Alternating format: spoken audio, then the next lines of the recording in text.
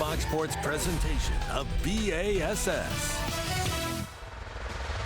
Good Saturday morning to you. Welcome to Bassmaster Live. We are in the state of North Carolina for the BassPro.com Bassmaster Open at Lake Norman, the final stop for the Southern Division of the Opens. Tommy Sanders here with Ronnie Moore and Mike Sucon as well. And Ronnie, this is your lake, man. It's in the transition stage right now, so plenty of challenges for a lot of talent who still remain out there, only 10 from the original 200. It's definitely a fun lake, and this time of the year is a very tough time. Fish are on the move, and what's at stake?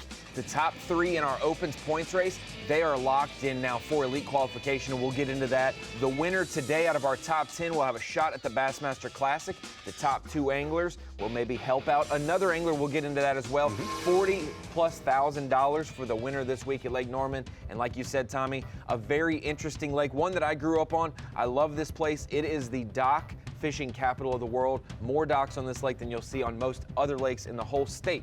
Been around, impounded back in the 60s and early 70s, and 34 miles long, 32,000 acres, about a medium size for a kind of tough for the full field the first 2 days, but now we're down to 10 on this final day. They're the qualifiers. And that's one good thing about it is you can now spread out and you can expand your pattern. A lot of these guys maybe fish in similar pockets as other people, but today they'll have a lot more room to run around and try their hand at it. Cody Hoyle came into the day with a 6+ pound lead, a dominant 2-day performance so far, but Joey Nania, we see as our unofficial leaderboard says, he has cut that lead in half, already a couple fish in the live, while Shane Lineberger moving from 10th into 3rd already this morning. Lots of stories working, lots of things happening behind the scenes, backstories. We'll fill you in on all of that as we go along. Also, a lot of local talent in this, even remaining in this, especially in the top 200, but now with the top 10, still got plenty of local sticks available. That's the one thing we will learn a lot about Lake Norman based on how these anglers approach it. There are guys fishing over 30 to 35 feet of water for fish this week, and guys fishing in 30 to 35 inches of water to try to get it done. And Cody Hoyle, 14.5 pounds on day one, good enough for second place, Tommy. And then another 16.5, the biggest bag of the event, really ballooned that lead. 6+ pounds on a place like this is a huge lead, but also it's been so fickle, you can give it right back real quick as well.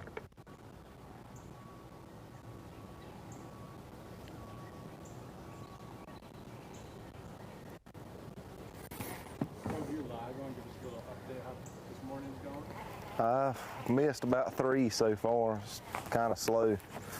I just ain't getting it good. Like a short striking it or something.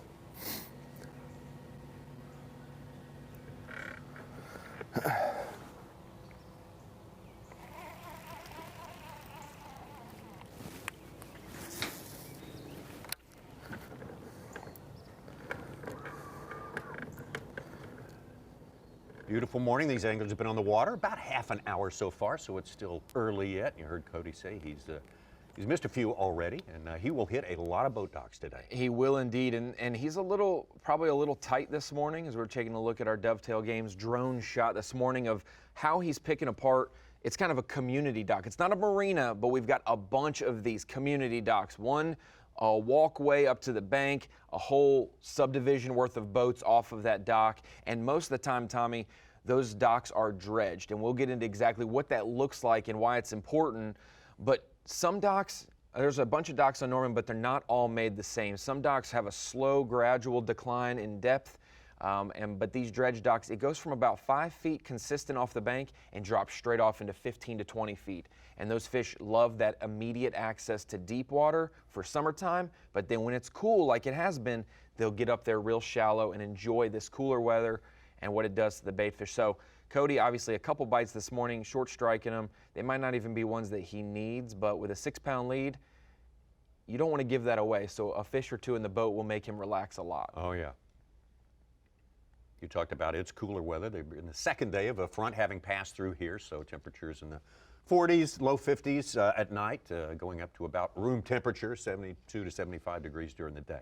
Beautiful weather time period, but you got to think a lot of these fish, we will think it's fall outside because we're wearing hoodies and the weather's cool, but these fish in 20, 30 feet of water, they don't know that it's been 45 every morning. The water temp down there is the same, but one thing we will start to see over the next few weeks here at this lake, a fall turnover, which means the more oxygen will be filling the shallow waters, and those deep fish will rush to the bank. So we'll see that transition, and some of these guys are hoping it happens sooner today because they want to try to make up on Cody Hoyle. Move now from Cody Hoyle over to starting the day in 5th place, Cole Sands. Cole Sands, if you're a Carhartt Bassmaster College Series follower, you remember Cole Sands as part of a national championship team. Yes, indeed, from Bryan College. He's hooked up right now. Very well-versed angler from Tennessee.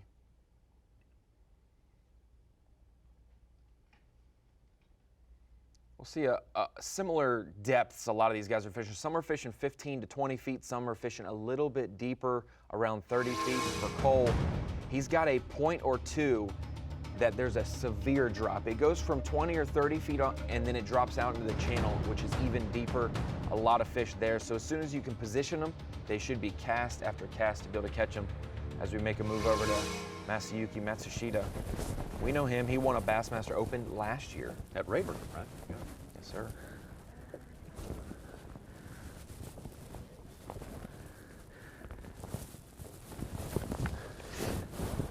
Wow.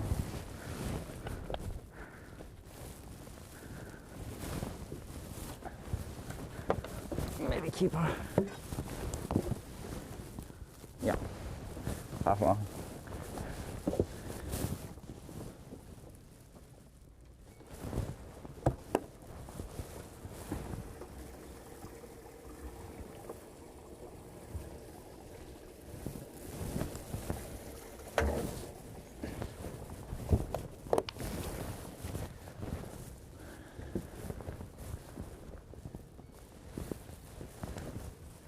He's one of our anglers, Tommy, fishing all 9 of these BassPro.com Bassmaster Opens, kind of bolstering your chances of making the Elite Series, and he's doing very well overall, just barely missing it in each division. But if he can have 2 more good events plus today to add to his credit, he could make the Elite Series by the end of October. Absolutely. Yes. Done very well in the Southerns, 14th place at Lake Douglas, and started out with a almost in the top 50 at the Harris Chain, which is not bad.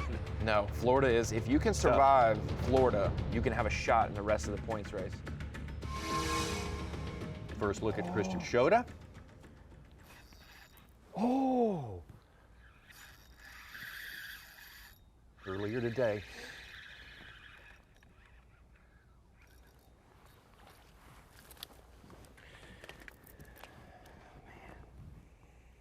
I missed the first bite and he felt bigger. I don't know if he's gonna keep. Oh gosh.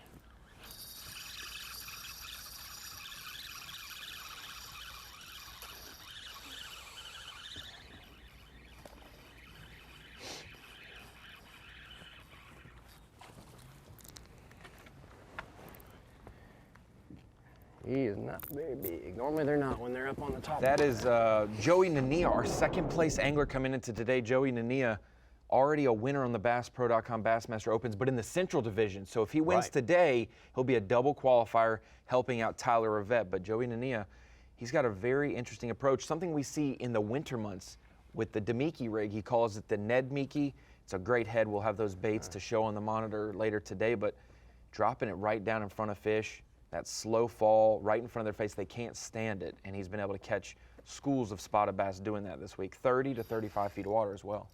He's hooked up right now. Hope that's a bass.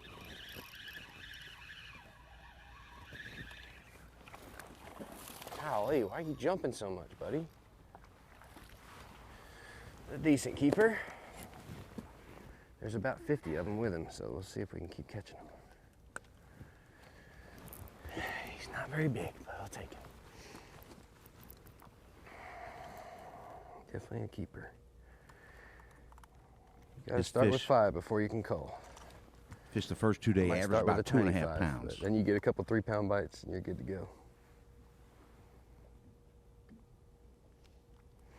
1 pound 6 ounces. All right, number 4. I think it's so important to weigh them and tag them as you catch them. Bunch of deep water bass. Put about 1.5 pounds out of the lead. Tommy, here at Lake Norman, one of the most important things that you can have on your boat, and Ooh, it's they are not loaded right here. it's not the baits or the rods, the reels, the electronics. It is a scale at Lake Norman because it is a game of ounces. Absolutely. The difference in 10th and 5th is just going to be a couple ounces. You want to make sure you make the right cull. So Joey was mentioning that, scaling every single one of them so it's a quick cull, but also so you don't make a mistake, because these spotted bass, especially coming from 30 to 35 feet of water, can look a lot fatter and weigh the same as a skinny largemouth. There's some schools out here.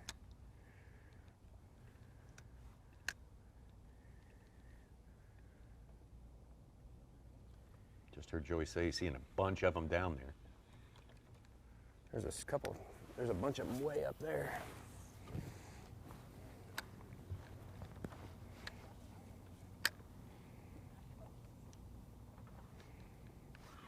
Oh.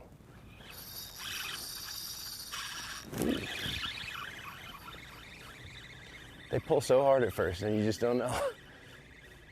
You don't know if they're big or not.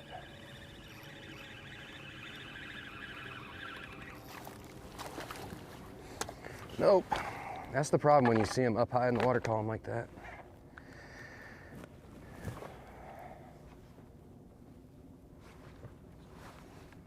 All the headlines this week, it's a numbers game. You got to go through numbers. And even still, Joey here has been trying to avoid playing that game. But he's going to have to endure some of that as well.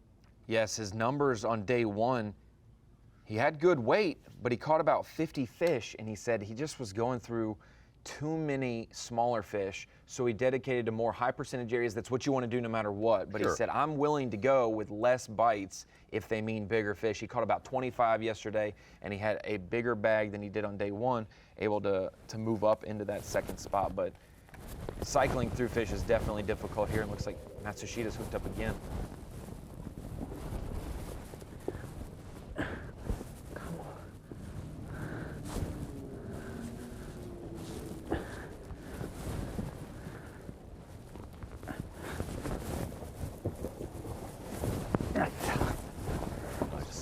Solid spotted bass. Number 2.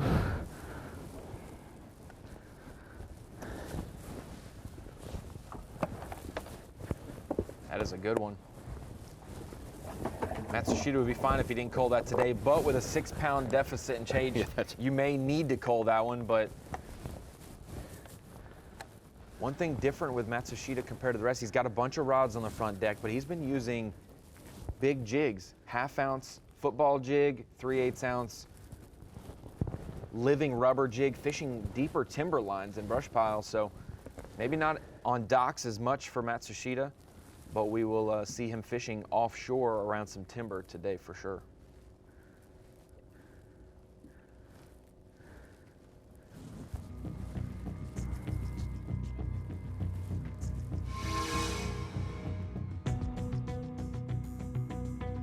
Definitely keeping our eyes on Matsushita all day long here. A lot of stories working with him. Bassmaster Elite Series fans will recognize this top tenor today. Shane Lineberger, yet another local, having his way with Lake Norman, relatively speaking. And he obviously said yesterday on the phone, got in by the skin of his teeth. 5 pound, 7 ounce big bass in the tournament with 5 minutes left in the day yesterday to end Yeah, his day. yeah, Great that's start how we this want to morning. get started. That's how we want to get started right there, old 3-pounder, right off the rip. Thank you, Lord. Give me a little, huh?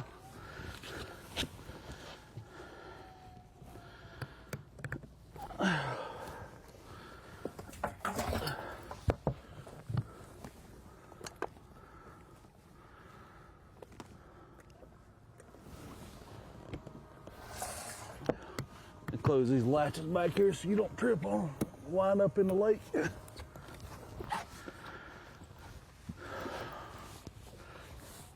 That's what I'm talking about. Do that 4 more times. We might not win, but we'll scare them.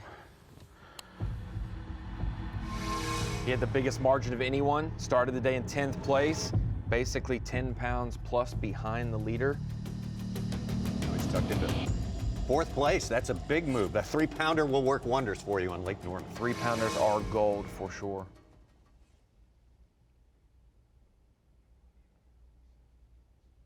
If he didn't catch that 5.7 yesterday, he would have finished in the 60s, Ronnie. That is the thing. He said, I put up all my baits yesterday after catching a 8 or 9 pound limit because I knew it wasn't going to do me good. I wasn't going to make the cut. He said he was fishing for 1 or 2 bites the rest of the day, and that 5.7 was huge for him. And look at that spotted bass from Cole Sands. That's a good one. Long. You can see a little bit of a belly on it. That one will weigh a little heavy on the scales. Cole Sands looking to maybe punch his ticket. So close in the college series, missing out on the Classic via the College Classic bracket, but he put his name in the hat today. Cole Sands moving up. Shane Lineberger moving up. Cody Hoyle and Joey Nania on top here. We're just getting started at the BassPro.com. Bassmaster Open at Lake Norman. Plenty of fishing on the way. We'll be right back. You're watching a Fox Sports presentation of B.A.S.S. Thanks for being with us this morning. Our live coverage of the last stop of the year for the Southern Division, the Bass Pro Bassmaster Open, BassPro.com Bassmaster Open at Lake Norman in North Carolina. Here we started with nearly 200 anglers fishing full field for 2 days, and now we're down to 10 on our final day. But some movement, Ronnie Moore, up and down that leaderboard so far. They've got them pretty good to start their day this morning. We're still basically in the first hour. It is the only big gap we have is from first to second place on the leaderboard. Second to 10th was only 3 pounds, and at Lake Norman, that can happen quick. The difference in a 10-pound bag and a 13-pound bag is monumental. That's why Shane Lineberger's making a move. That 3-pounder he caught, those are gold. Cole Sands with some spotted bass that are bigger and deeper. It looks like we've got Cole Sands maybe in the background of Matsushita, who's hooked up once again. Maybe, I think a big one. Maybe 3-pounder. Come on, come on, come on, come on. Yes! Oh no! Phew. Look at what it just spit up there, Tommy. That's 4 or 5 ounces for sure. That's a couple of places he spit up right there. Either way, that is a good fish for Matsushita, and that puts him in our lead now. Number 3. Yes. More, 2 more. 2 more, big one. He's got 8.5 pounds on a day. He made up his 8-pound, 1-ounce deficit to Cody Hoyle. And the leaders start. Cody Hoyle, as you just mentioned, Such, still looking for his first keeper of the day. How big? Me? How big do you think that is? Maybe 3 pounds. That's a good thing to say, maybe 3 pounds. Wow. That is a big spotted bass, and look at that. Yeah, maybe it was 3 pounds, 6 ounces before it did that, Tommy. Only had 2 guys average over 3 pounds of bass. Day 1 leader Blake Smith had 15.7, and yesterday 16.9 from Cody Hoyle. There's a monster bag here. Had a 410 at about noon yesterday that really helped Hoyle get that bag. He had about 3 for 8 and change, like Matsushita has, caught a 410, and then another 3+ pounder, and that's how you get to 16 pounds on Norman, and that is a great weight this time of the year. And you see that, and we're not saying, hey, we're not rooting against Cody Hoyle today. No. But that 6-pound lead, you put it in perspective. Blake Smith, the biggest bag on day 1, 3 fish for 3 pounds on day 2, drops to 29th place. The options and the opportunity to stumble in the fall, that transition at Norman right now is there. Well, and rise. How about Jacob Fouts? Came in leading our Southern Open points. Fell to 59th place on day 1 with 8 pounds, 5 ounces. Catches 12 pounds yesterday, jumps up 59 spots to 20th, and now he's going to get an elite invitation. He's second in the points.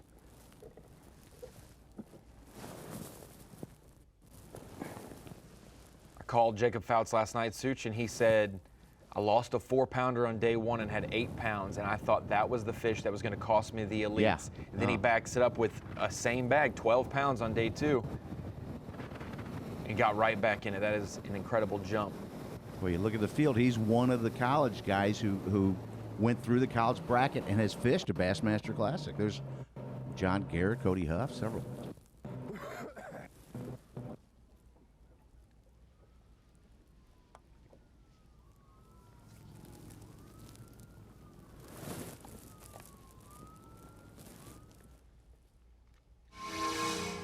Well, a pretty good start to the day on a very tough lake, very challenging lake. Welcome to the Bassmaster Studio, sponsored by Marathon. Tommy Sanders here with Ronnie Moore. The Such, Mike Sukon, is on hand as well. And Ronnie, you're the pro. You're the judge of Lake Norman. How's it showed out today? What do you think the prospects for today are? I really thought coming into today to make the top 10, you'd have to have that 11 pounds a day to make it, and we were really close to that 21 and a half, 21 and 3/4. Got it done to make the top 10.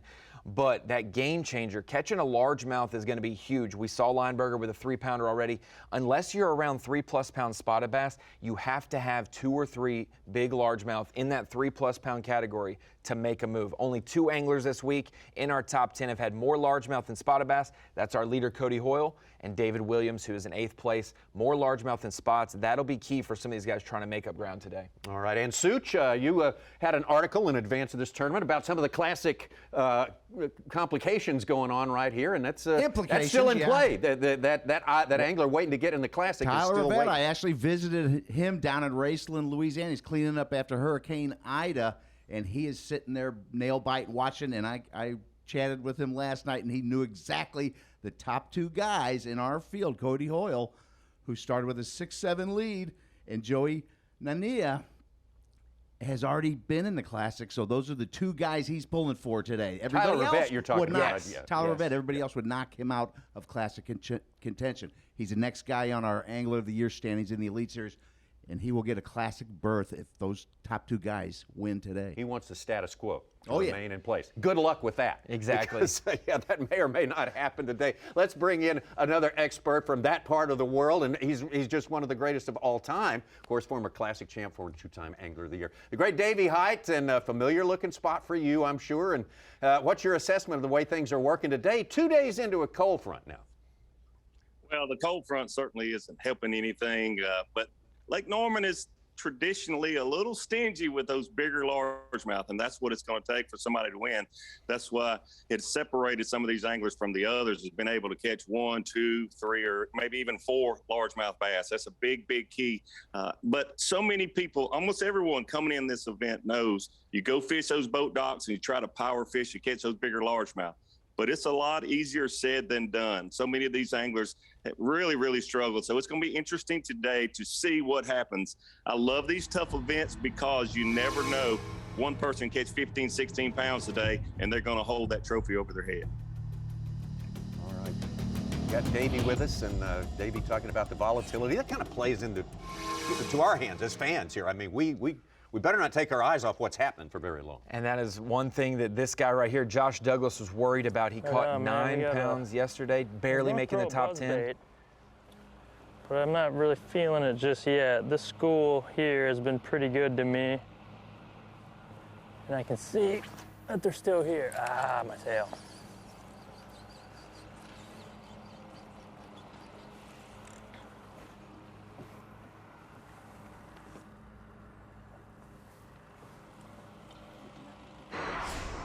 What's that? Yeah, nothing much. Slow start. It usually has been for me. That fog delay. You know, I'm 9 pounds back from first, so I really just want to try to make a run at it. But these couple little schools here, the fog delay maybe got us off. It's kind of getting sunny pretty quick. And so now I'm just kind of hitting a couple key spots. I'd like to get up the river and maybe get a little bit more. That was it. There he is.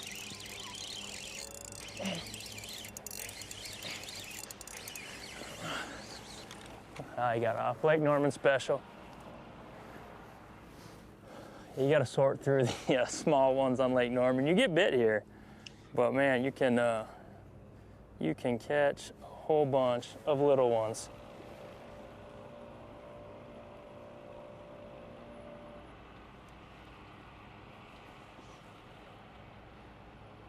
He wants to win, no doubt, but he knows the task at hand. He's got to make up a lot of weight, Tommy. But Davey, he is fishing completely free today because even if he drops from 7th to 10th place, he will qualify for the Elite Series by 1 single point. I'd like to get a few in the boat.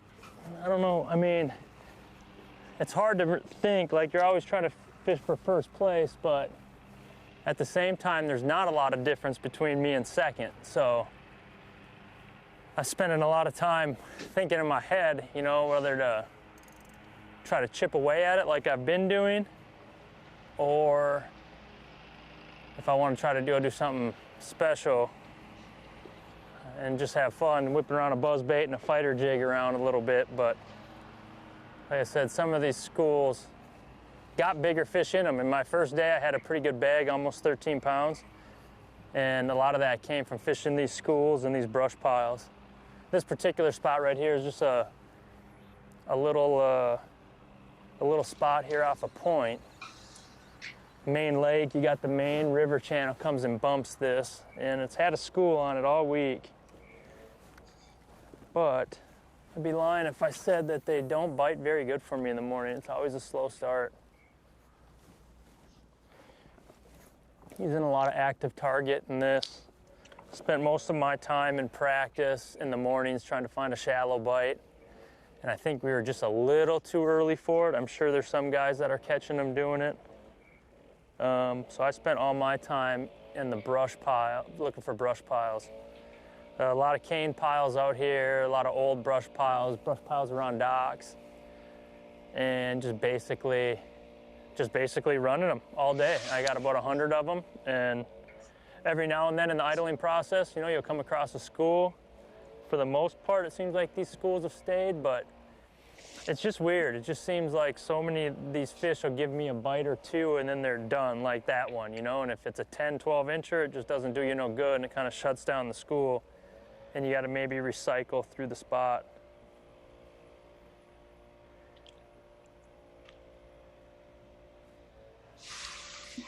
Yes, so Ronnie, you mentioned that Josh is qualified no matter what he does today. He's made the Bassmaster Elites, and listening to him, I think he's ready for it, man. He's spent a number of years trying to make it to the Bassmaster Elites, and sounds like he's camera ready to be on the Elites. We've seen the highs and lows of these anglers' ability. We saw Douglas last year come second place at Sam Rayburn on Bassmaster Live. And for those guys who have those close misses, Davey, what does that teach him? Cody Hoyle picked up first bite of the day for the leader. Damn, baby. Got the stink out.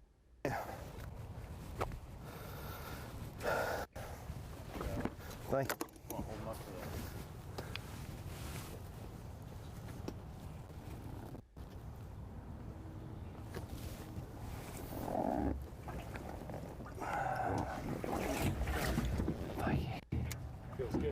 Man, I gave him a little more time with it. Save scatterbrain.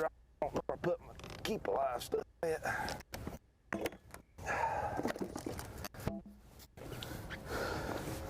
think a lot of that, don't you? $27.99.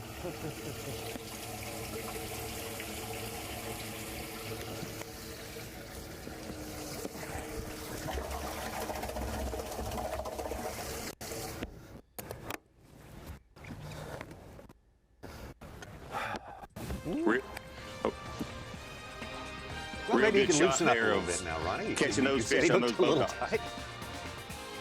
That 2-pounder there, Davey, Tommy. It seems like just a normal 2-pounder, but with a 6-pound lead, that is a giant fish for Cody Hoyle.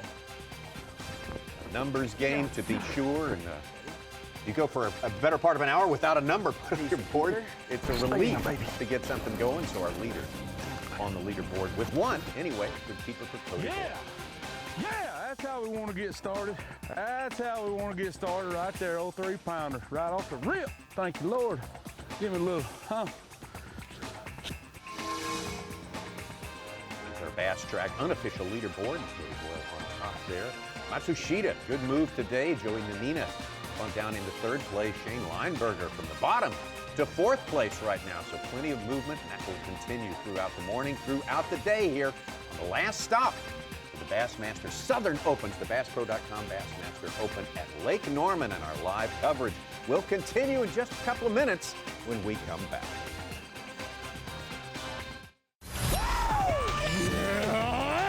You're watching a Fox Sports presentation of B.A.S.S. Well, tonight it's two great college football games going back-to-back on FS1. First, Nebraska faces 20th ranked Michigan State at 7 Eastern. Then the Pac-12 lights up the night as Oregon State takes on USC at 10:30 Eastern Time. You can catch all the action on FS1 and the Fox Sports app.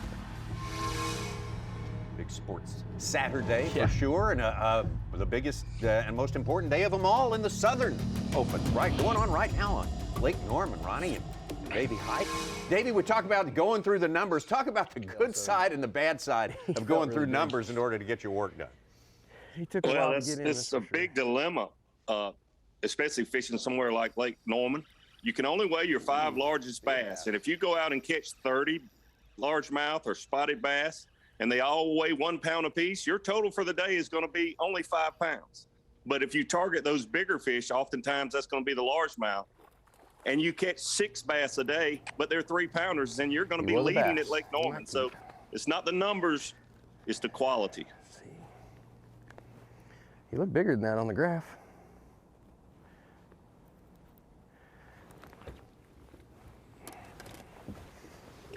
I think he's long enough. He's got a long tail section, you know? He was built just for me to fill out my limit. Yeah. Not by much, but he's there. And I'd already strapped the rods down. It's ready to go, and then little dude ate it. 1 pound, 3 ounces. I got a limit. Good quick limit. Now we got to cull every one of them, but maybe one.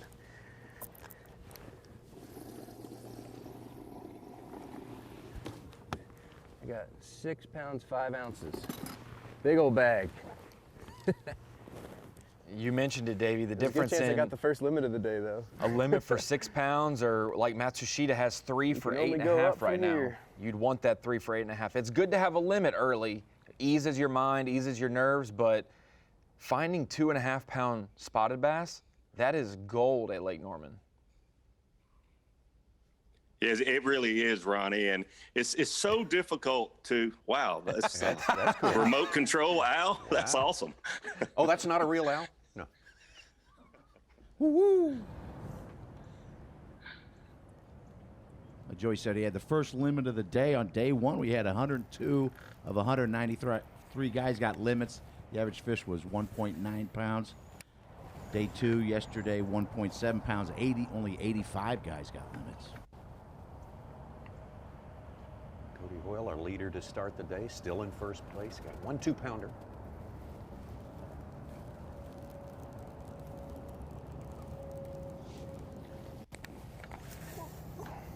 We can upgrade that right now. We can update that. This was just moments ago with Cody Hoyle. I thought that was a bigger one then.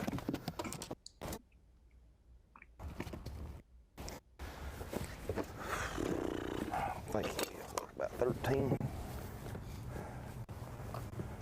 No, 13.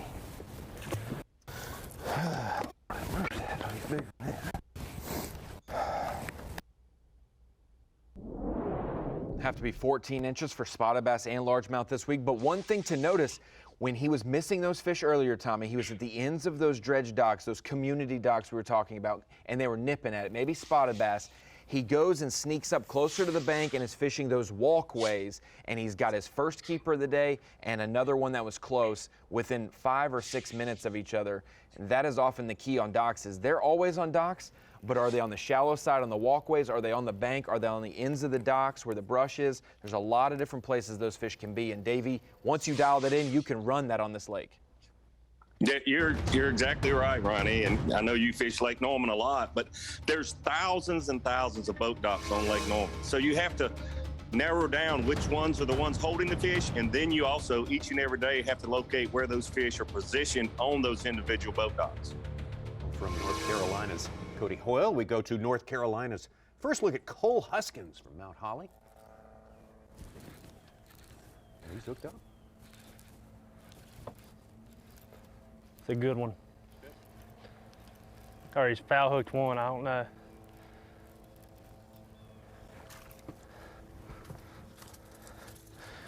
A largemouth.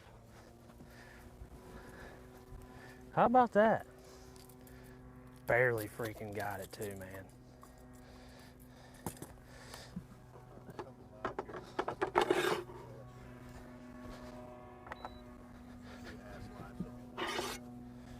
I don't think I need to measure him. What's the limit? 14. He's 50. He's 15.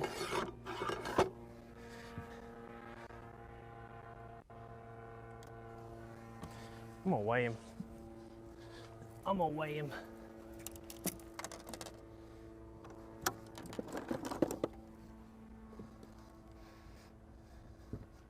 I just got a system, and that's how I do it. Seen a lot of fish get caught on a jig and a drop shot this week, but we just saw Cole mix in a jerkbait.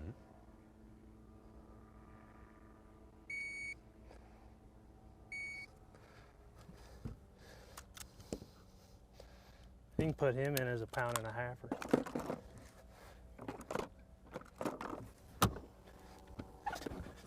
About to slip.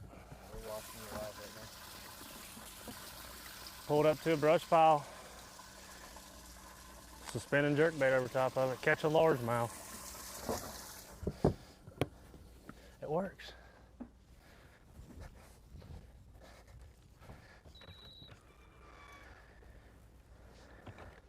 That's a good one in this tournament, bud. Cole Huskins fishing all the events in Southern Opens. It's been an up and down year, 205th at the Harris chain to start out, and then backs it up with a 25th. Douglas Lake, and doing something a little bit different here. Wishes he didn't have mechanical problems in Florida, because pairing a top 10 here and a top 20 there, what could have been for Cole, but a great start to his morning. A good one he'd like to weigh in later here at Lake Norman. We'll be right back. The BassPro.com Bassmaster Open at Lake Norman is sponsored by Humminbird, Mercury, and by Nitro Boats. Southern Division BassPro.com Bassmaster Open at Lake Norman. Lake Norman on the Catawba River, where transition time this time of year makes it very, very challenging. And we've got 10 anglers left after 2 days of fishing. And if you can reach the end of all of this, Ronnie and Davey, with a 3-pound average, you may well be in line to, at the very least, grab a big pile of cash. That's what the big surprise has been. 2.5 pound average, 2.25 pound average for second place after 10 fish for the first 2 days. Meanwhile, the leader was over a 3-pound average, and that is why he has such a big gap going into the final day today. But hey, anything can happen on a championship day. We've seen 5-pound leads dissipate and they finish second or third. We've seen 6-pound leads bolster to 11. So we never know what's going to happen today. Yep. Plenty of action on the way. Let's get out to Christian Shota. Good couple of days. So far, and he's hooked up.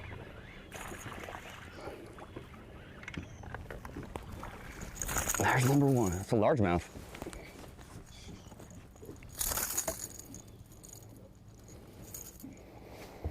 Am I gonna hit that pole? No.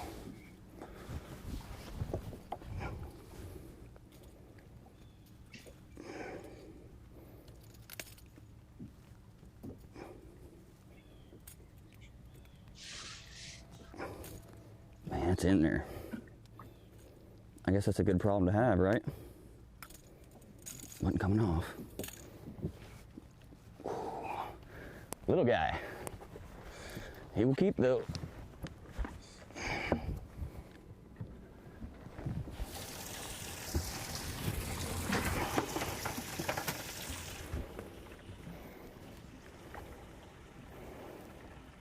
Mixing in a little bit of a bluegill-inspired prop bait right there. Christian said he was going to go for it today.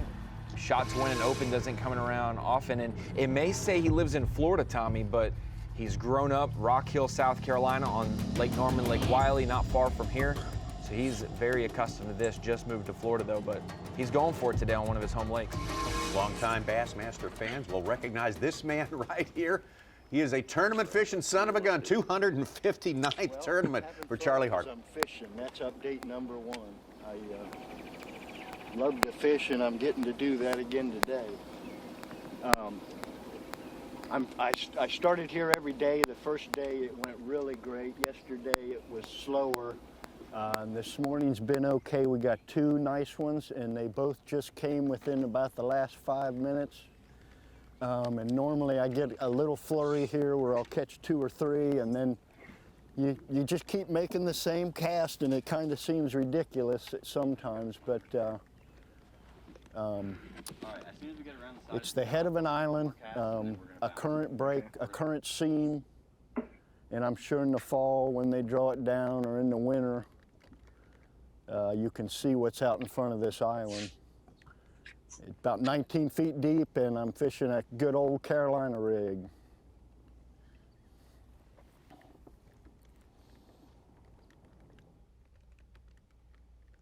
Ronnie, you mentioned something ironic about Charlie Hartley and what he's targeting this week. He was made famous at Lake Hartwell in the Bassmaster Classic fishing docks. So we expect when you come to Lake Norman to make the top 10, the lake that has the most docks in the country, it seems, he'd be fishing dock. He is not fishing docks, fishing offshore where some water has been flowing, in practice at least, down the main river at Lake Norman. And it brushed, he said, where is this current going to hit? That island, that's going to be the first place it hits. So he's been fishing a Carolina rig, jig, shaky head, all off of that drop, and surprised me, but I said, hey, we'll talk about you either way.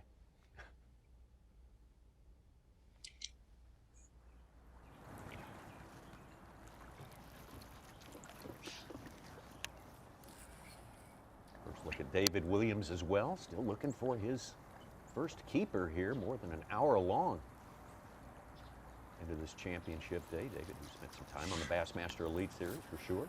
He's going to spend some more as well because he has won the Southern Open Points Angler of the Year. First place in the Southern Opens for the second time in his career. Water. Requalifies for the Elite Series for 2022.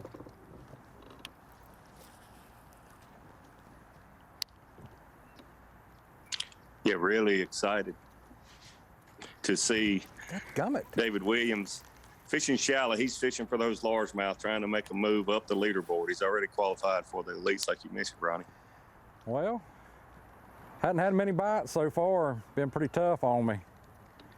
But I just had 2 right here and missed them both.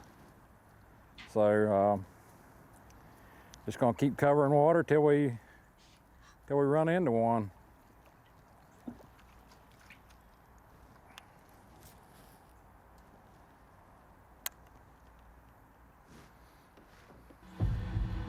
What's it like, Davey, to maybe have a tough practice on your home body of water? David Williams knows this body of water so well. Normally when you do that, history can hurt you, but this week, tough practice. He has relied on history to get to the top 10 today. Yeah, he's such a great fisherman in that area. Lake Norman is a place that he spent so much time in. And you're right, Ronnie, sometimes fishing history, you know, you're going off of what was happening years ago can help you, but oftentimes it can hurt you. But he's fishing shallow today, trying to make a move up the leaderboard, fishing for those largemouth. Back out to Masayuki Matsushita. His 3 keepers just under a 3-pound average. Have him tucked into second place right there. Less than 2 pounds back.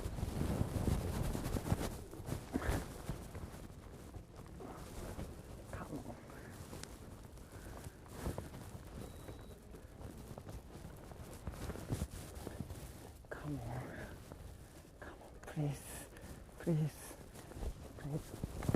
Yes, sir.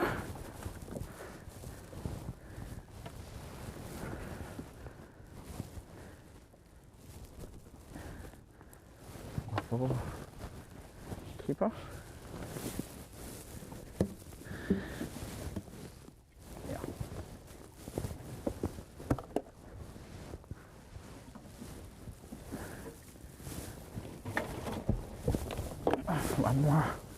One more, do you mean?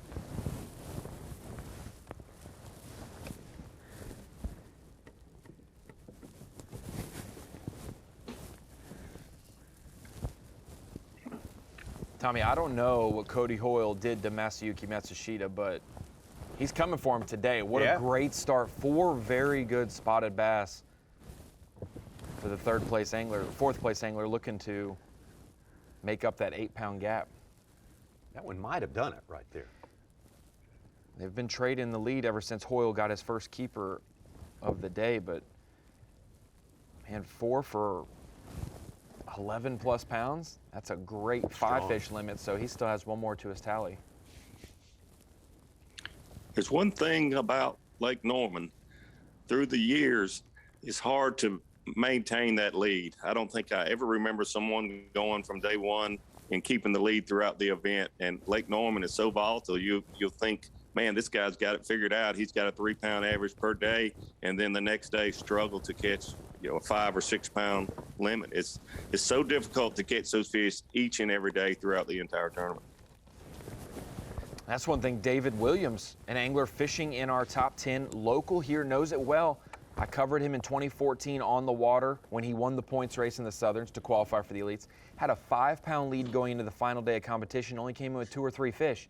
And he said, and I know this place better than most would. He didn't say anyone, obviously, because he's a very humble angler. But Cody Hoyle, knowing this body of water well, it can happen to the guys who fish here every single day. Happened to Blake Smith this week, our day one leader, 15-7. Came in with 3 fish yesterday.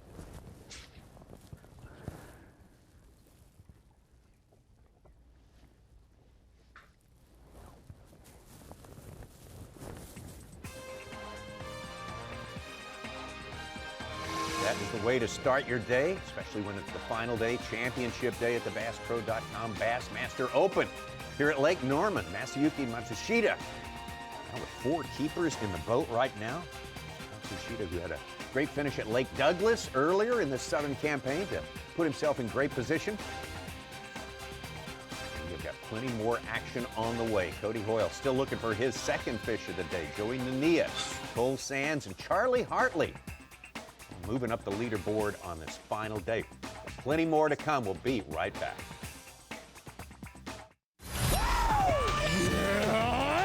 You're watching a Fox Sports presentation of B.A.S.S. Well, today on Fox Start, Saturday strong with the Big Noon Kickoff pregame show at 10 a.m. Eastern, live from Soldier Field in Chicago. Then at noon Eastern, do we have a good one for you? Jack Cohen and the 12th ranked Fighting Irish taking on number 18 Wisconsin. Huge Big Noon Saturday. Begins at 10 a.m. Eastern, 7 a.m. Pacific on Fox and the Fox Sports app. Thank you for loading up on some bass fishing before you load up on some football later on today. Tommy, Davey, Irish Badgers, who you got?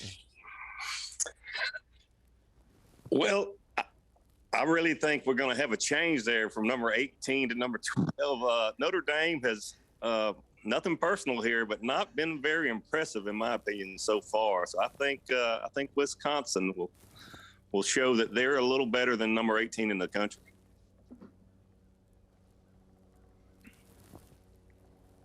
Very astute college football. The last time we had a Bassmaster Open here on Fox Sports 1, I was bragging about my Pirates beating up on your Gamecocks, and then we ended the show, and we lost by 3, so I figured I'd just go ahead and throw that out there before you did, Davey.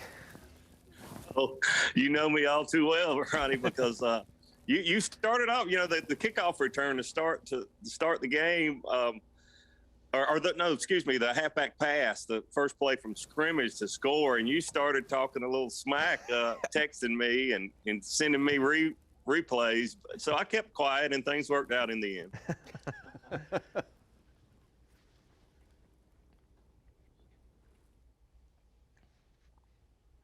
Masayuki Matsushita, one of the faster starts we have seen on the water today. Good average. His first 3 fish were nicely run. Most of the anglers this week will take what he has in 4 fish for their 5 fish total. Already a great start. And like you said, all spotted bass, all a little different as well. Davey, a lot of these guys fish in docks, maybe some brush piles. Masayuki Matsushita is focusing on that old timber line in some of these creeks and brush piles, but really deep football jigs as well. A bigger presentation than a lot of these guys drop shotting, and maybe that's why he's catching better than average spotted bass this morning. Yeah, I think that's probably it, Ronnie. He's had a great start this morning, and this tournament is far from over. He's catching those bigger spotted bass, and there again, you go back to you weigh in your 5 largest fish.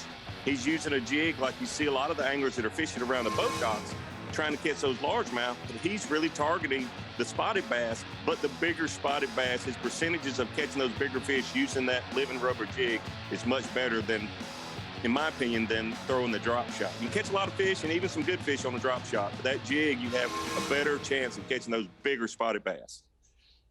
Matsushita starting 8 pounds back today in 4th place, now with the lead. Let's get back over to Shane Lineberger, currently in 5th place after starting in 10th today. Nice shot from the Dovetail Games drone. Ronnie, you talked about taking that 10.5 pounds. He's got the cut. 40th place to get a check was 9 pounds 1 ounce each day. 18-2 Andrew Upshaw knocked out Patrick Walters and David Kilgore by 3 ounces. And you needed 11 pounds to get in our top 10 a day.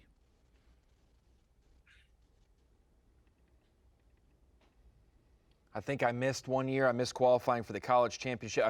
We had 2 regionals here in college. Sometimes.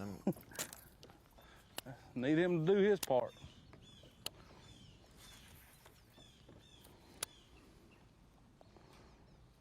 It's a great shot there from that drone. You see Lake Norman being a little lower makes it even less cover for those largemouth to be around.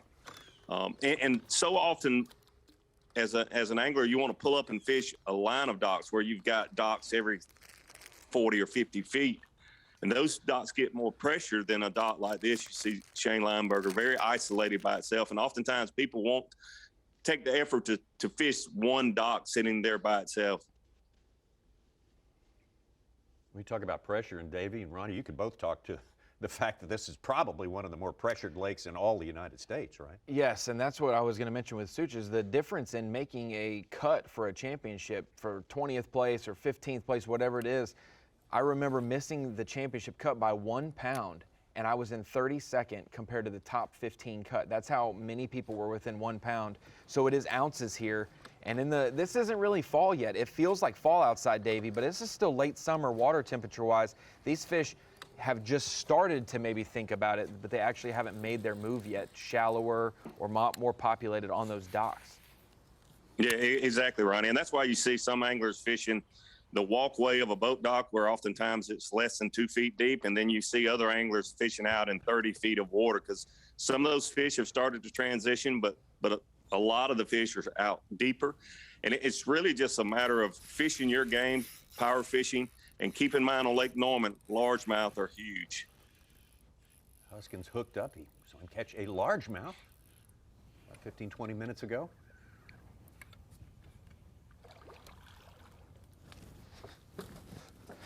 So the keeper, I think, gonna be close. I think he's gonna be a hair short. He's a chunky little guy, ain't he? Oh, line burner. Just say it's short. That's a good fish too. I hate that. It's all good.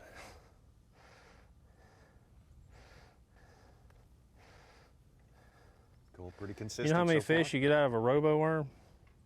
How many? 1.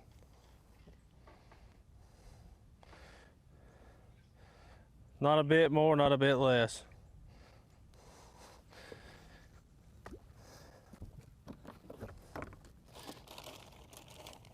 I like them getting bit though, you know? I do like that. That one just grew just a little bit more.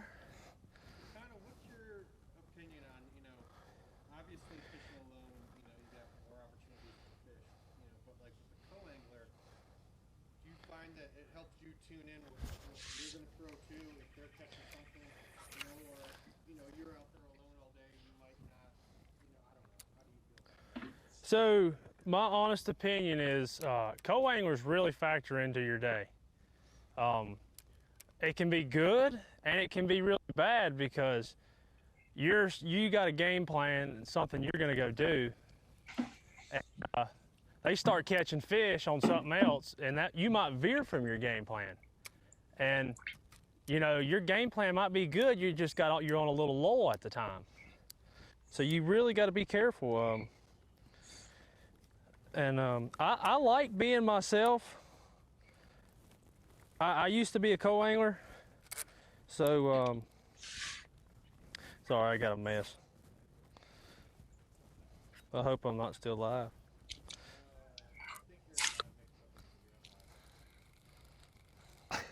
But it happens. I used to be a co-angler, man. I've had some really good co-angler events, and I've learned a lot being a co-angler. But you know, I'll give you a good example. Was yesterday. My co-angler did not catch a keeper all day, and he caught probably 14, 15 fish. He was just as pumped for me. You know, if it was him doing good. And co-anglers like that that's the best in the world to have. You know, they keep you positive, keep your head down. They're pulling for you. And you're not fishing against a co-angler. So my opinion is they're good, and you just gotta. Yeah, like I said, if he starts jacking a bunch of fish on a red crankbait in the wintertime and you're sitting there throwing a shad and not getting it, sometimes you got to change.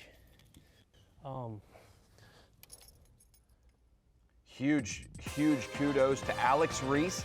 He's talking about co-anglers. We're only looking at the top 10 boaters. Their tournament for co-anglers ended yesterday, fishing off the back of the boat. Alex Reese winning by 3 ounces, taking home over $17,000.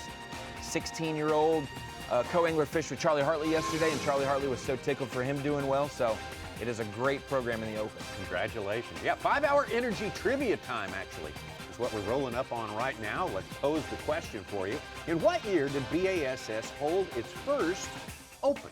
These are the Open Championships, first level down from the elites. What year did Bass hold its first Open? Was it 89?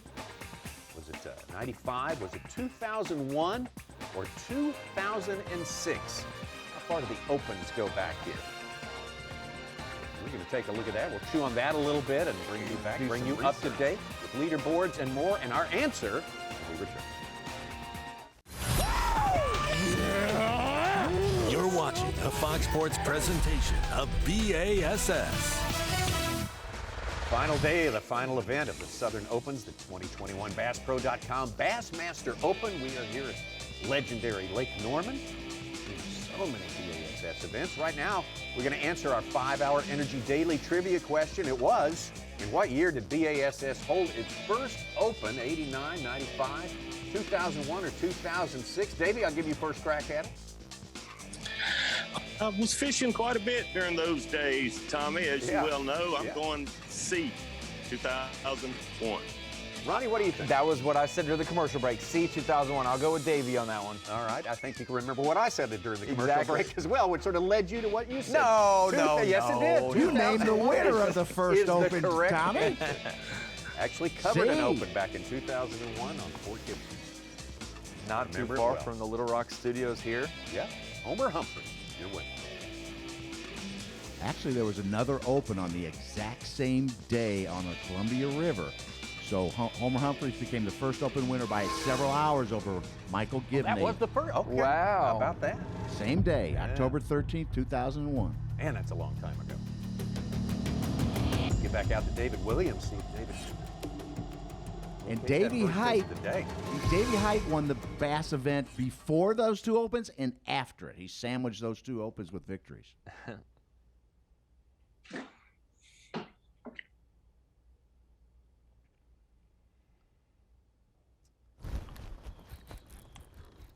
Now, wildly different bodies of water. Lake St. Clair and the Red River. David Williams hooked up on a really known area at Lake Norman. Get into that in a second. Throwing a topwater, looks like. Well, I finally got one to play.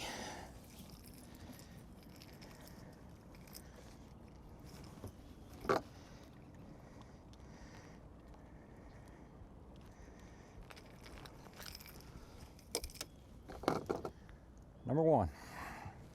Pretty sure he'll make it anyway. He's about 15 inches probably. Oh yeah.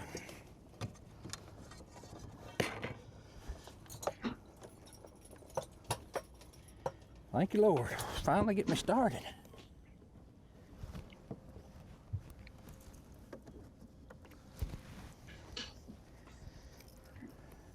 We're starting to see the inside of these docks where the dock separates the bank, you know, those walkways, that little gap that has played for not only Cody Hoyle, but also for David Williams right now. And Davey, we'll get into that pattern as well, but how hard is it for an angler like David Williams to do what he's done? I think this is his 4th time qualifying for the Elite Series through the Opens, and he's won the points race twice.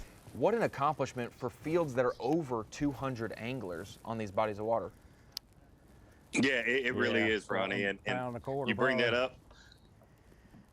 We've only got 10 anglers fishing today on FS1, but there's been 200 anglers on this body of water all week, some of them for several weeks. And with just 2 days of fishing before you make that top 10 cut, if you have any little mishap with your equipment, you know, whether it's hook, rod, reel, line, your outboard engine, your trolling motor, your electronics, any little hiccup like that, and you're just not going to make that top 10. So for him to qualify again for the elites just shows what a great fisherman he is. And one thing that's even more impressive is there's 600 possible points in these events for the most part. You know, you have 200 boat fields, 200 points, you know, for first place and whatnot.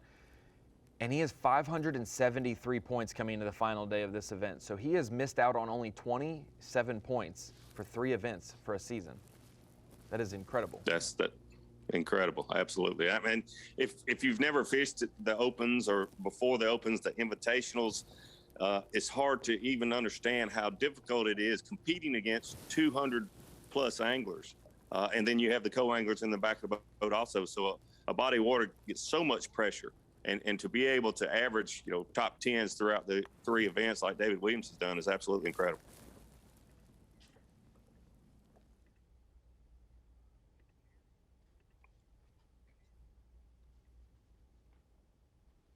We got a special guest we're going to hook up with right now. Going to loop in Sherry, our 2-time and reigning Bassmaster Classic champion. Hank, great to see you. In your home waters there. What are you up to today, and what's standing out to you so far this morning? Well, you know, we're out here on Lake Norman, and as usual, this time of year, the weather's different. So they've had 2 days of wind. They had 3 days of practice in the rain, and now today is just bright, slick, sunny. We've been on Cody this morning. He's running around fishing marina docks and some shallow docks, and I think he is on the key for a day like this. It is super flat. Going to be a lot of shade under those docks. This lake has had the crap beat out of it for a week by these guys. You know, 200 boats, co-anglers plus anglers up front going at these places as hard as they can. But I really, truly think Cody is still on the right thing to do. I know he's done this the whole time. The pattern he's running is very popular in this neck of the woods. And he's just utilizing his water by trying to pick the biggest targets out there and just get what's underneath them. The fish are roaming right now. They'll stop under the docks and they'll get back out and wolf pack and roam. The water temperature's dropping and they're getting hungry. But Lake Norman this time of year is usually a numbers game, but he's pretty confident that he can just catch big ones. So I really like what he's doing.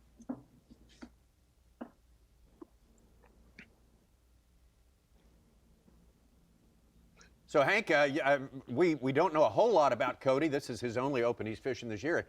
I know you're familiar with him. Tell us a little bit about him and tell him what advice you gave him this morning as he comes into the lead on his first Open tournament here. Well, you know, when we pulled up on him a little late, you could tell he's a little frustrated. He only had one.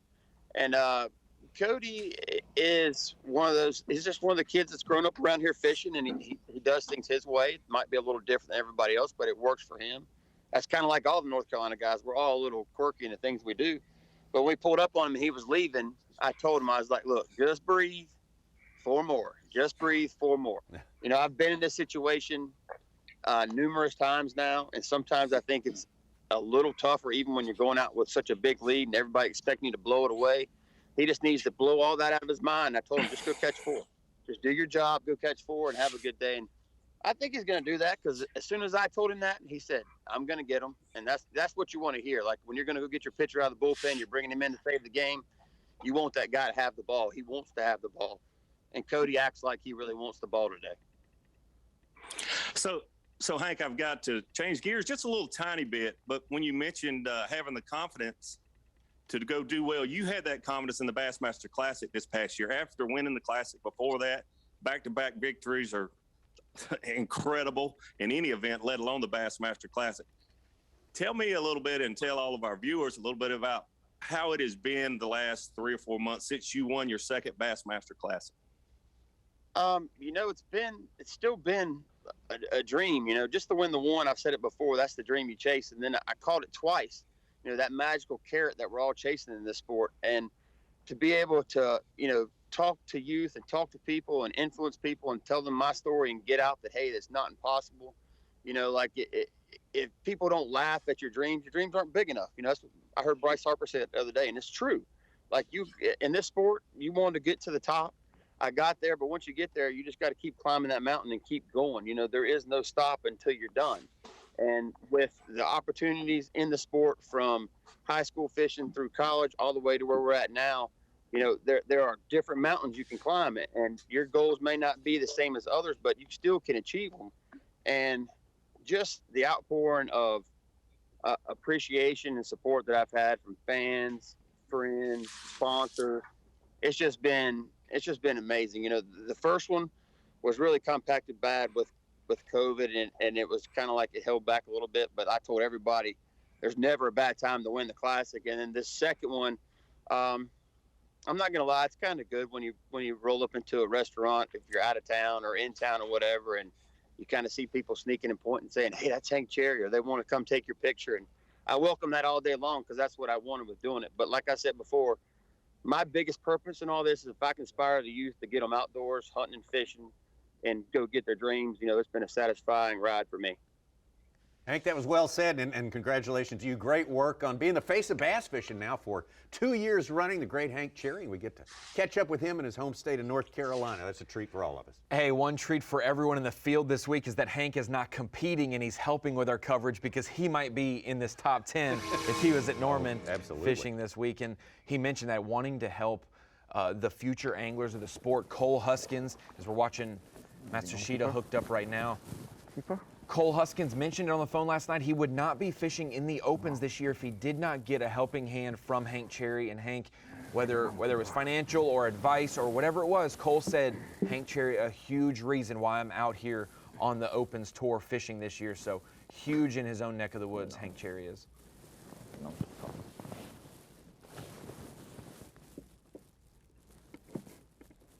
Well, we thought it might have been a limit for Matsushita. Nevertheless, doing very well with the lead right now. Not a big one, half a pound. And speaking of classic champs, we have to say goodbye to our great colleague here, Davey Height. And Davey, we appreciate all the insights and everything you add. You've done your time at these opens and invitationals before that, and it's great to hear from you today. Thank you so much, and this is a great event. It's tough fishing, but you see the cream rise to the top, and it's great to see Hank Cherry out there. Absolutely. Davey Height joining us this morning. We got plenty more on the way. Final day, this last event, Southern Open, BassPro.com Bassmaster Open on Lake Norman. Coming from 4th place today up to the top, and he's been there for a little while now. Masayuki Matsushita. Cody Hoyle, our leader to start the day, looking to catch up. Lots of stories working. We'll be right back.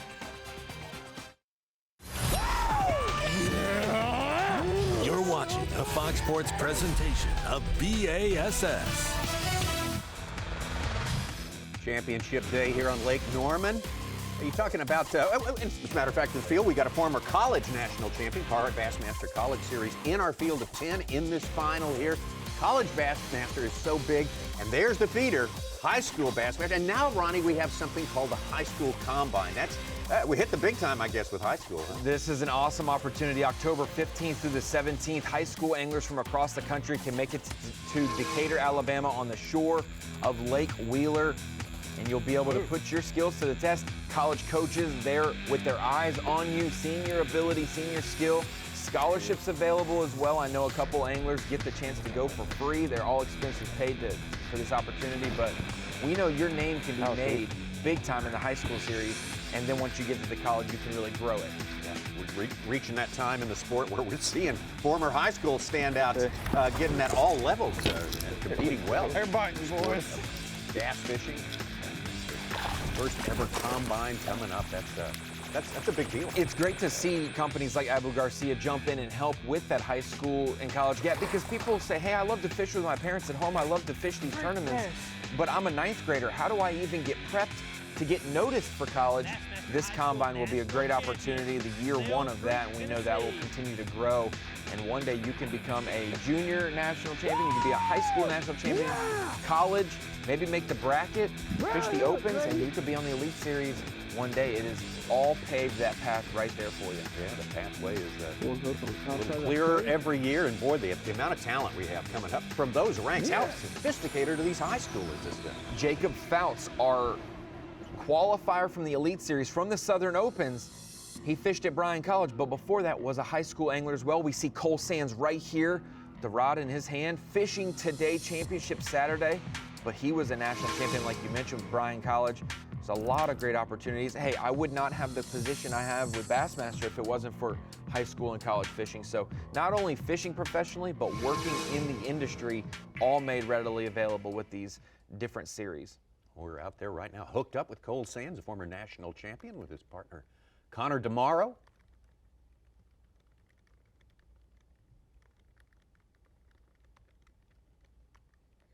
Cole from Tennessee. They won that championship on the Harris chain.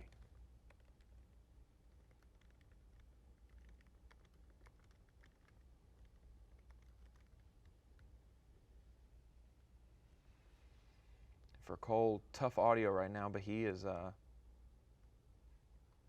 mixing in all kinds of techniques. You can see there, it looks like a topwater. He also had drop shot going for him for some of the deeper spots, but he said, hey, if I really want a chance to jump up there from 5th place, about 8.5 pounds back, I'm gonna need to catch some of the fish on topwater, and that was one right there. Got that deficit during the course of the day, so hats off to Cole Sands. Back out to Josh Douglas. Josh from Minnesota, Minneapolis, Minnesota. Great story.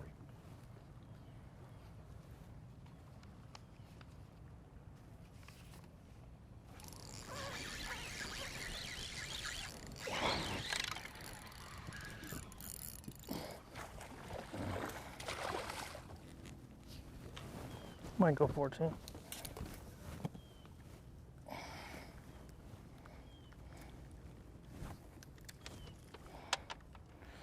Never used my bump board so much than when I came here before. It ain't that they don't have big ones, it's that they got a lot of them. I don't know if that will go.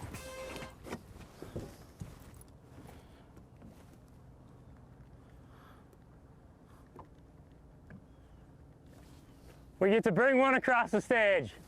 Yeah.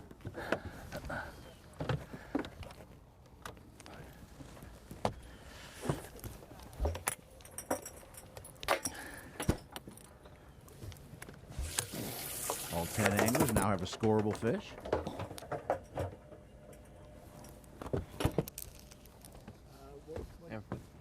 Weight and length? That was a 14-incher. We can call him a pound. Right. He definitely ain't more than that.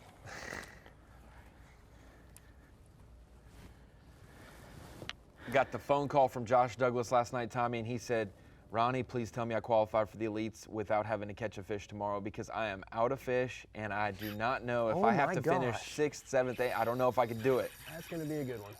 Said he was out, huh? He was out of fish. Fresh but out hey, of fish, but didn't need him. He's got one more. You had the good news for him. Did you torment him though, or did you say you're in? No, it's been years of that. Joey Nania hooked up with good spotted bass, it seems.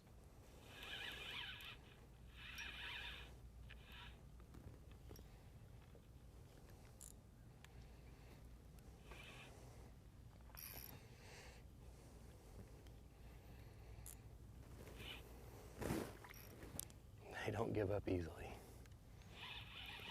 I pulled it out of one's mouth, and this one absolutely destroyed it.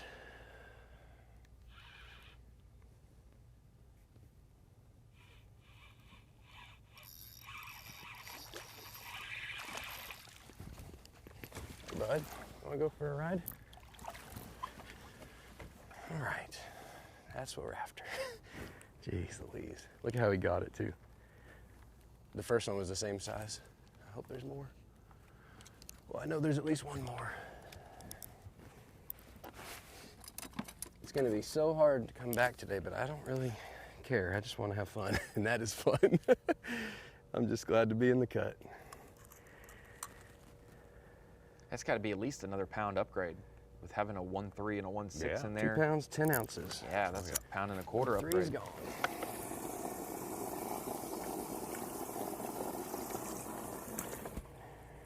Yeah, that's a good upgrade.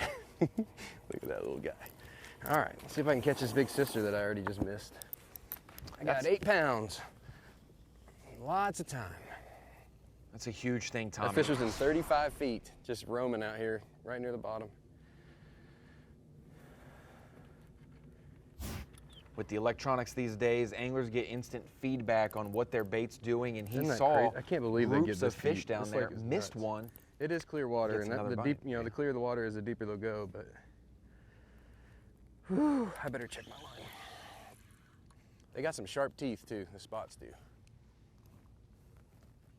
Yeah, a little tussle over that one right there. It did. And Joey won. Yeah. Yeah, it's crazy. It's really deep.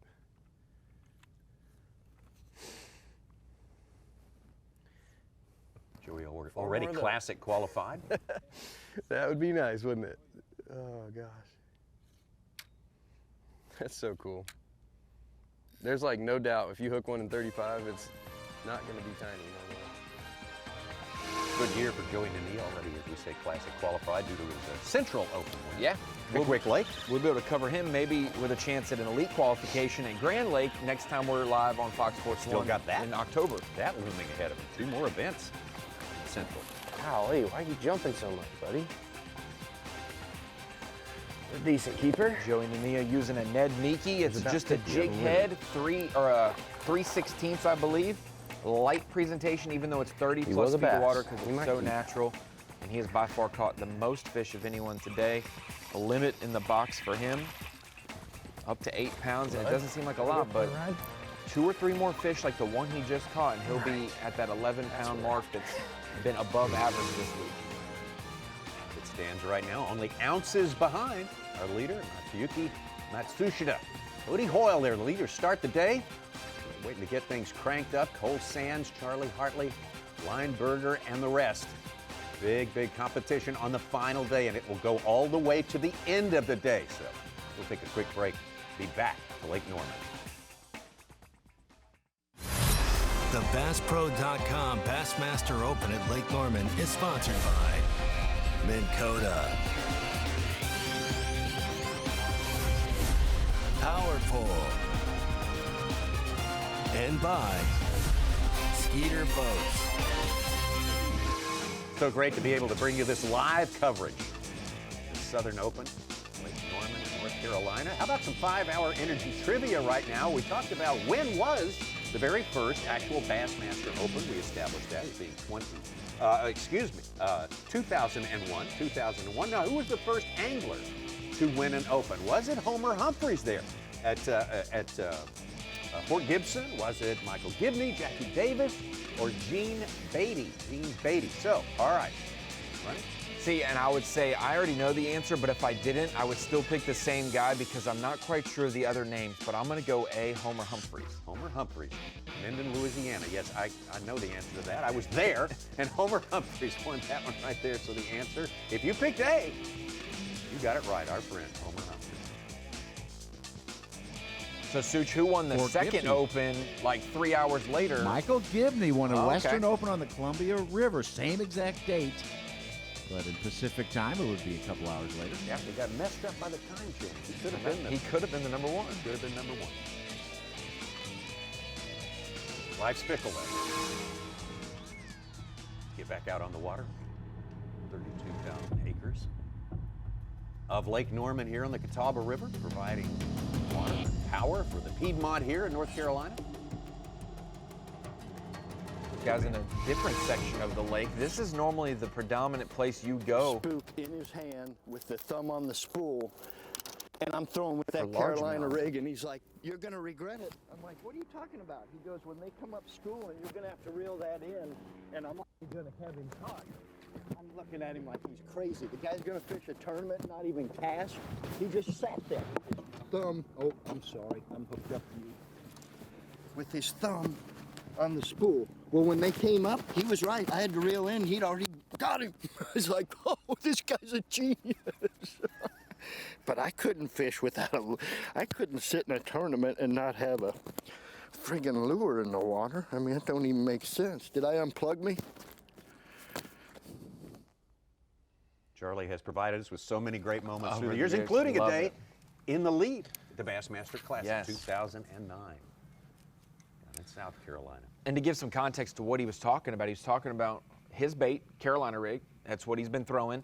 And when you have a co-angler in the back of the boat, they can throw other baits. They can do different techniques. And he said that the guy had a topwater and was just standing there waiting just in case they schooled. And he said, "You're not going to fish?" And he said, "No, I'm going to wait because you're going to have to reel in your bait before making another cast with a different lure." They came up schooling, and the co-angler schooled Charlie Hartley and caught one. Young kid. He said he had a ball with a 16-year-old kid yesterday who really took him to the woodshed. And he was fine with that. 259 tournaments, and you can still learn stuff. Yes. No doubt about that. Caught me with my pants down.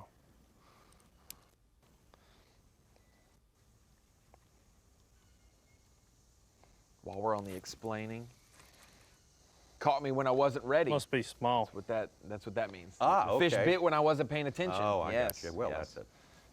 It's when you get bit, when you look away. Yeah. It's a bite though.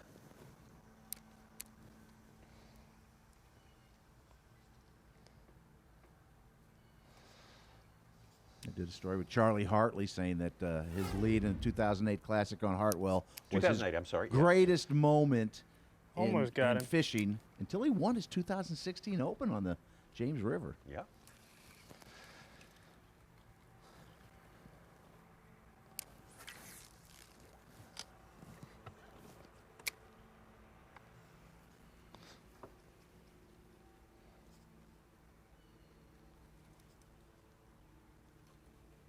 Been privileged to live in this neck of the woods for a lot of my life, the Lake Norman You region. got to be careful too. So like, I wanted to wait a little bit on that bite, but if you wait too long, these fish are smart. They will take you in the brush so fast. You really got to hit them and try to get them out of there. Like I said, I ain't gonna be here for too much longer. I was in the area and kind of,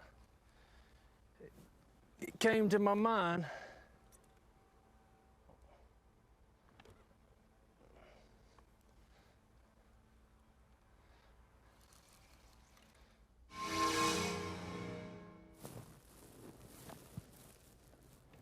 Back out to 1 and 2, Tashita and Hoyle. I was saying, you got to grow up here, fish a lot of tournaments at Lake Norman, and even though it's tough this time of the year, that September, early October, that transition phase, very tough, this place will teach you a lot, because if you can cull up ounces and ounces and ounces to get to a good 11 to 12 pound weight, when you make the Bassmaster Elite Series or you fish outside the state of North Carolina, your ability to cull up, like, you just feel much easier. If you can master this lake and figure it out, you can figure out a lot of places. And that explains why we have roughly 6 to 8 Elite Series pros that call Lake Norman home. Shane LaHue, Hank Cherry, our Classic champ, we talked to him. We've got David Williams and Shane Lineberger, Matt Airy. You've got a couple anglers just east of there and just a couple south. Brian New won an event last year. Todd Auden, longtime pro. A lot of anglers grew up fishing this lake. KJ Queen, one of our rookies last year as well. There's a lot of great anglers around this neck of the woods. Rob Dye as well. So I probably listed more than 8 right there because it's that good of a body of water. You said we had 5 from North Carolina in our top 10, right? Yeah. There's like 30 from North Carolina in this Open and like 26 from South Carolina. I guess you'd call this an upland reservoir. It's kind of right on the edge, about 700 feet above sea level. And, you know, this whole Southern Open thing started in Florida, and there are far, far more fellows who did badly at the Harris chain. It is a different change of did pace. Very well at the Uplands Douglas Reservoir in Tennessee. That's the one thing is, if you're going to qualify for the Southern Opens, when you look at the schedule, you're like, I'm from North Carolina. I would love to fish one in Tennessee, one in North Carolina. You have to survive Florida. In Florida, you normally have to catch 20 pounds a day to really do something magnificent there. So for the guys who qualified, I mean, you cannot slip up a single day. We saw that with Blake Smith, a Floridian who has done well in Florida and Tennessee, came to North Carolina and had one tough day, and it's just tough enough to hurt your chances of the elites.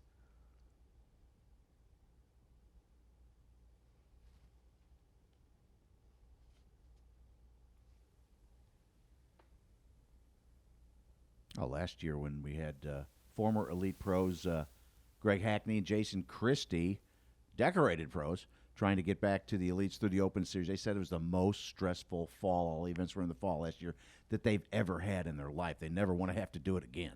It was a difficult, where you have the people coming in, the local anglers cherry picking, and the touring pros, and it's a stout field, these Opens. Yeah, you get a wall of talent that's twice as high as in the average elite event. And it's not just this body of water or Smith Lake or Grand Lake that the next three events we'll see. It's the time of the year. The fall is very volatile. You could go catch 3 for 12 pounds one day, and you could catch 5 for 7 pounds the next day. There's no necessarily rhyme or reason for this time of year because fish are on the move so much. You're coming from 90-plus degree days for the last 3 months, and then all of a sudden it's 45 each morning of the tournament. The fish have to transition and adjust, and so do the anglers. Yeah, look, Ronnie, I was looking at the results. This is our 9th event on Lake Norman with bass, two in October, real close. And they were, you know, to win it was 12, 15 pounds, around 12 pounds a day. In the spring, it's more than 15 pounds a day. For sure. 2 October events coming up in the Central Opens, and Matsushita, our leader here, will be in those, and what he does here today, if he can hold his position right now, will certainly help his quest to make it to the elites. Yeah, the way we do our qualifying system, we have 3 Opens divisions. You take the top 3 from each division that qualify, and they make the Elite Series if they choose to accept it or not. And then we also have a kind of cumulative overall standings for those anglers desperately wanting to make the Elite Series and fish the top level. You can fish all 3 divisions and travel to the north, to the south, to the central part of the country. And we take the top 3 overall, which is so competitive. Talk about not being able to slip up. You can't have a bad hour on the Open.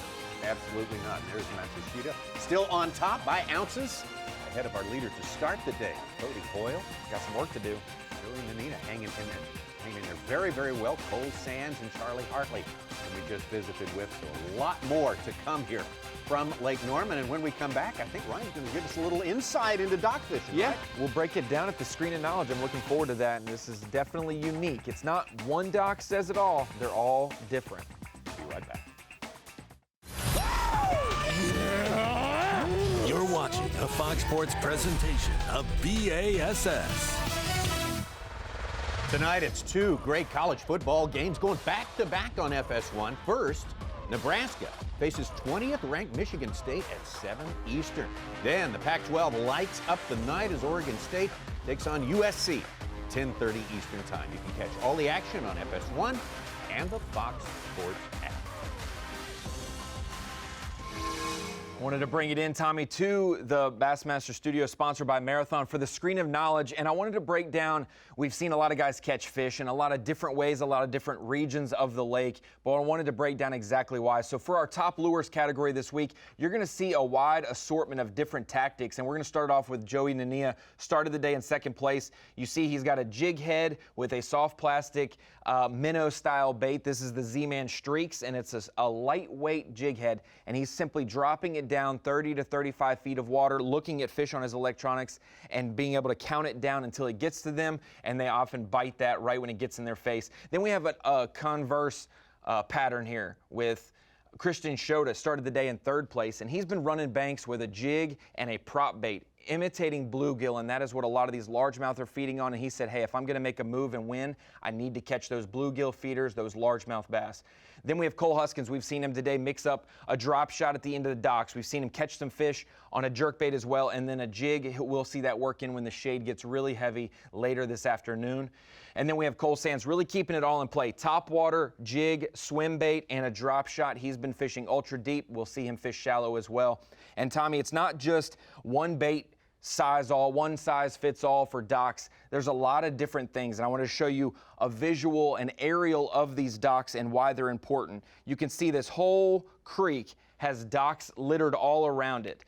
But what are the ones that are key? There are dredge docks, and when we say dredged, when those big pontoon boats, those big yachts, they park on these docks, you want extra water underneath them. So a lot of owners have dredge docks, and you can see the difference here. Here's two normal docks that are very shallow. That brown, that dirt, it's very shallow under those docks. Then you see these two that end on each side of them, dredge docks. You see the definitive break lines where it's deeper water surrounded by shallow water. So when you're fishing along at Lake Norman and you're like, I'm just catching them on every other dock, it's not necessarily no rhyme or reason for every other dock. It is because you're hitting a dredge dock, access to deep water right there in the vicinity for those fish to feel good up shallow. They can also feel safe out deep. And you've got dredge dock, then you have a shallow one, another dredge dock. So when you're at Lake Norman, you need to make sure you're paying attention to the depth zone that these fish are in, because they'll go from the dredge side to the shallow side in a heartbeat, and that's why some of these guys have dialed it in on docks this week. Excellent, thank you, Ronnie. Have you ever counted the docks on Lake Norman? I have. Do you have a number? I have, but I reached the highest number that I could possibly count at after 100. I was done. So you took your shoes off? Yes, exactly. Okay, yes. all right. 100 was what I got to, took my shoes off, stepped on a crankbait, and I said, nope, I'm done counting today. All right. Yeah. You counted how many dredging services are on Lake Norman? Okay, Matt Sushida's hooked up, yeah. Already 4 good ones in the boat for him. In the lead, Cody Hoyle has some work to do to regain his lead, and Matt Sushida's saying, hey, I'm trying to expand his lead.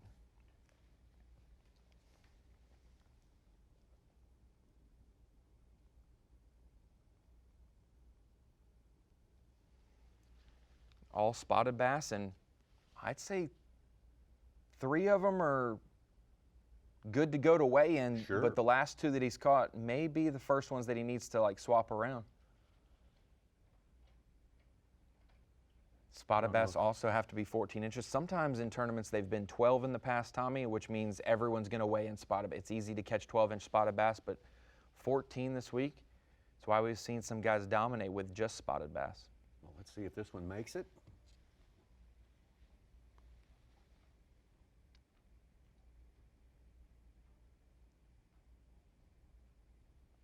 And it will be a limit for our leader. Puts him about 1.5 pounds ahead of Hoyle at this point. Our big bag of the day, 11.5. Now, we always want drama, Tommy, on the final day. We want someone to make a move, especially when we have a big-time leader. But we did not ask for it this morning. We said, hey, Cody, if you're going to dominate like you have, continue to dominate. That's totally fine with us, but we've got another player jumping from 4th place in Matt Sushida into the top spot. And he's won Opens before. Yes, he he won has. last fall at Rayburn to make the Classic this year, the pinnacle of the sport of bass fishing. So he wouldn't mind fishing just a couple hours south at Lake Hartwell for next year's Classic. Oh, heck no. Apparently it would be right up his alley. And there's Cody Hoyle. Still stuck on 1 fish now. He needs to step it up at some point. I'd love to see what he does over the next 2 or 3 hours before that sun really gets straight up above them at noon. I can see him catching them from noon to 2 pretty easy, but what he does from here to noon, we'll see if his confidence wavers or not. Right, were the bigger fish coming in the afternoon? I thought some of those later flight guys in the first 2 days had nicer bass. Yeah, one thing that with those dredge docks, I hated to say that because dredge docks are my favorite thing to fish on Norman, and now people are going to be able to look. Secrets? But it is very important here because people look at it just like a lake with a bunch of lay-down trees. A laydown is a laydown. No, it's not. On Lake Norman, a dock is not a dock. They're not the same thing. So finding that key thing is very important. And for Hoyle, a lot of his docks have had the same depth zone on it. Those dredge docks are very good, but a lot of his docks have shade, and that's important. They're huge, big community docks. That shade gathers and positions the bluegill and the bait fish when that sun is very high in the sky, and it makes it's more high percentage. You know that they're gonna be in this 5-foot area of shade, so that's where I'm gonna fish. I don't have to fish the whole dock. I need to fish this stretch of shade under the dock, because that's where the fish are gonna be. And you can go much quicker than when it's cloudy in the morning and you know there's shade everywhere. Right. Did you see Hank Cherry's pretty good tip on a dock? He's said if you see bluegill, sunfish relaxing under a dock, you don't want to fish that one because they're not big bass scaring them. Yes, when you want to go to the tensed ones in where there. they're darting around. Yes, exactly.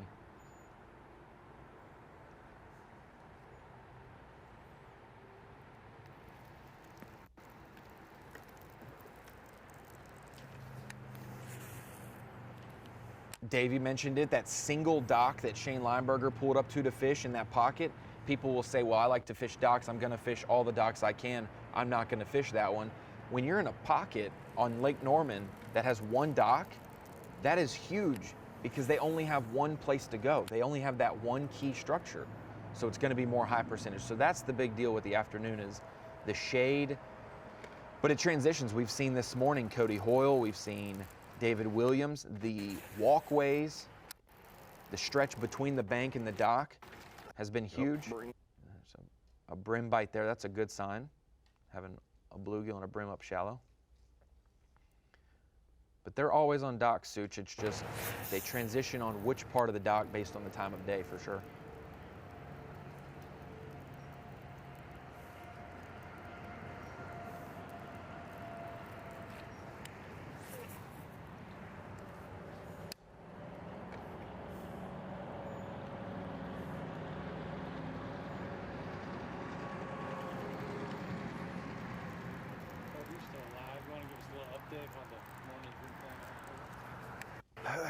It's been pretty slow.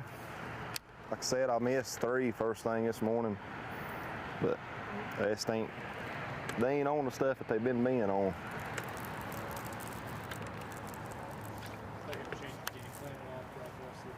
Yeah, I might run back down at Ramsey, see if I can just get 4 more keepers to go with that one. I think that'll be enough. Just thought I might get one big one off of this before we head that way.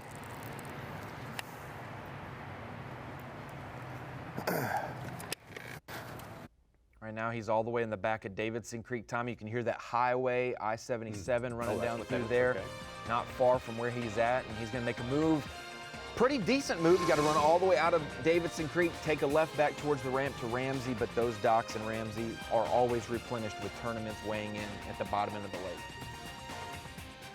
Cody Hoyle started this day with a good lead, enough to make anybody nervous, especially when you've got the quality of anglers that he has chasing him on this day. And sure enough, Matsuyuki Matsushita has run him down, has the lead right now by about 1.5 pounds. The plot thickens here on Lake Norman.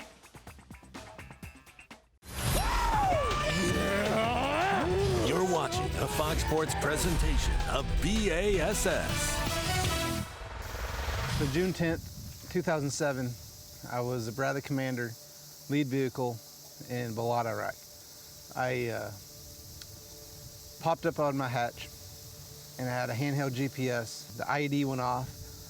I remember seeing a light, a bright light that must have been the IED going off, and I slumped down into the turret and felt pain. From that day, my life changed. I had numerous surgeries, lots of physical therapy, lots of occupational therapy. The physical injuries is one thing, but the invisible injuries is what takes the longest to recover from. There's so many things you can do to deal with your issues. Reach out with your reach out to your friends. They will always answer. They'll never turn you back, especially as a veteran. Veterans take care of veterans. I chose to take the medical retirement knowing that there was a lot of VA programs out there that could help me. Group counseling with fellow soldiers that were injured just like me. going through the same process, going through the same mindset. What helped me the best was fishing. Fishing was a therapy for me, for physical and mental therapy. It got me out on the water where I felt that it was safe for me. I grew up fishing. I was always happy on the water. I love the sport of it, no matter what species I'm chasing. So what I like to tell people is I never let my injuries define who I was. Reach out is this year's theme for suicide prevention. VA helped me, and I know they will help you too.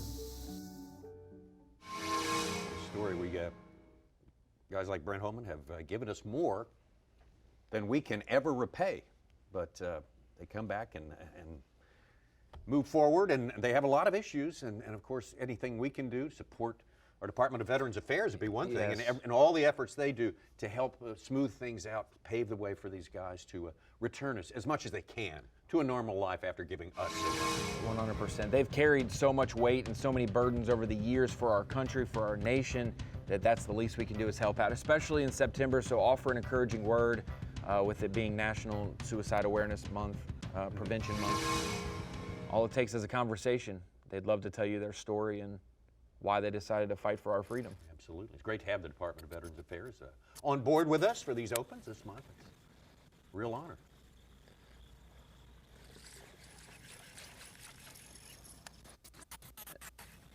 This is what a lot of people threatened on the phone last night. They were going to pull out a buzzbait and try to lock it in their hand. And telling me I need to catch one.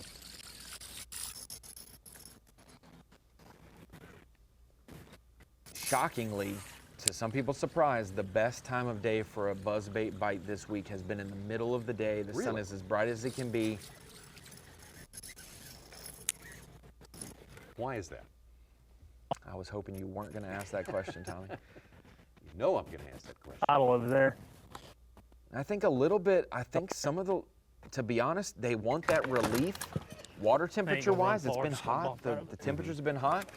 But it's kind of a shock to them when you have 3 straight 40-degree days in the morning, that mid-morning when it starts to warm up, that sun starts to beat down, those bait fish, those bluegill get a little bit more active because they've been shocked by that cold temperature in the bass ambush. That's what you got to have to climb the leaderboard, and I'm probably pushing it a little much. I'm probably going to get back on game plan here in a minute. Just trying to luck up and catch a 4+ pounder.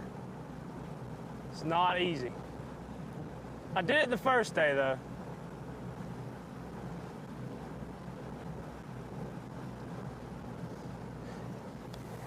Cole Huskins with 1.5 pounds, 1 fish in the boat, so he does have a mountain ahead of him. But things can change quickly.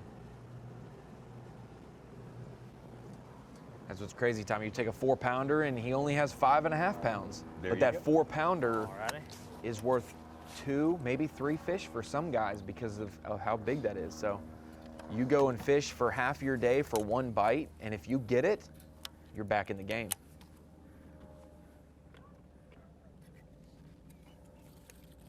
Cody Hoyle, our leader to start the day, went for a while, good long while without his first fish. Now he's got one. It's been a while since that one now. Much slower pace of play for Cody.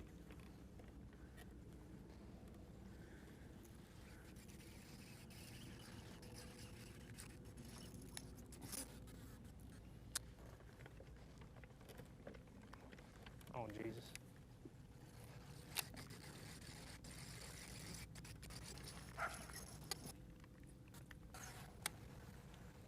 Hello, dog.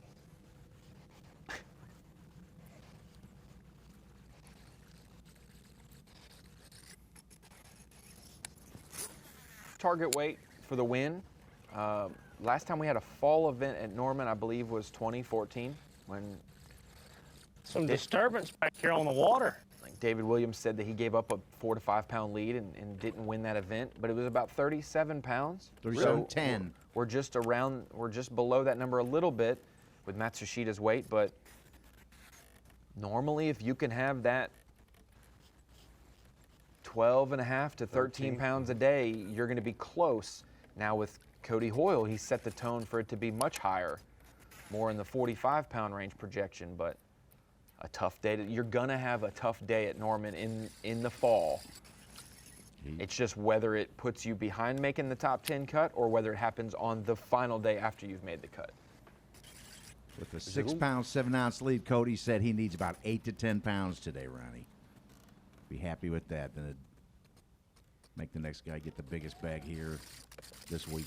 And you would think with the effects of the cold front, maybe modulating a little bit. 190 less anglers on the lake right now, that the way would be easier for these guys, but that's not necessarily so, I guess. Ronnie, in 2014, it took 37.10 to win over 3 days. Wonder what happened in 1994. It took 23.4 on a 4-day event. Ooh. That's later October, though. Well, those bass were just 1 year old now, Stooch. Now they're 28 years old. This water's got now a pretty look they're to more it. grown up. Yeah. It's uptick. That green go. And that could have We'll catch been one off his next during the actual fall turnover, where the oxygen in the lake flips from being most oxygen in the deeper water to up shallow. And when that happens, there is literally, you can see it on your electronics, there is no oxygen present in a certain area of the water column, and the fish won't be there as well. So you could be fishing in a bad area, especially in 94. You would not have been able to see that on your graph, most likely. You wouldn't have, you'd be just fishing the bank, and so it can be detrimental to you if you're not in the right area. And it happens gradually throughout the lake. It's not the entire lake at one time. It happens at the bottom of the lake first or middle first, and it distributes from there. I was thinking bad weather, but maybe that explains it too. Maybe. Out to Calhoun, Tennessee's cold sands. A good week here. The view from our Dovetail Games drone.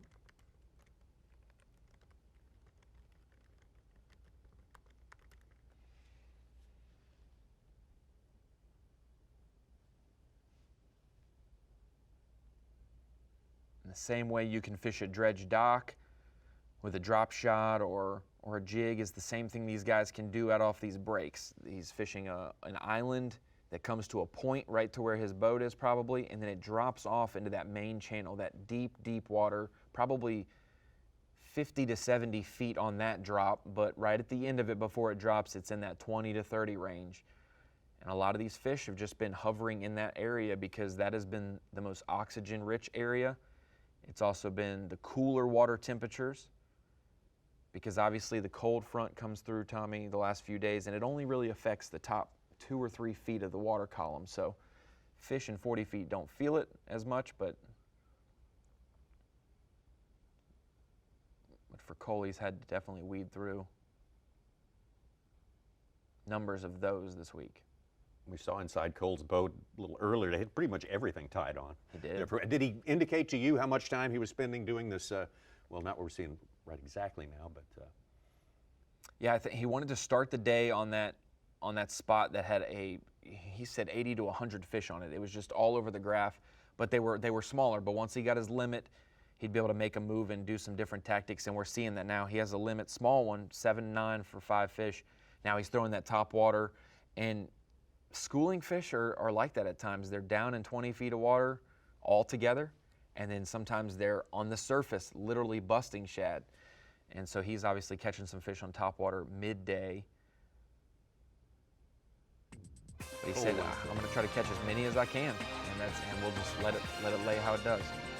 Cole went top 12 at the second event. Philly Southern Opens at Lake Douglas. In Florida his home got state of in. Tennessee. He would love to get some redemption. Narrowly missing out on the Classic via the college bracket a few years ago. He would love for an uptick. Not much, though. He doesn't need but just a 12-pound bag today to maybe take that lead over. Absolutely. Masayuki Matsushita with our lead right now, 1.5 pounds ahead of Cody Hoyle. Charlie Hartley chipping away at it, chipping away right now. Joey Nania started a little higher. He's fallen a place or two. But plenty more movement on the way on Lake Norman. We'll be right back. You're watching a Fox Sports presentation of B.A.S.S. Getting on up into the morning here. We've been fishing for a while now on our third And final event of the year in the Southern Opens, BassPro.com Bassmaster Open at Lake Norman. The final day, we started with over 200 fishing on day one, fished into day two, and we have 10 who have made it thus far to these 32,000 acres here in the Piedmont, North Carolina, built by Duke Power back in the 1960s to supply power, water to this part of the country, and since then has been a very, very popular fishing destination in a state that is much like Tennessee, Alabama, South Carolina, crazy about bass fishing. And here is one of the best ambassadors from the state of North Carolina, David Williams, through the years. He's on the short list of guys that you could put money on to make the top 10, and he would come through for you on that ticket for sure.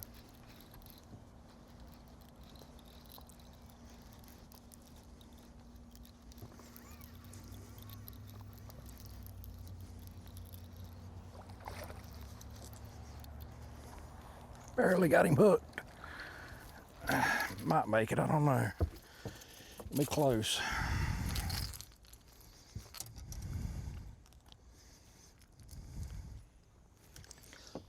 Close. Oh yeah, 14 1/4. Biggin. Till you got 5, we'll take them. Maybe he's got friends out there.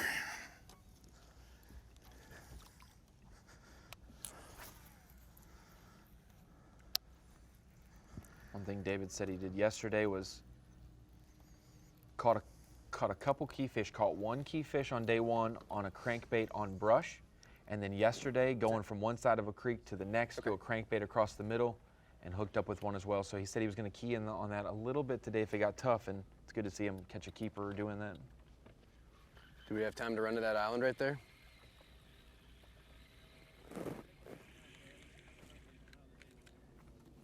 It has not been easy so far, but I'm catching fish, and I'm just glad to have a limit early, you know? The first day of the tournament, I didn't have a limit till like 11 o'clock, so just having 5 is a blessing for sure. And now I just need to work on catching some bigger ones. I got one of the right ones with a 210 spot, but it's just so hard to catch them, and I'm not seeing very many fish out here, which has kind of been how it is. I'm out here in like 30 to 40 feet of water trying to chase these fish down, and they're pretty close to the bottom too. They're not up roaming and suspending, the ones I'm targeting. So it's just a grind, but I'm just gonna stay calm and keep on plucking away at them with this little Ned Mickey that I catch so many fish on everywhere I go. They're definitely eating it. When I find them, I can typically get one to bite, but it's just finding them that's the challenge. I wish there was more of them, but they're the right size when I catch one in 30 plus. Just gotta stick with it. But I do want to say hello to all my friends and family watching. It's pretty cool. You guys get to actually see me fishing in a tournament rather than just seeing the results at the end of the day. So I'm glad we got the Opens live going on. Big day, big tournament for Joey Nania. He's still got 2 more tournaments left in the Central Division, where he is the leader. Have to keep on working. Punch his ticket to the Classic as long as he fishes over to this island over here his final 2, which I believe he will.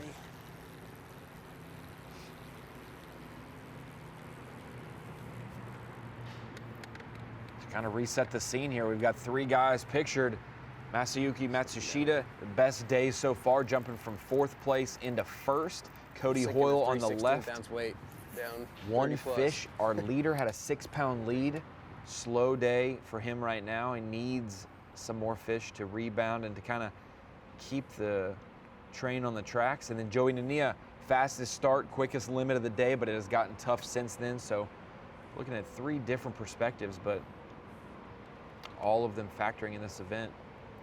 Matsushita taking on the full strength dose of Opens this year, fishing in all 9 Open events, and his aim to make it to the Bassmaster Elite Series, and making some progress today as it stands right now. That is one of the most competitive deals, that Falcon Rods Angler of the Year. If you are the top performer for the 9 Opens for the season in the points race, you get $10,000. That's a huge little pot of money that you can help propel you into the Elite Series. And then for Matsushita, the top 3 qualifying, he wants to be in that. He's very close. He was close in the Southerns as well. We just missed out on that. He's 4th right now, about 22 points back of Sam George in 3rd. Tommy Williams is 2nd. Jacob Porosnik maintains his lead. He's been leading for a while. Former Elite Jacob Porosnik.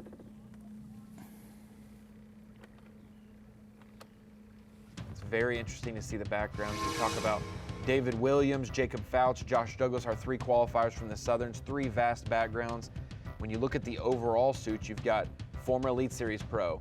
You've got Sam George, who's been a journeyman on the Opens and is very, very good young talent.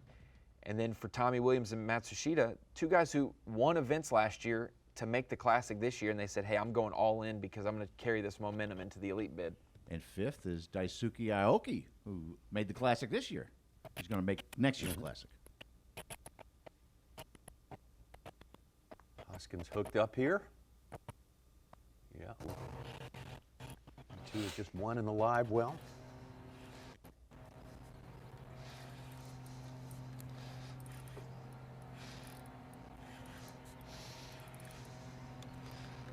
Oh, it's a good one. That's a very good spot of bass for Cole right here. You'll take your 3 pounds however it comes, if it's the spotted or the largemouth variety, Tommy. Always the same. Yep, he's been bouncing around doing a couple of different things here. Not a bad one. It's a chunk. Maybe just shy. 8 inches, and I'm measuring it. Just shy of 3 pounds, probably. 2 and change.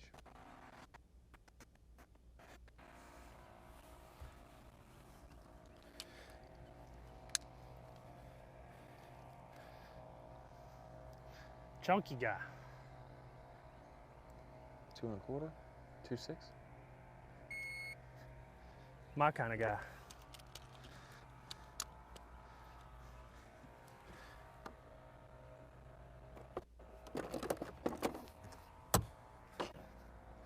Nice spotted bass from Lake Norman. We'll never know. Dose.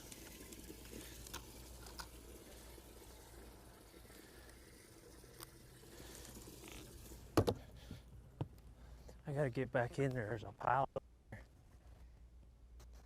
I will be refreshing Bass Track to see what that goes from 1.5 pounds to what it moves to.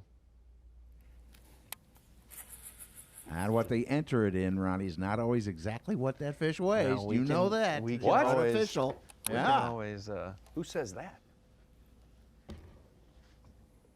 That was what the doctor ordered for Cole. And few and far between on keepers for him today. Back to our leader.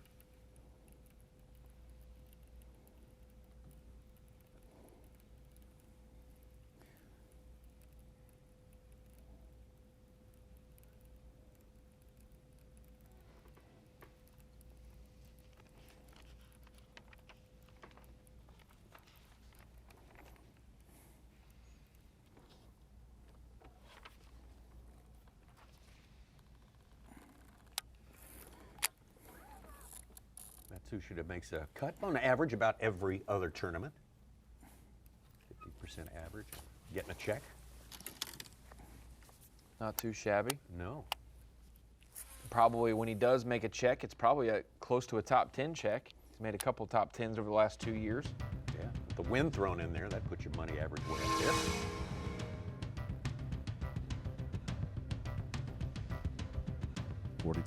$43,000 first place check today. Back over to Josh Douglas, has kind of got his job done for this year, kind of playing with house money today, but hasn't really cashed in much. I'll tell you, it looks like Josh is about 6.5 feet tall. He's about probably about 6'2" normally, but he looks 6.5 feet tall with all the pressure off of his shoulders now of qualifying for the Elite Series. That might be a good one. That might be a good one.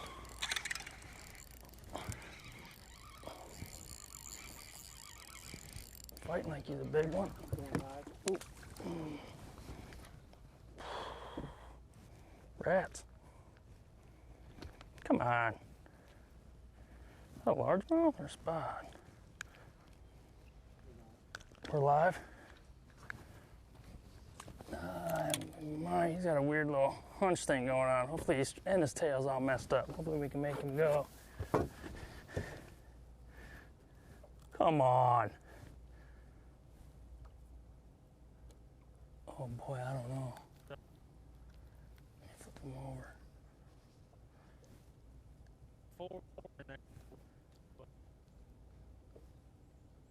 Jeez, so weird. You can fan the tail. Ooh, it's kind of a weird looking bass. Meanwhile, Cole's No got shot. back-to-back fish. Yeah. This looks more like a keeper, Leave actually. it, number risk it. Don't be close. Let's do that. The sun's getting right, Ronnie. Douglas not going to risk it there. No, that didn't quite make it. See if this one does. It's not a fat one by any means.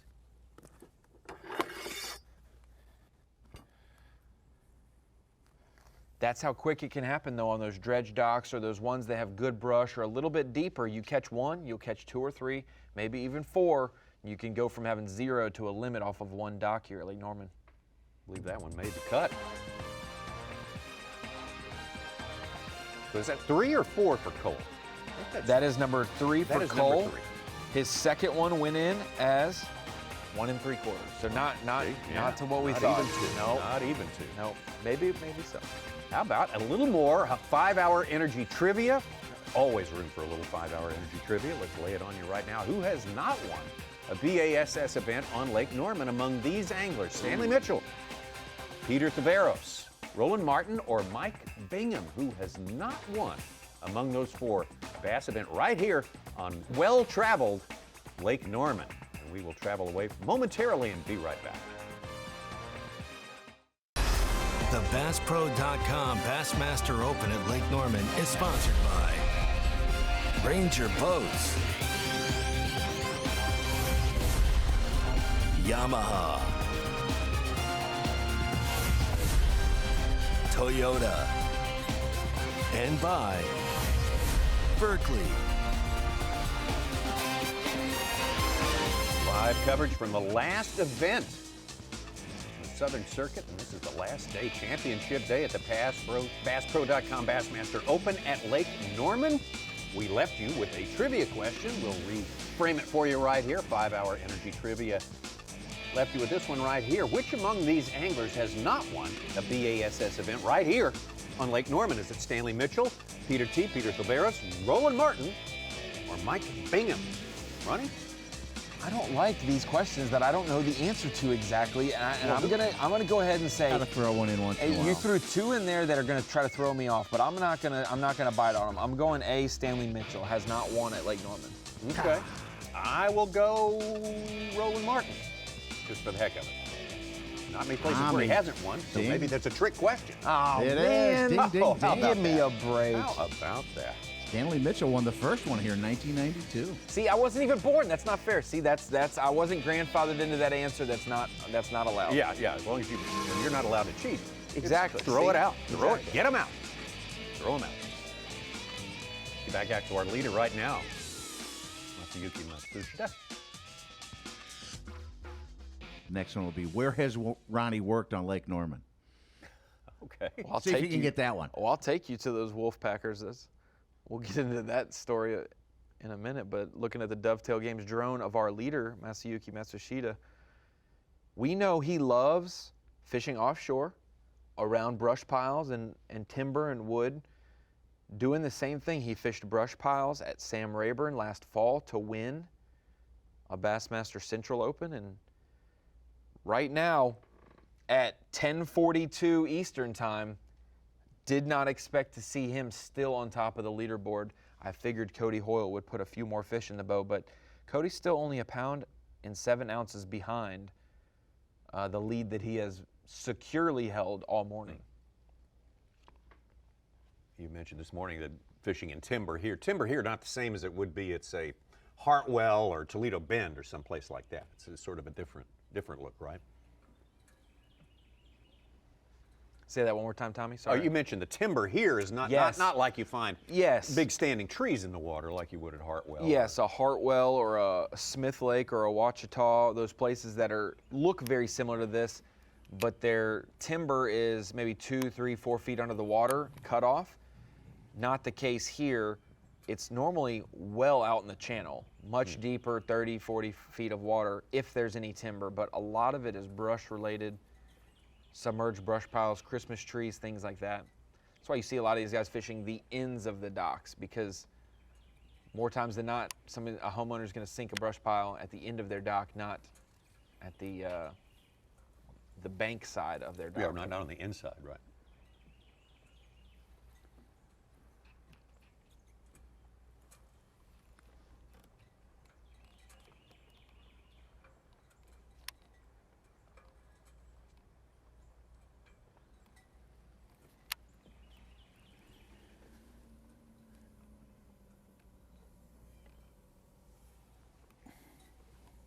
It's very awesome to see the Japanese anglers filter over to the bass circuit here in the United States with the skill and the different mindset that they bring. I mean, think about the last few years. We have Daisuke Aoki won Douglas Lake Open this year in the Southern Opens division. Matsushita won last fall at Sam Rayburn. Taku Ito won an Elite Series event this summer up north. Yeah. You've got even a classic champion down the road from here, Takahiro Omori, won on Lake Wiley on this same chain of river system. So to see that growth in the Japanese fishing community and their desire to make the Elite Series and compete, it's very cool to see it come to fruition for them. Kind of a new wave of Japanese anglers coming. Yes. Ken Iobi's been a long-time Opens angler and made the Elites as well. Fukai. There's a lot of different...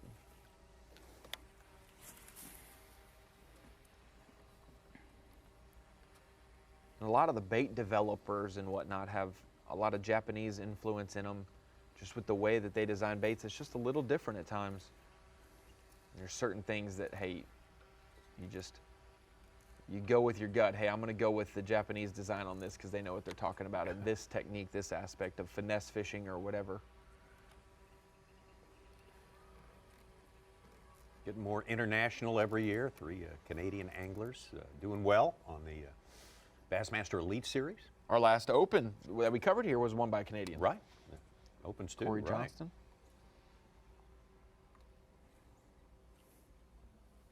We've got Australians on the Elite Series with Carl Jacobson.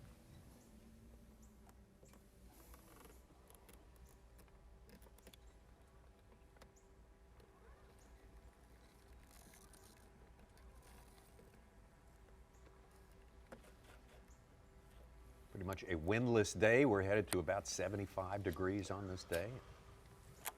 Cool mornings.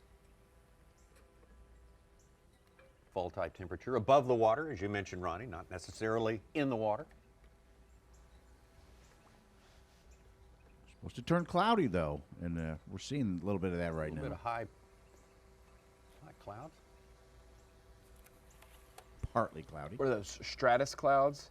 Or cirrus? What are they called? Cirrus. Cirrus clouds. Cirrus, which more of the wispy. Wispy, the kind, the horsetails you see are the real cirrus, the ones in advance of a weather system coming in.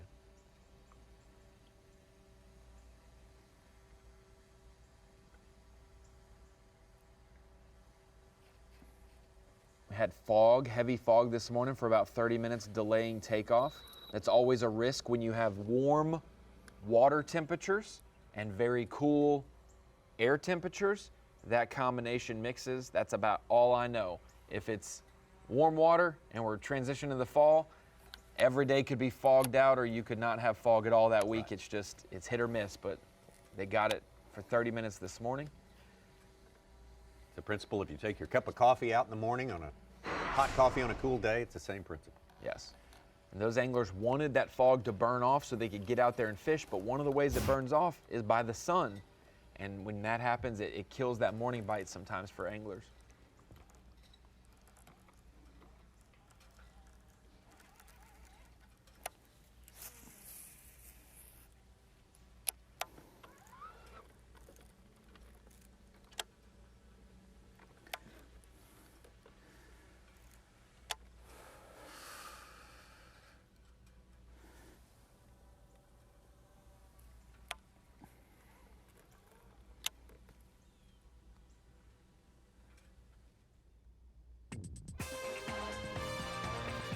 labors away. It's slowed down a little bit for Masayuki Matsushita. He has been our leader for almost 2 hours right now. Well, hour and a half right now. 11 pounds and a half. Charlie Hartley with the second best limit among our 10 finalists here. He's right at unofficially 11 pounds right now and has himself in third place. Cody Hoyle, our leader, he got some work to do. He wants to retake that lead, but certainly doable. Certainly doable for all of these anglers today. Plenty more action on the way for the BassPro.com Bassmaster Open.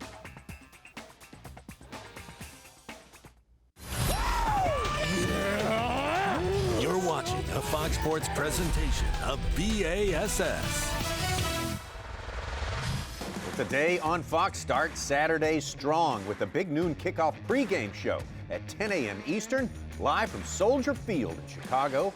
And at noon Eastern, we have a good one for you. Jack Cohen and the 12th ranked Fighting Irish taking on number 18 Wisconsin. A huge big noon Saturday begins at 10 a.m. Eastern, 7 a.m. Pacific on Fox, the Fox Sports app. Forward to that. Hey, Davey said it earlier. He's kind of on that Badger train over the Irish, and I tend to agree with him in that. I mean, to see a couple three-point games and close games early for the Irish, it was a little not surprising for me. On par. Okay. All questions will be answered today. All questions will be answered today, too, in the world of bass fishing, because this is the final day of the Southern Circuit. BassPro.com Bassmaster opens, and there's your leader to start the day, Cody Hoyle, and he's just not moving at the same pace fish catching wise as he has been through the first 2 days. Yeah, that's been a real shocker to see him pick up a spinning rod right now. But this is the story. You know, you don't expect a guy with a 6-pound, 7-ounce lead to give it up. So this is, our eyes are on Cody Hoyle because the opportunity, he has laid it out there easy, Such, a giant first 2 days. On the flip side, you don't expect a guy fishing his very first B.A.S.S. event to win, though we've seen it the last couple years. Earlier this season, Bill Perkins at Oneida, Northern Opens, and last year Brian New. Brian New. Won down in Florida, became an elite, won his first elite event. It happens, but it's kind of rare.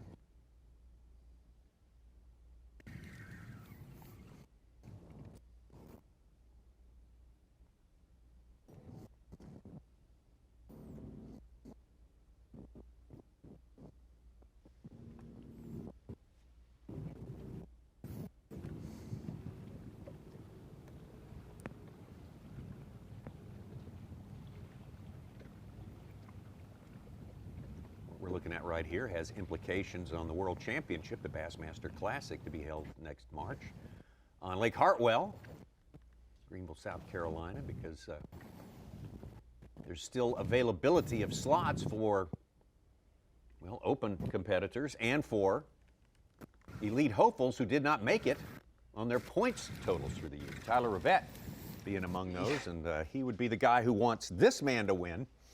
If Matsushita wins, Matsushita's in. If Hoyle wins, Rivette's in. Rivette's in. So that's the way it is. If you're just tuning in to FS1, it's a 3-tournament division, the Southerns, the Northerns, the Centrals, 3 tournaments per each. And to prevent people from jumping into one and being able to make it to the pinnacle of the sport at the Bassmaster Classic, you have to compete in all 3 and win one of them to make it. And so Cody, obviously getting his feet wet in the Opens on his home lake for the first time ever, would not fall in that category of punching his own ticket, but he'll take the $40,000+. Oh, sure, yeah, there's plenty of incentive for him. And have the opportunity to get after it next year for sure and try, but that's really what he said. He did great at the All-American event in Tennessee this year, got 3rd, used that seed money to be able to jump into the Open 2 months ago and register for this event. So it's working out very well for him so far, but yes, if he did win today, he would help out Tyler Rivette. Tyler Rivette, who would have 2 more chances because he is, I believe, entered in the Central Opens. 2 of those 2 events are made, so he can win himself. He can win his way in himself. Control his own destiny for sure.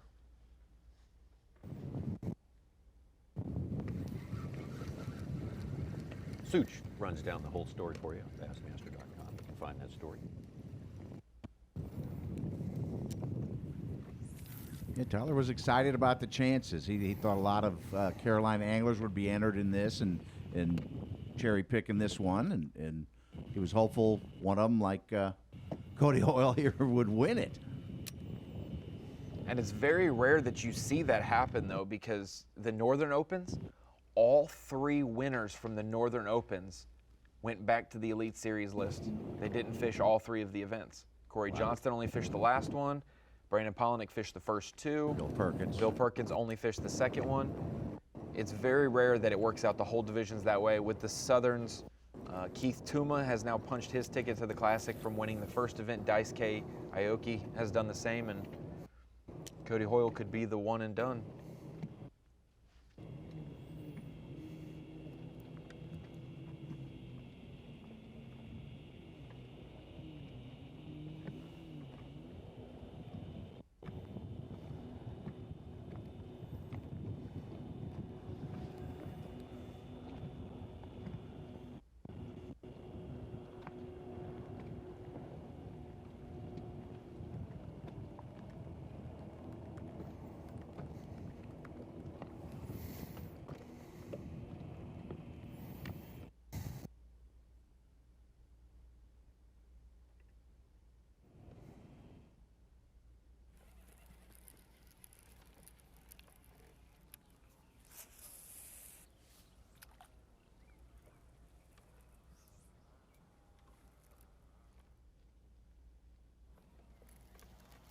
Looks like Cody's done with this spot, Tommy, and he had a big lead, giving it back some.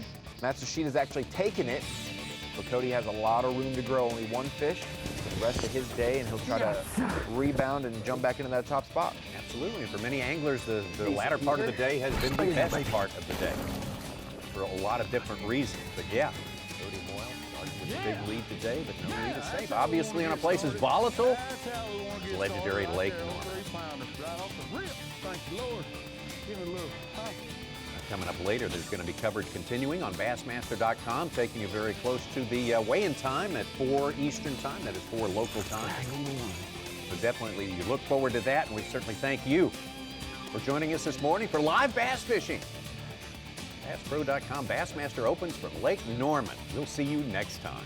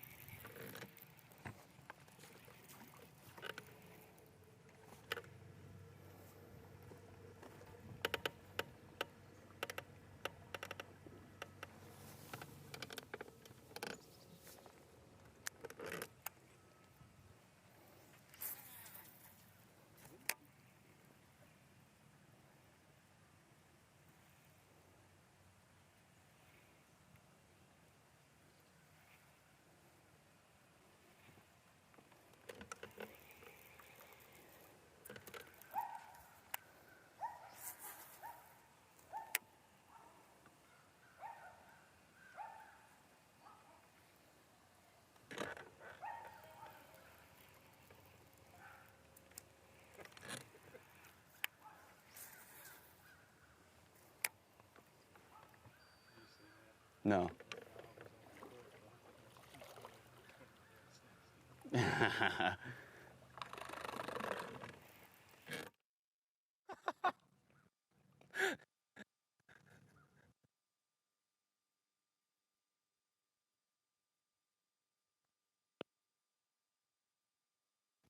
Or 3 fish within.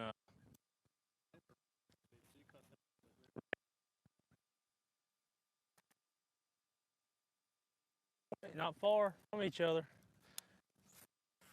It seems like this time of the year I have learned, like you're either around fish or you're absolutely around nothing. If you're fishing shallower, is what I've seen.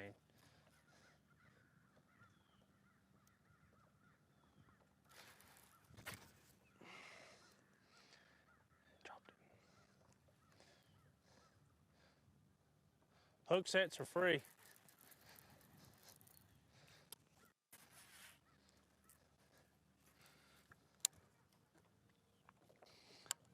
Yeah, baby.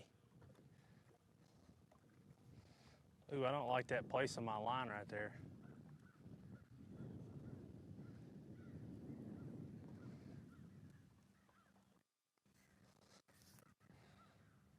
It's high.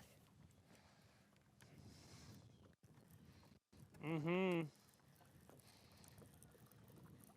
Yes, indeed. I believe there's fish like top. They are far in between.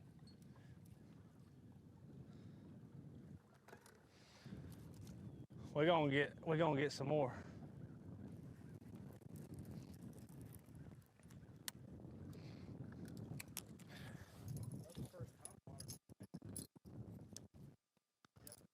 I missed it this morning.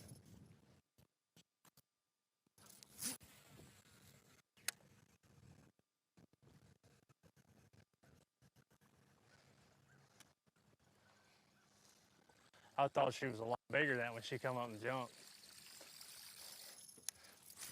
Thought she was.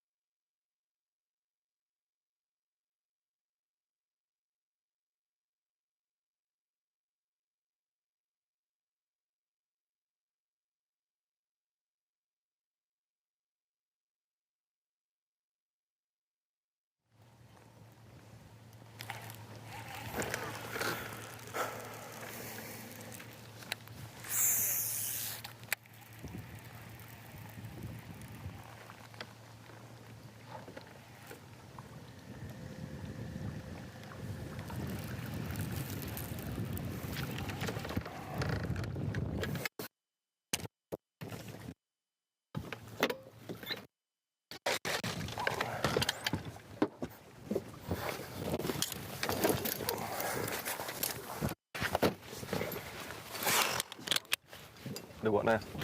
No, we're getting ready to roll out.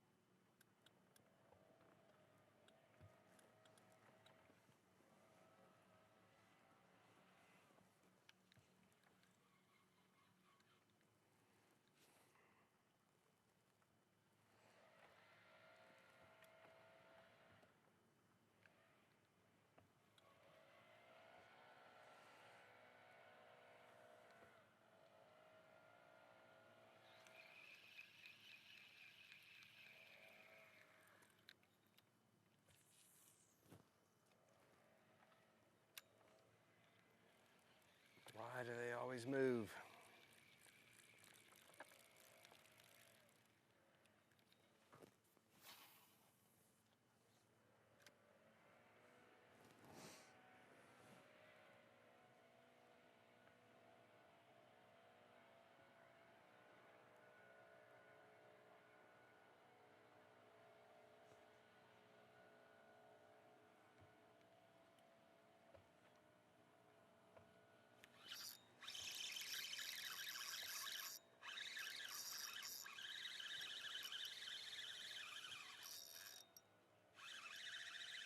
Might be a decent one.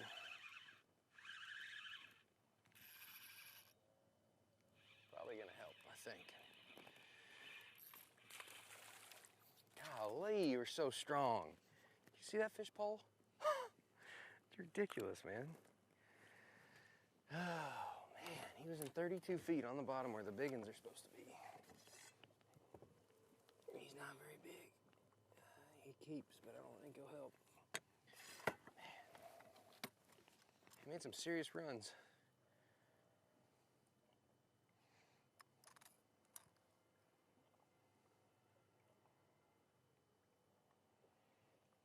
It's the same size as number 2, 1 pound, 2 ounce.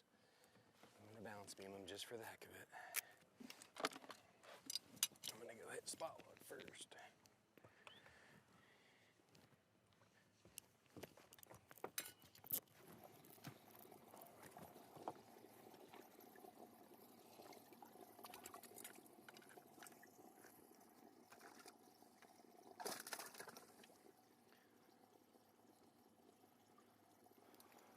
No help. What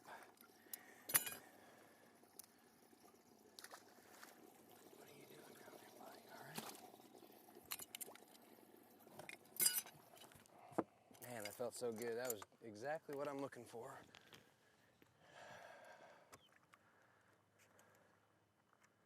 Geez, there's so many of them behind us right there.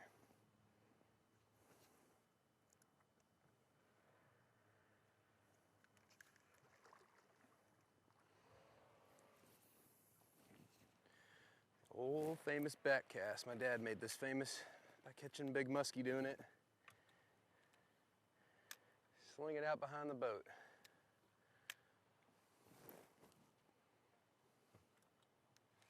Ah, there's some under me too.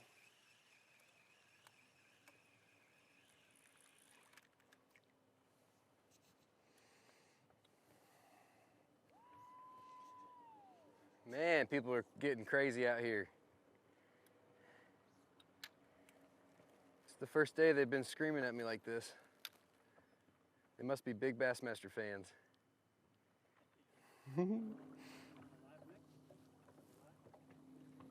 We're talking or no?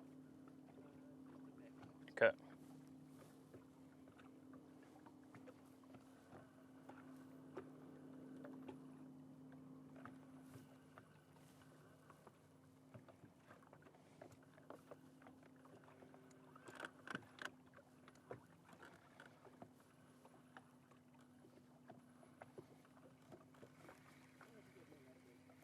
What's that? An update? Yeah, still sitting with 2 in the box, if we want to call it that. 2 little ones, 14 inchers. I keep getting bushed on my bigger bites or losing my bigger bites. Nothing too crazy though at all. Matter of fact, everything that I'm fishing kind of looks a little ghostly, but a part of me wants to abandon it all and go do something else, but I don't really know what to do. And more so, my bite has been definitely better after noon. They seem to get on here, so now I'm kind of stuck between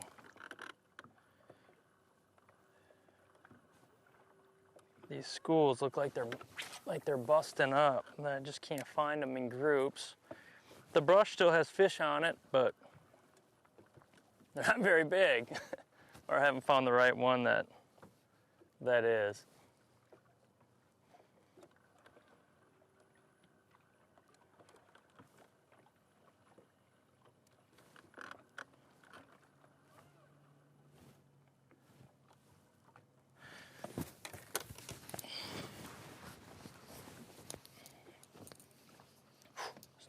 Time to get serious, I guess, huh? Halfway through the tournament day.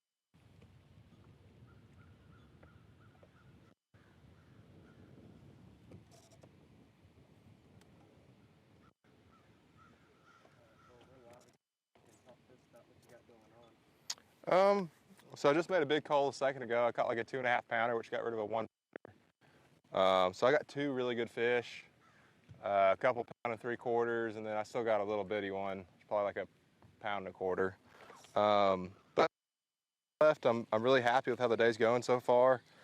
I like what I'm seeing. I feel like I made good choices so far. Didn't even catch one there in practice. I felt right, and I actually lost another big one in it too. And it'll be a spot I'll definitely have to hit again later. But yeah, just very pleased with where I'm at right now. Very thankful, and just going to keep grinding. Oh, please be a big one. That's a good one, I think. Maybe not. No, he's not. And hopefully catch some better fish.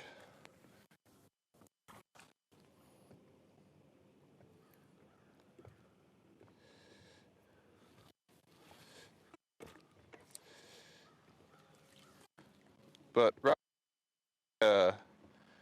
it's a cane pile actually, with a little bit of brush at the and about 30. Lot of fish in it. Threw a topwater over it to start and a swim bait. I couldn't really get him to react. So I'm throwing a drop shot a couple times, and then we're going to head on to the next spot.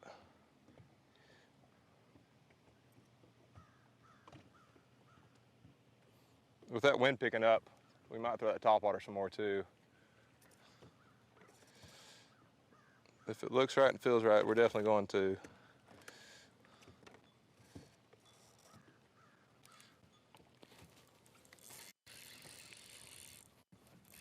It's another little one, I think. Yeah. We're gone. Let's roll.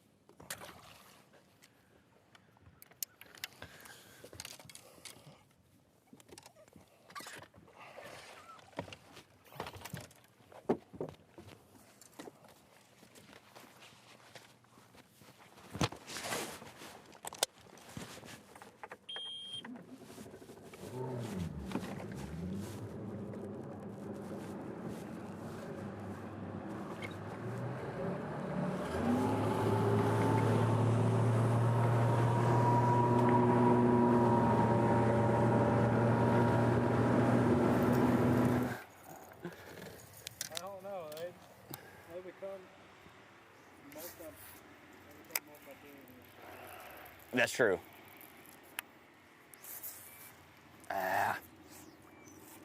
That's the cast too. Huh? They just put you in live mix right as you did that. Really? It was a good start.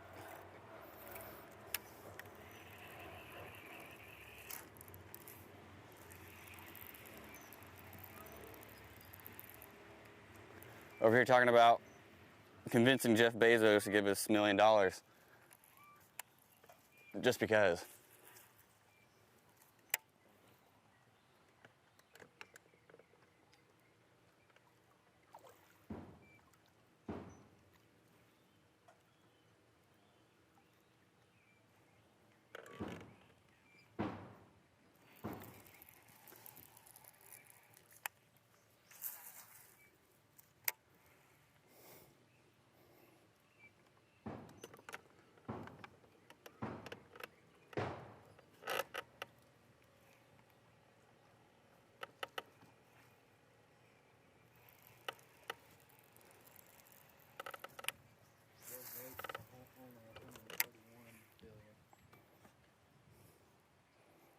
That's it?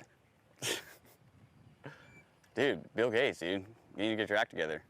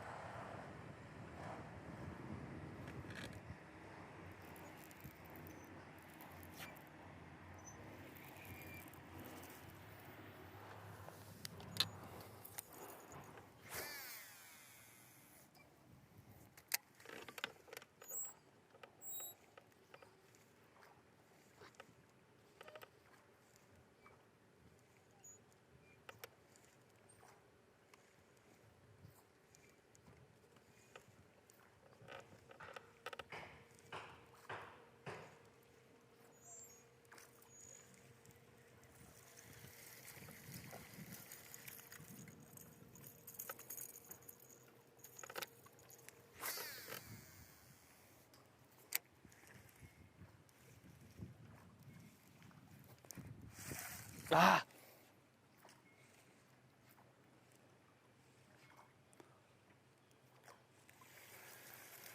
Right in that brush pile.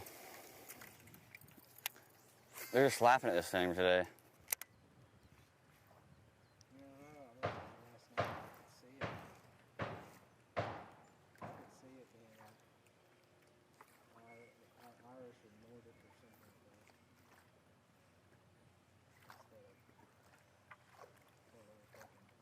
Mm-hmm.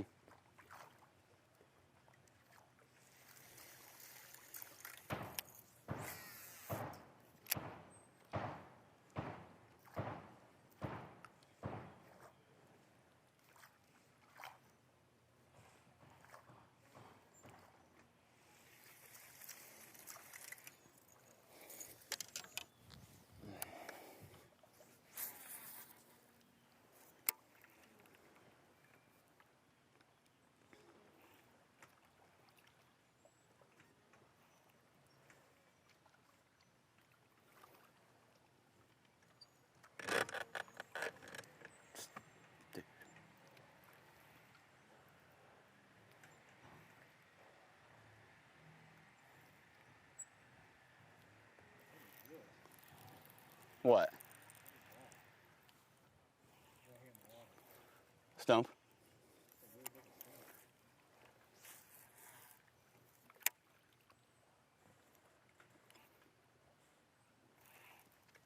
Oh, I don't know what that... That might have been a piece of brush or one just clobbered this. Oh, man. Ah. I'm gonna... 50-50.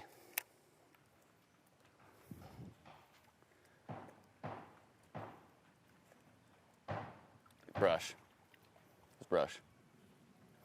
I thought one got it.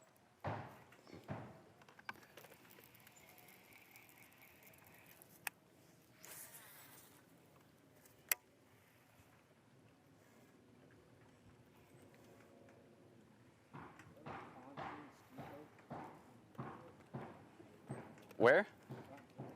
Right there? Oh, right here. Yeah, it's got like a little mini wake tower thing on it.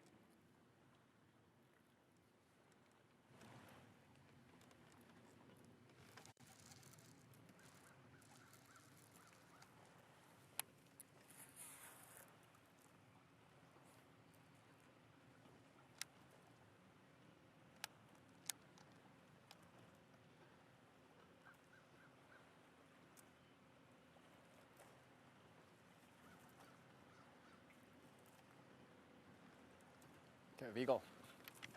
Go.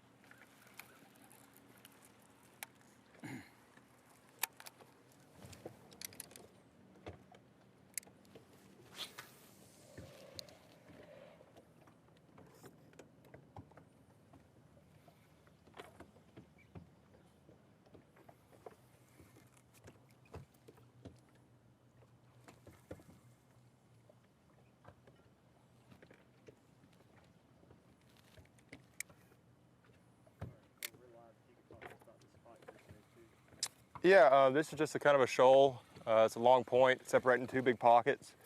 And it looked like a good topwater spot, but as soon as I pulled up, I noticed there's a really good looking brush pile, and it's loaded with fish.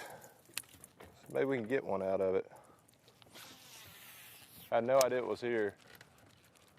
But that's the cool thing about live scope technology. You can find stuff so easy now.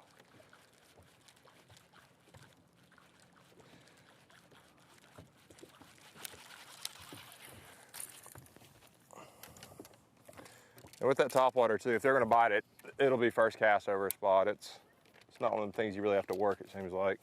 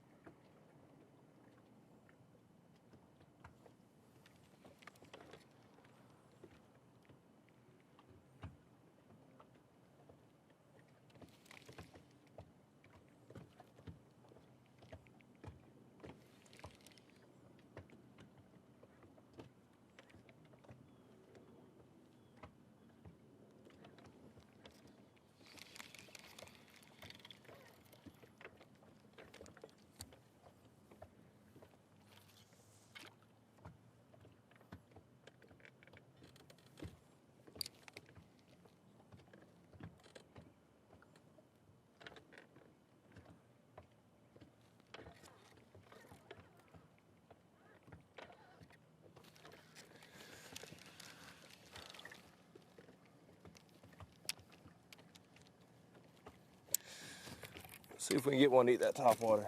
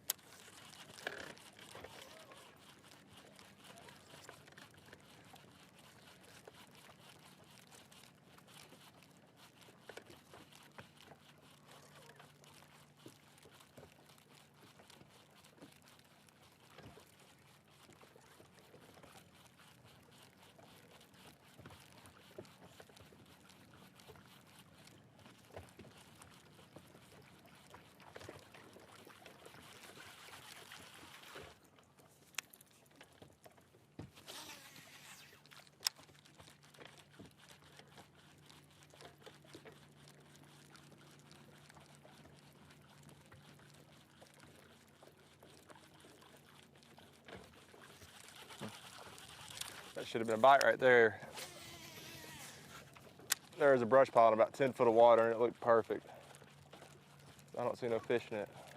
Not a good sign.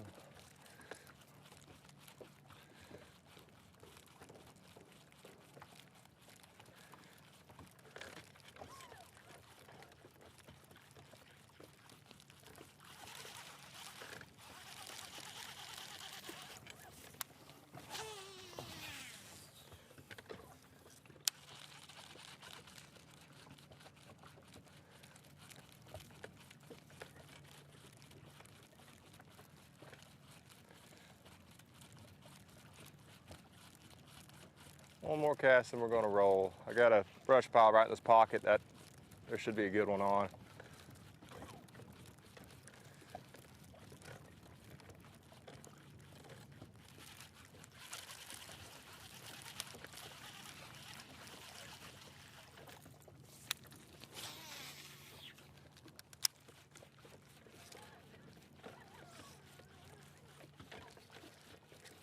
Ooh, eat it. So that one missed it, it looked little. Ooh, that one looked a little better. Nah, you little. No, there's two with them though. Little guy.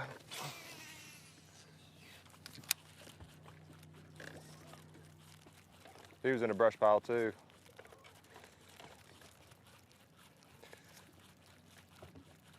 I've had one good bite on this today, and that's really been it. The rest have been little bitty.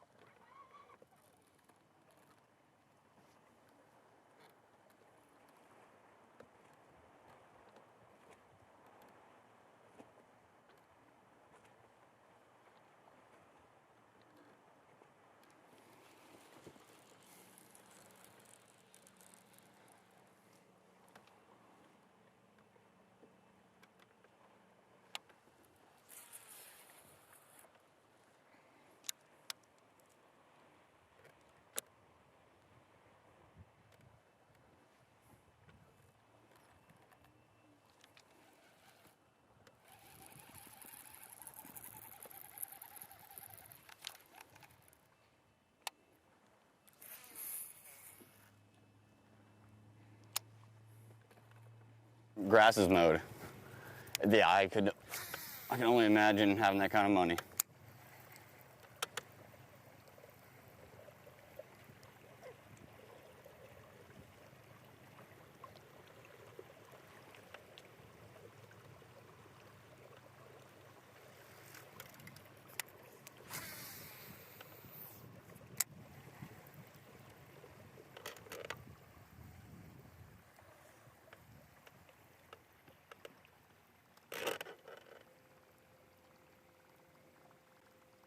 I haven't even thrown this whopper plopper at all week. I mean, practice or all week.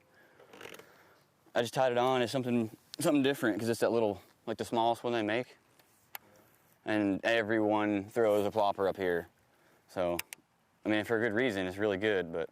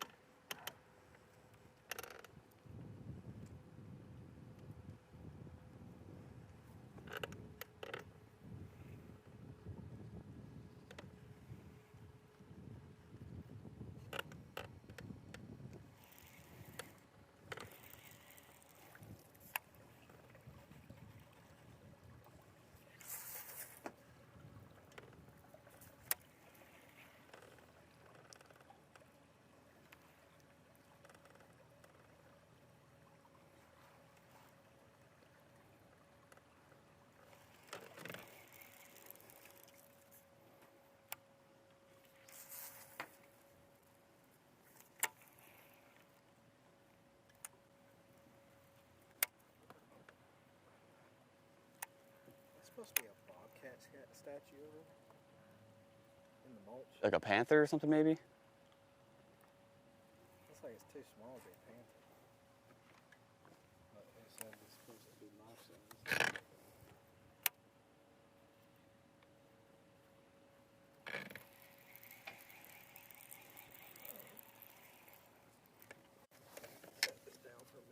Yeah, no, you're good, bud. You're good. I'm on the struggle bus anyway, so ain't nothing going on.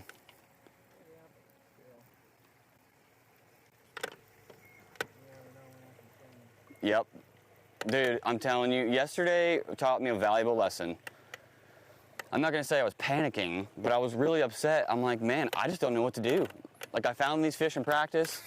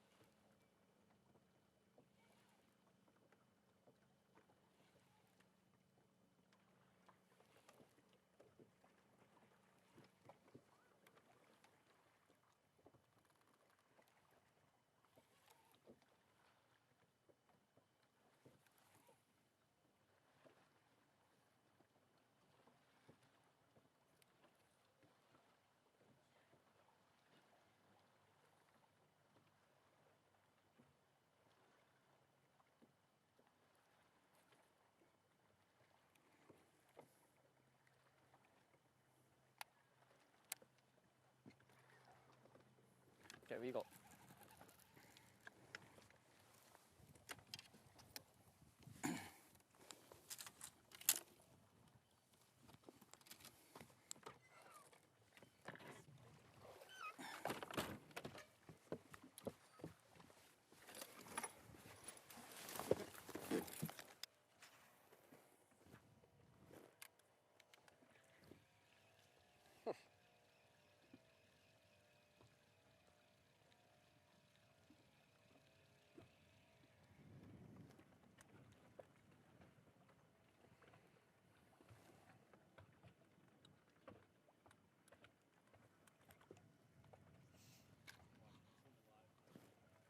All right, cool. Now that I'm about to leave the crazy little bass, go back out here to these big ones that are really hard to catch.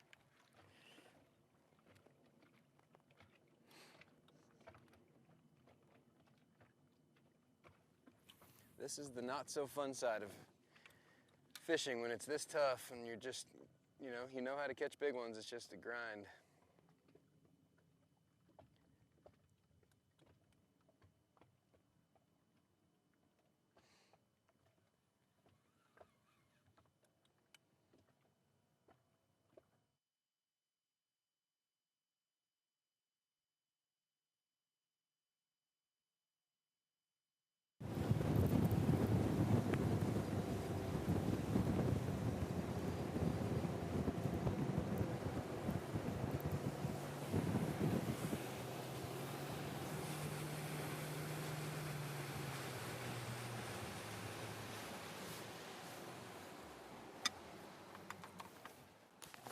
Two little dock stretches. Let's get the old net up there.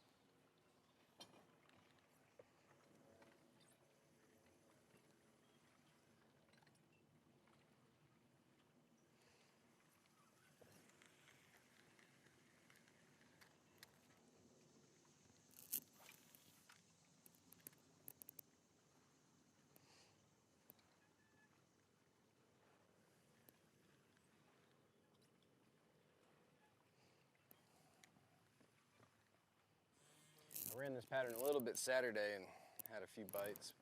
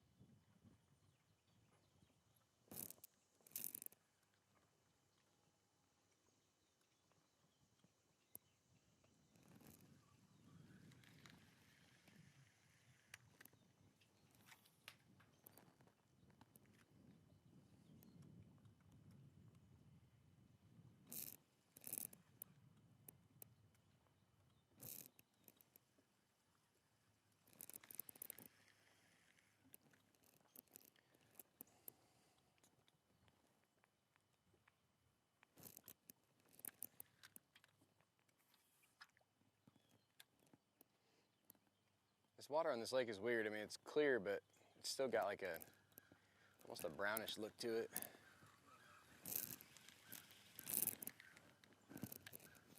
Doesn't have that blue clear look. It was a little more blue on Saturday before all the rain happened. Saturday, Sunday.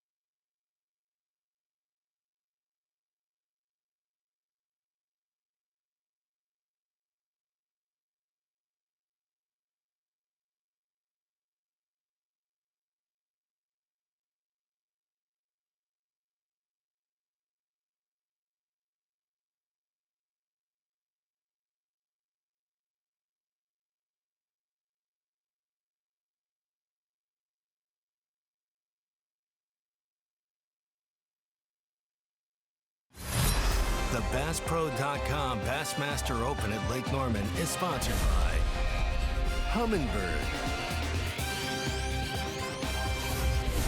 Mercury, and by Nitro Boats.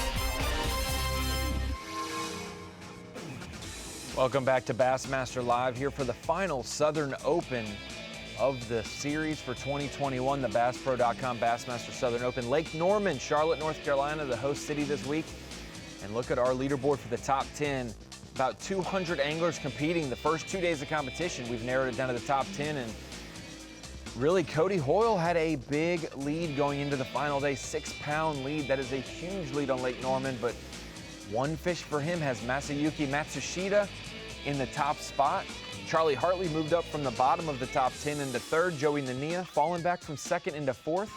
But we have an interesting final few hours of competition here. Ronnie Moore here with Mike Sukon in studio. And welcome into the Bassmaster Studio, sponsored by Marathon. And Such, it's going to be very interesting because every single fish Matsushita puts on his coal, he's going to widen that margin for Cody Hoyle. Yeah, we got one angler just got a limit. We have 5 with a limit. Matsushita just upgraded about a pound. He's 2-7 ahead of Cody Hoyle, who started the day with a 6-pound, 7-ounce lead. Huge he was lead. 8-1 over Matsushita. It's been very interesting on Lake Norman how tough it's been. We've had our day 1 leader catch only 3 fish for 3 pounds and drop back down, and now we're seeing our day 2 leader put together 2 great days, and now he's fallen back down on the final day. He's got 3 hours. He probably needs to catch two good keepers, right? 2.5 pounds? He said on the phone he'd love to have 8 to 10 pounds today and knock it out of the park, but at this point he's just wanting keeper number 2 to try to catch keeper number 3 to then go up to 4. Is it his areas, or is he gotten a little tightened up here, Ronnie? I'm not quite sure. He seemed pretty poised on the phone last night, but that's when everything's going well. When something's not going well, you're not sure. But I do know you can get in a bad rotation at Lake Norman, or you can lean on docks that have produced in prior days, and they may not be replenishing He with had the fall a lot, weather. though. He said he was fishing, I don't know, 100 different areas, different docks. It could be the wrong skip at the right time, the right skip at the wrong time, you know. Shade's a big factor. Bluegill activity under docks is a big factor.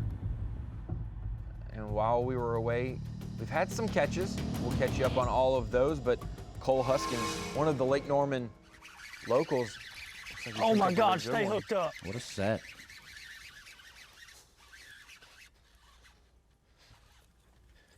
Yeah! God, I've been waiting on that bite. Yeah, baby. Woo! I knew you could keep throwing that buzzer long enough. Whew. Dude, I seen her wake off the bank. Did you see that? I got it. Almost a 3-pounder. Got a little bump on him or something on his back. Weird, like right by his dorsal. Yeah. Yeah. A great spotted bass.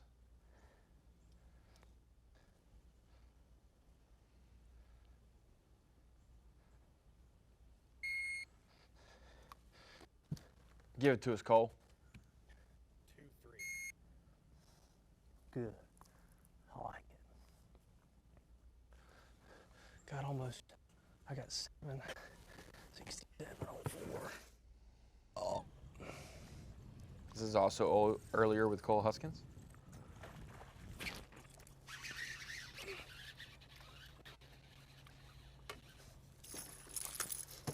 Yes!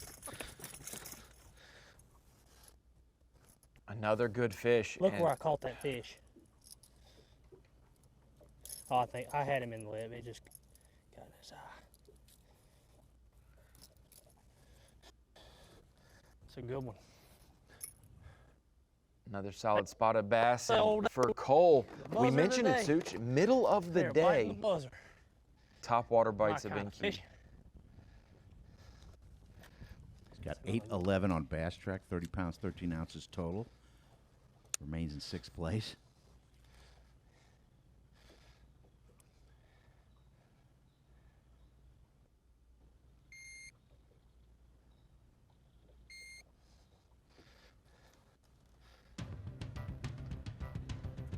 Good little midday for Cole Huskins there. We said Topwater would factor Good looking fish. at a certain point in the day, and you wouldn't expect it midday, but it has definitely shown up. And now we're over to Joey Nania. Started the day in 2nd place, falling back a little bit to 4th.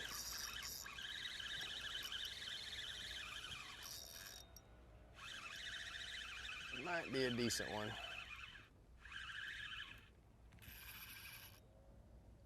Probably gonna help, I think.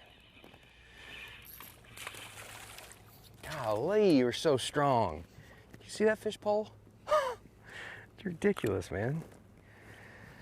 Oh, man, he was in 32 feet on the bottom where the big ones are supposed to be. He's not very big. He keeps, but I don't think he'll help. Man.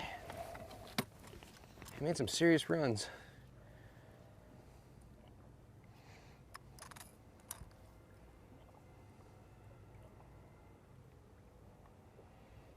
It's the same size as number 2, 1 pound, 2 ounce. I'm gonna balance beam him just for the heck of it. That's what the problem is. Culling by ounces, you're trying to get the most that you can possibly get. David Williams still hasn't gotten a limit yet, but this one will help the cause for sure. It's number 4 coming in.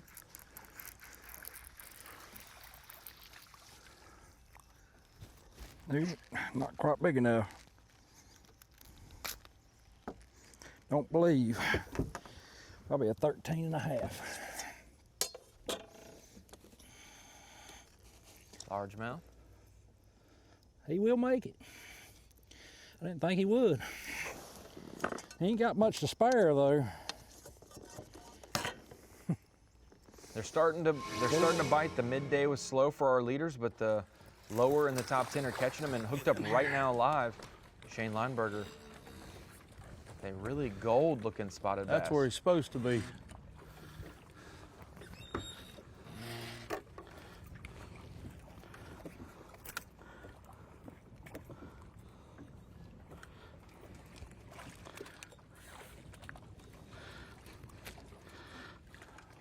He had that. I hope he's long enough. He's definitely fat enough. He had that 3-pounder early. That's what can happen. You can catch one so early and think it's going to go great today. And you hit 100 more docks and you haven't caught another keeper. But second keeper for Shane Lineberger is a welcome sight for him, trying to make a run from 10th place. Sneaking into the final day with the big bass of the event, Such. 5'7" with 10 minutes left in his day. He caught that fish yesterday. That's how it goes down. You got to be fortunate that way sometimes. Back to our leader, Masayuki Matsushita. Started the day in 4th. Has jumped up into 1st with the best day by far. 12.5 pounds limit. He's one of 6 anglers with a limit. The only other one over 10 pounds is Charlie Hartley, who's in 3rd place with 11 pounds even today, coming up from 9th.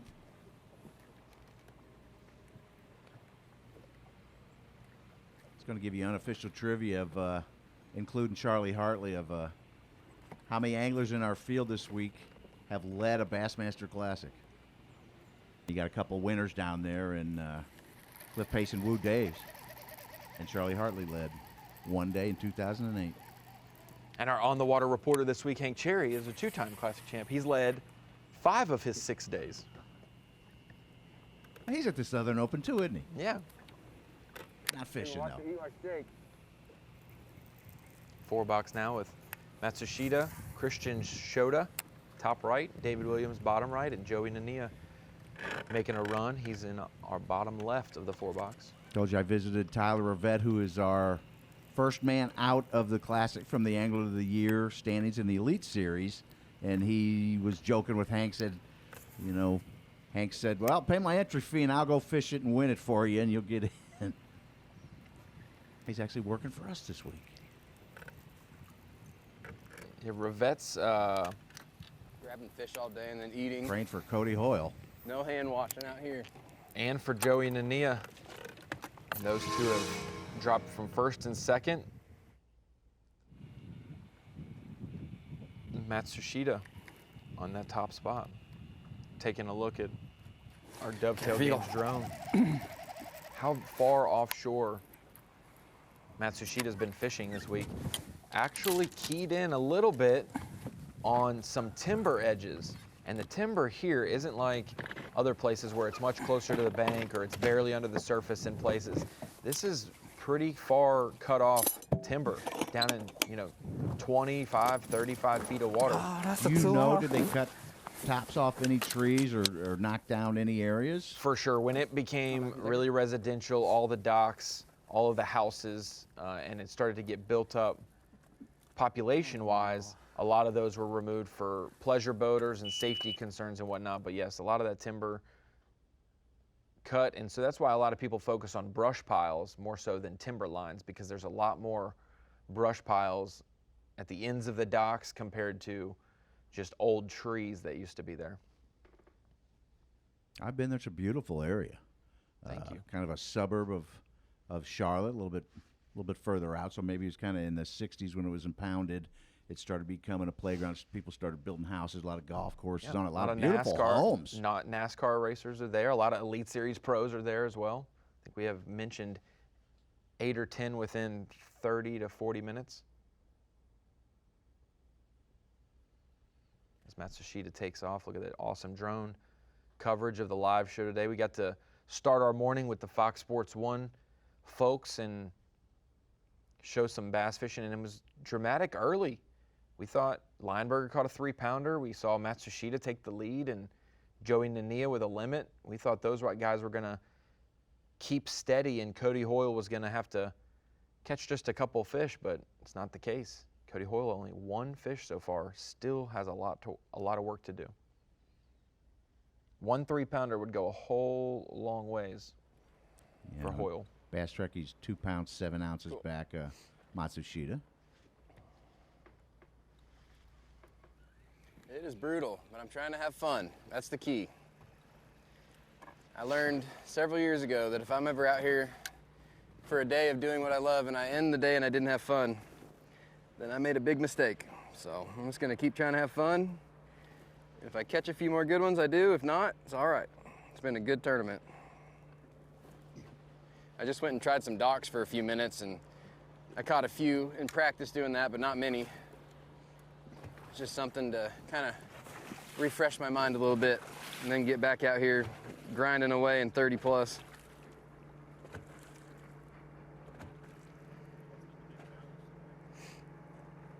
You know, I'm not really sure why I haven't seen more fish, but I'm not totally surprised either. The last few days, it's been really tough in the middle of the day for me.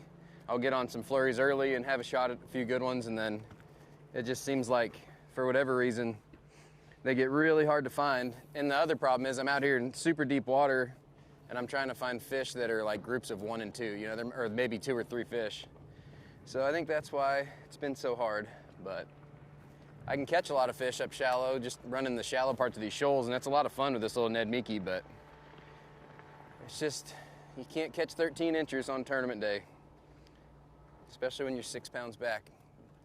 And I might, you know, I've caught a few 14s doing it, but they're just barely 14s, and they're skinny, and they're not these big blimps that live out here in deep water. So I'm just gonna keep on grinding. I wish I could make it more exciting for everybody watching, but that's all right. Got my 8 pounds, now we need to cull.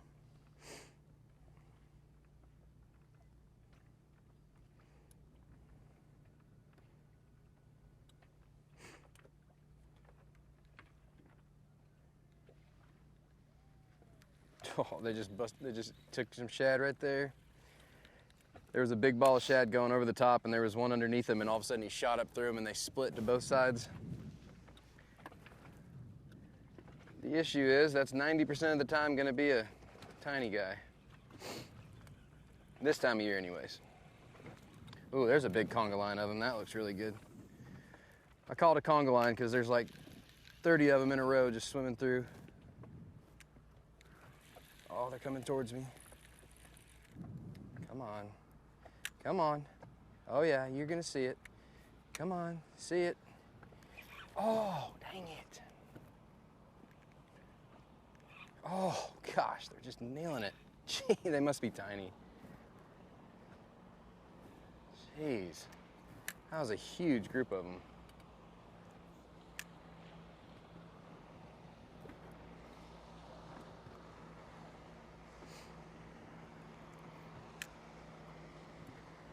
That was like 30 fish.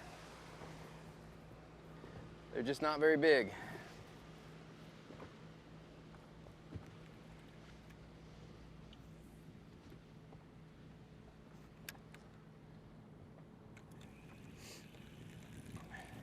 It's amazing, these fish will roam. They'll be up off the bottom just like that.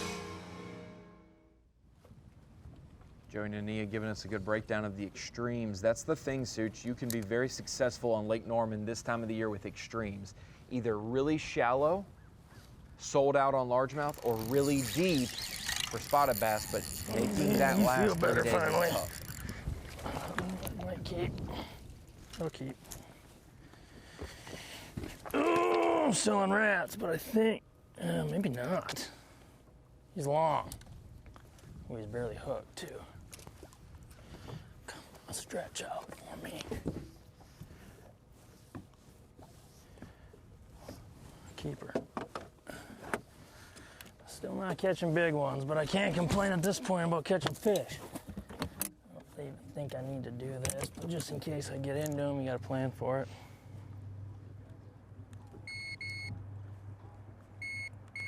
You can tell even by just the slightest bit of that railroad bridge exactly where Josh Douglas is on Lake Norman if you know this lake. But for Douglas, his main goal was my lunker of the day. Pounding a on quarter. day 2, Such, wasn't it? Yeah, to make the elite. Not just everyone can catch pounding the quarters out here, you know. Qualifying for the Elite Series. Going at your bud. Douglas, the 3rd and final qualifier, even if he falls to 10th place where he's at right now, he will qualify by 1 point. David Williams will end up being our Southern Open Tour champ. Jacob Fouts, big day yesterday to climb back in. Huge rebound. To the elite. From 79th to 20th, Josh Douglas 4 points ahead of Blake Smith, our day 1 leader. 4 points with only 3 spots to drop. Right. So he's got it. And it's the elite invitations are settled. Nania got that conga Bigger than line the last one, but I don't think he's huge. to bite. There's just no doubt about it. When they're really big, they just shake their head so hard and pull like crazy. Just another healthy little spot. Not gonna get it done. There's a lot of fish down there. I haven't fished this place since day 1 of practice. They're all swimming that way now. These crazy roaming bass.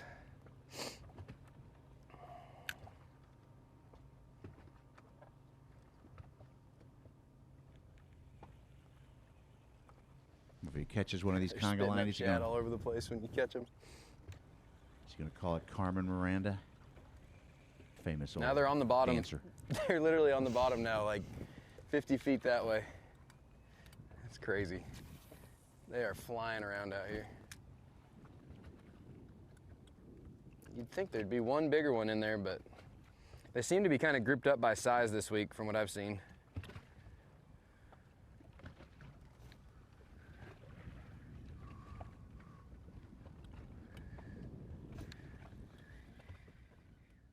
So he's got 8 pounds. He's almost 3 pounds out of the lead, and he scored 12 pounds on almost 12 pounds on day 1 and almost 13 pounds on day 2.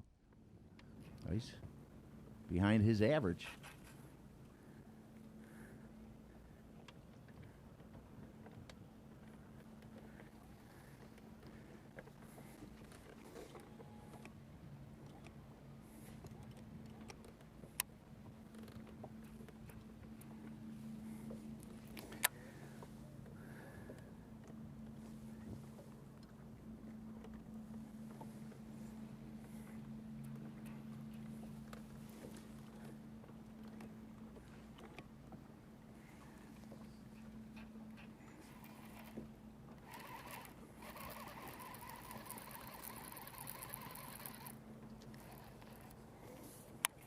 Half our top 10 have limits, Ronnie. Day 2 leader Cody Hoyle on 1 fish, and Christian Shota, the only other one on 1 fish. Everybody else has at least 2. You don't see very much activity, but when you do, they're big ones. It's so hard to graph stuff like this too and find them because there's just so few of them out here. God, you just got to keep panning. Missed it.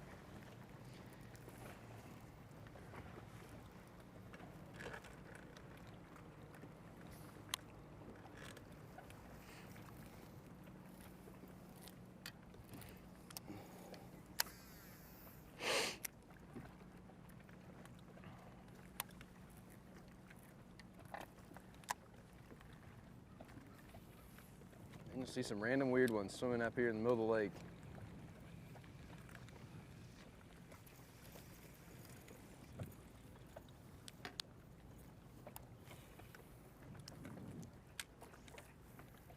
I love the techniques. On the left side of your screen, you've got 2 anglers fishing well offshore on the main lake. On the right side of your screen, you have 2 anglers getting as shallow as they can get around the nooks and the crannies of the docks. And yeah, like you said, you can see David Williams where he's kicked up dirt at the end of a dock. Lake Norman is a couple, looks like it's at least a foot or more low right now. Not a lot of rain this summer. I had some in practice, though, so I don't know if that put a little color in the water. Some guys reported it did in their areas.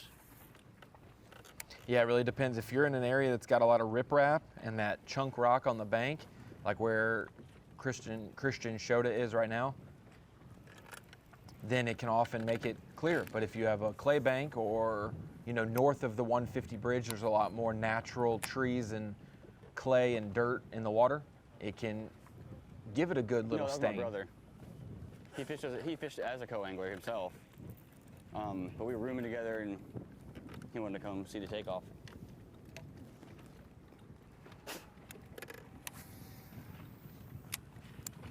There's a ton of fish right there.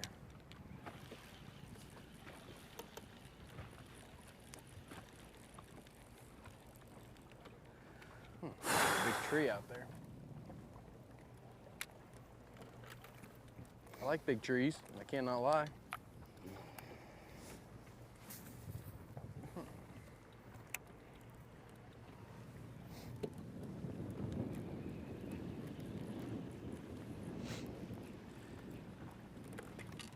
Like you Looks said, like there's some Ronnie. big fish in that tree, whatever it is.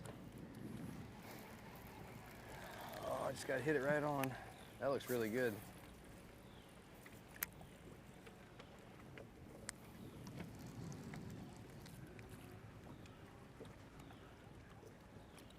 Talking about Shane Lineberger's Oh, I late. need a giant to come out of there, eat.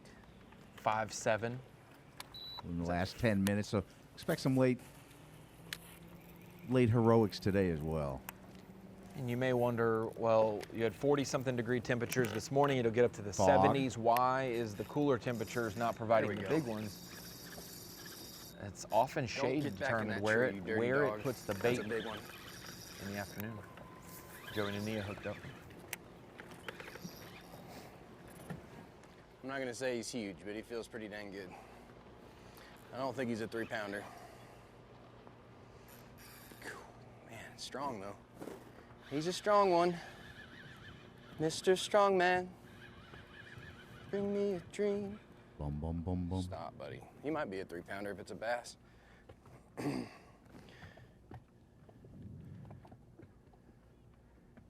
Golly, this fish is angry. He's coming up like a banshee. Oh my gosh, that's the biggest one I've ever caught on this lake in my life. That's a good one. That's like a 4-pounder. Maybe not 4, but he's a toad. And he's not mine yet. He is now. Look at that tank. That is a walrus on the 40-foot tree. That's by far the biggest one I've caught all week. That is an absolute mule. Look at that thing. Whew, I think that one will cull. Oh, that one might cull a little bit. He had 3 more with him, 3 or 4. That is a tub for Lake Norman right now. Look at that thing, it is built. Oh. Ooh, that felt good. Jeez.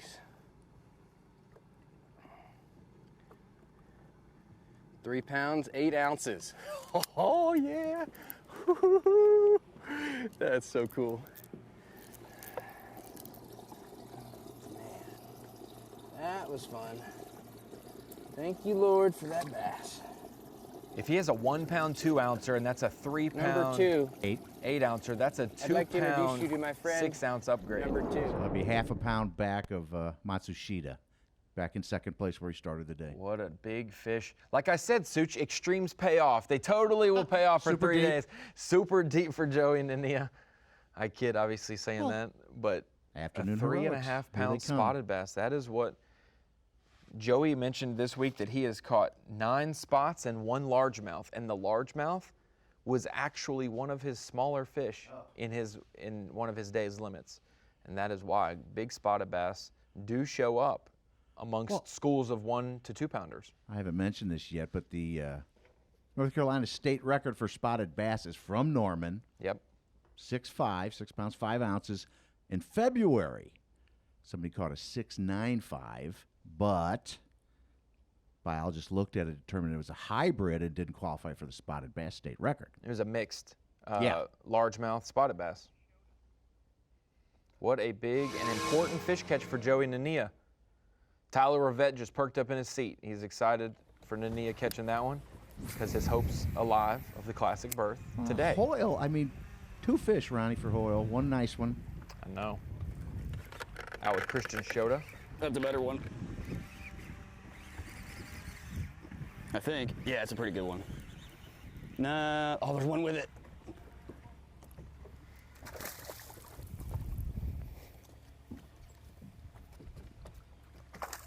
Got him. There was like 3 or 4 with it. That's that wolf pack. It could have been, I wish they were a little bigger, but I'll take them because we are on the struggle bus.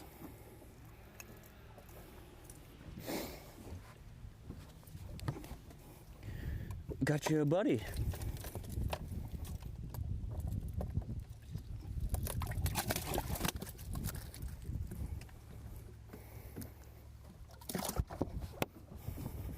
Good second keeper there for Christian Shota.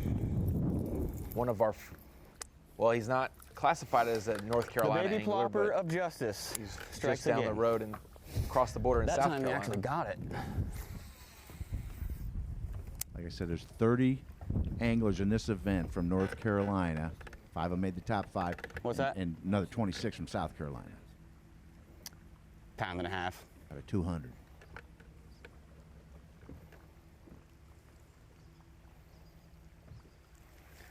That's what we like to see right there. Better than 0.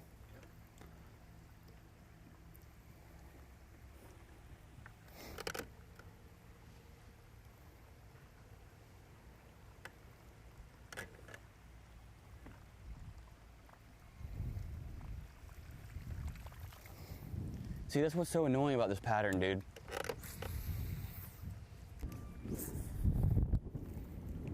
You know,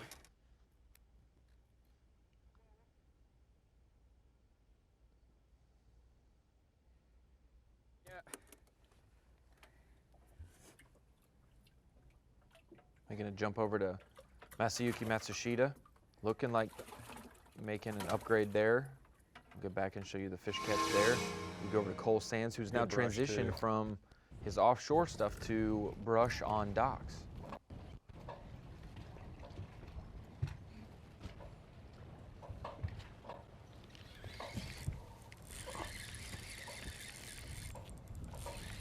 Little, I think. Yeah.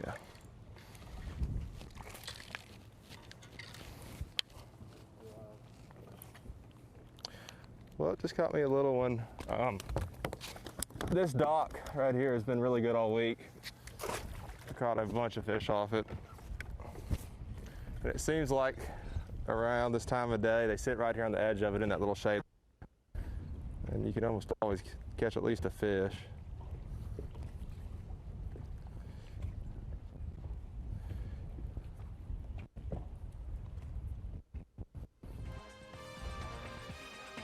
Cole Sands give us a breakdown of that dock that's been so good to him this week, and we've got a race now, Such. Tight on the top. Tight up top, Masayuki Matsushita holding steady. Joey Nania catching that good 3.5 pound spotted bass, vaulting himself back to where he started the day in second place. Cody Hoyle, this is the farthest he's fallen all week, basically. Third place. We'll see if he can rebound when we come back. You're watching a Fox Sports presentation of B.A.S.S.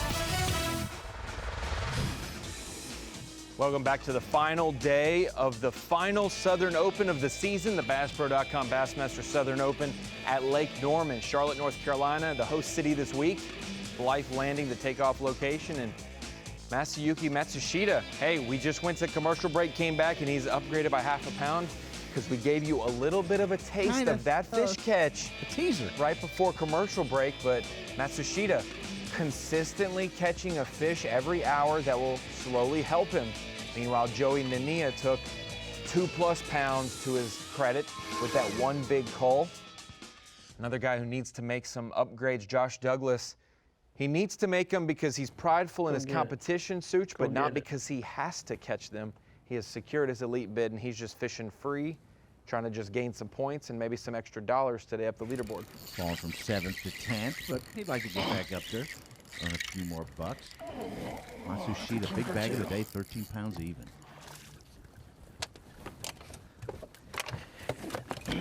Ouch, got me with my tungsten weight. Oh, stop.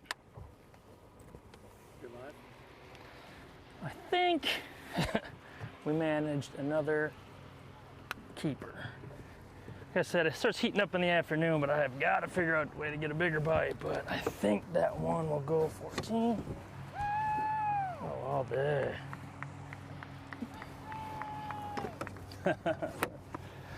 You gotta love Lake Norman, man. Charlotte's pretty awesome. They welcome us here.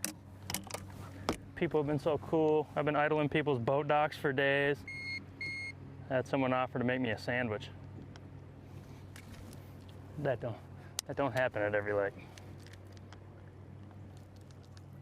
It's awesome to see Josh Douglas having a good time, even on a tough day. Another fish in the box for him, and this was the fish catch we alluded to. Check the rod tip. Yep, that's a bite. Fishing in 30 feet of water. That's a Sheeta. Culling up ounces, but every ounce he culls up just prolongs the odds of Cody Hoyle being able to come back. Got about a half pound on this fish cull. Yes, sir. Change your bass. Yeah. Beautiful.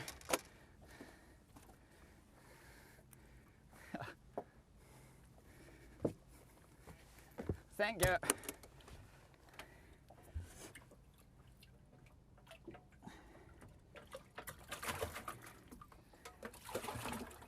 You always wonder how big of a player some of these anglers are. They win an open, show up to the Classic, you know, maybe don't perform as well, and you wonder if that was just a drop in the bucket or a flash of success. Will they continue that? And Matsushita's showing you, yes, this year he is doing very well in the points and is in position to win another open today. Won't get the elite invitation from the Southern Opens, Ronnie, but he can certainly do it overall. He is 4th place behind Jacob Porosnik, Tommy Williams, and Sam George. Daisuke Aoki's 5th overall. 3 more elite invitations are going to be extended from the overall points from the 9 opens.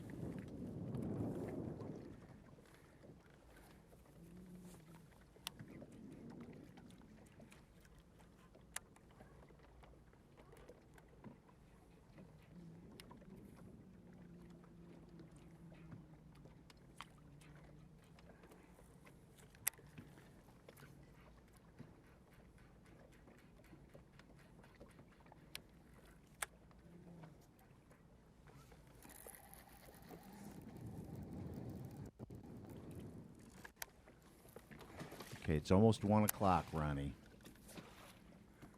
12:38 Eastern time, yep. 2 hours left to fish, and Cody Hoyle got to be feeling a little tight right now. Day 1, 14.9. Day 2, 16.9, the big bag of the event. And today, 1 fish for 2 pounds. He's about 3 pounds out of the lead.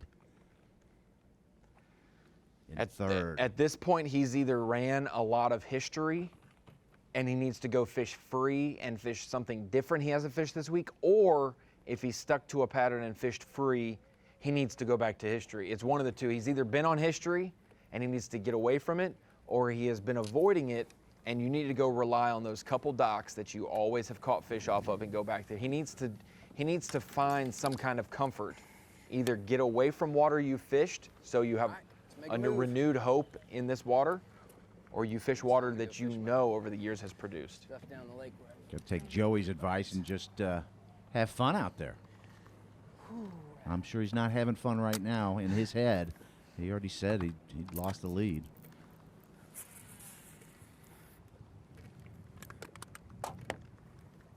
I can't imagine the pressure. Bill Perkins, who won at Oneida, told me that.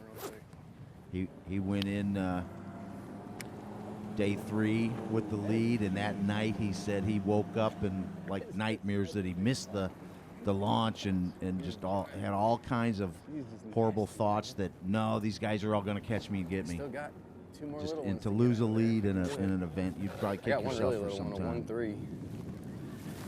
That was like almost a 2.5 pound call. That was huge. Was indeed a huge call for Joey Nania. We're not going to go very far. We're just going to handle right up here. Their deep bite is getting them right, Ronnie. These two right here.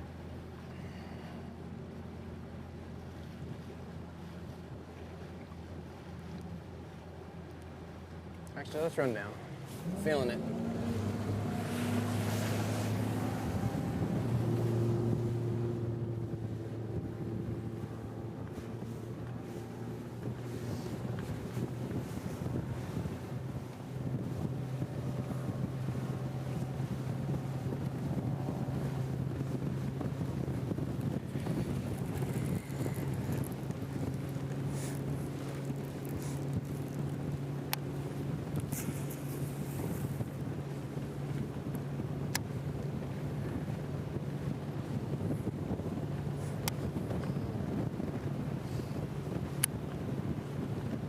One, two on the leaderboard, like you mentioned it, Such. We got a guy fishing 20 to 30 feet of water on timber with a football jig and a living rubber jig. And then you've got a guy doing basically the Demiki rig, but in warmer temperatures, just moping, as Jeff Gustafson calls it, dropping your jig head minnow bait down to the desired depth that those fish are in. And Joey Nania mentioned he's throwing a 3/16 ounce Z-Man finesse size. That's the jig head with a 3.75 inch Z-Man streaks on it.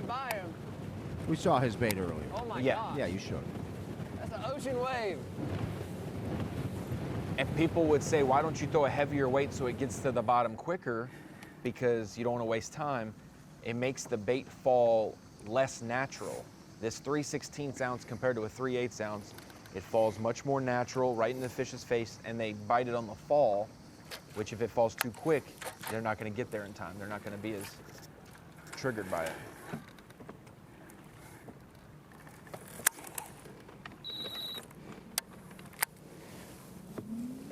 So what's the best way to work that after that first initial fall, Ronnie, if you don't get the bite? Hold it right in their face till they bite it. Just hold it in their face. Hey, spotted bass are like a room full of kindergartners. If you bring a cookie into the room, all of them are going to come hang out with you, Such. They're going to want that in a classroom setting. You know what I'm saying? So with a spotted bass down there, you drop a bait in front of their face. One of them is going to move, and the rest are going to move with it. That's why you see them miss one, and then we pan away to another angle, and they have one. They've finally triggered that one to commit to the bait.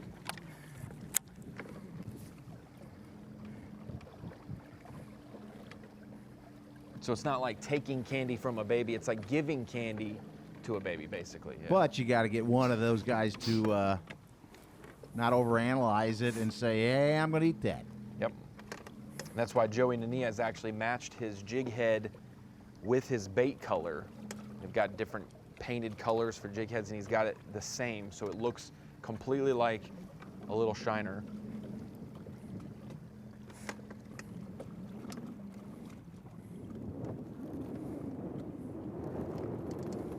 One big thing that's been happening is the moon set has been much farther into the day. You know, that 9 a.m., 10 a.m., the moon is still out. Right. Which means it's been shining so bright every night, and these fish have probably been feeding on different bait all night. And a couple anglers mentioned they've been feeding on crawfish throughout the night, which maybe explains why a football jig that Matsushita's been throwing has worked so well, because it imitates the crawfish. So you've got guys imitating shad, like Joey Nania. You got guys fishing bluegill baits up shallow. You've got guys fishing crawfish, imitating baits out deep as well. So a couple different presentations going on this week at Norman. And we'll get the full rundown of the top 10 and the top baits on Bassmaster.com after the event.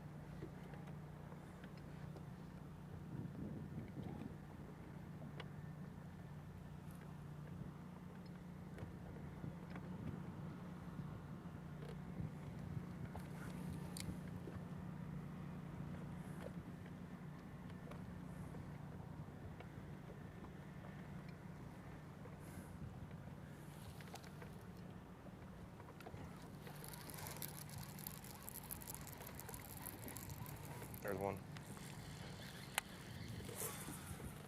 Cole Sands hooked up.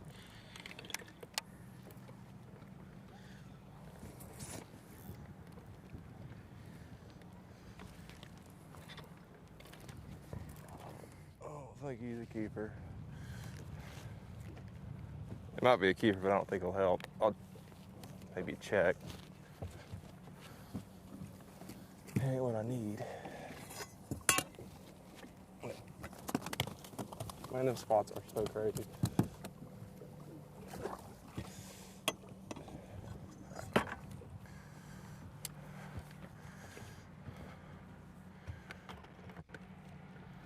I've still got one pretty small one I really need to get rid of. Cole Sands evaluating the rest of his day. Yes, you do.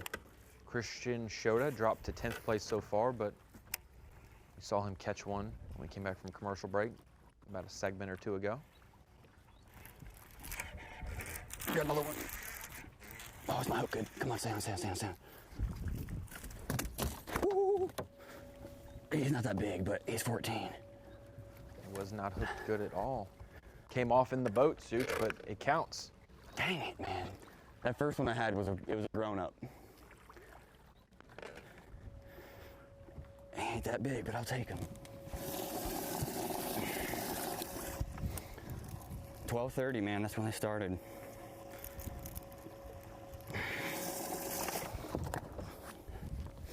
Grown-ups come out to play after 12:30.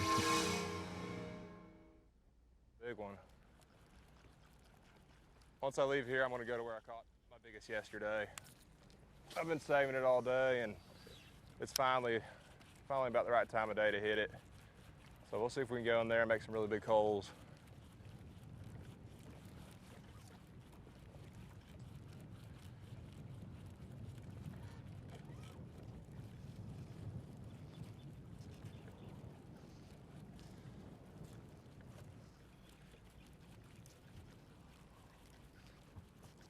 I'm liking that wind a lot. That should break up the water and really help them. I don't think that was a bass, but I'm going to cast at it.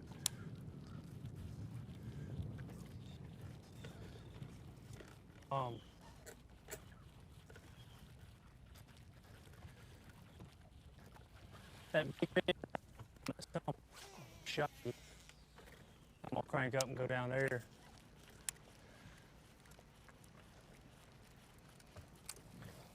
I'd really like to have at least 10 pounds today, though, just to be consistent. You know, it's so hard to be consistent on this lake, and if I could just have over 10 pounds, you know, that'll make me feel pretty good. I need a 3 or 4 pound bite pretty bad. Usually this time of year, about 11.5 pounds a day wins everything.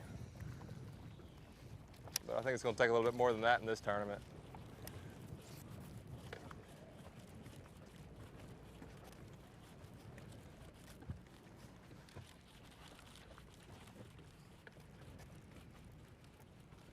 And I've had some missed opportunities this week. You know, I should have had a really good bag yesterday. But I've also had some really fortunate things happen. Yesterday, at about 1 o'clock, I only had about 6.5 pounds. Just going idle That back was there. cool. It's a little one, but it was cool.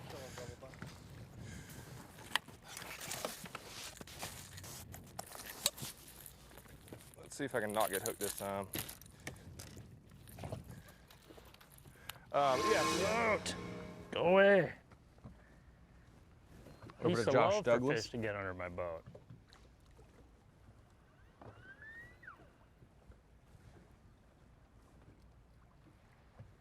feel you. Pick it up. You got it? Yeah, you do.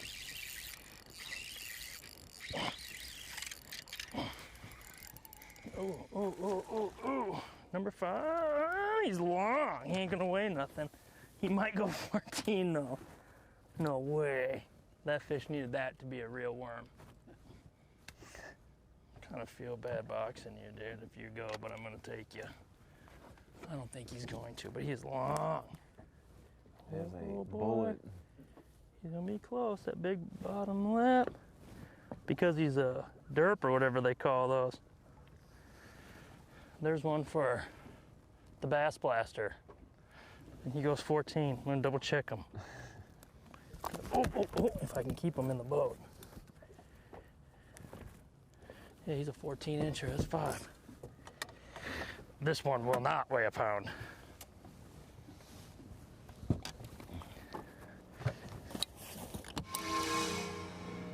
limit for about 5.5 pounds, Ronnie. Josh Douglas is fantastic with his electronics. He's a smallmouth angler that knows the up north game. He actually doesn't mind tidal fishing, does well in Florida.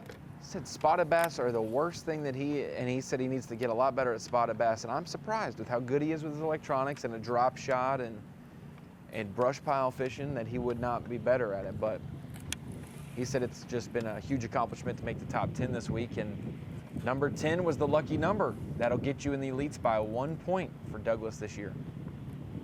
He'd fallen from 7th to 10th. I think he's going to climb back up a spot or two. But he has definitely finished 3rd in the Southern Open points over the 3 events and will earn an elite invitation along with David Williams and Jacob Fouts. Really cool tidbit.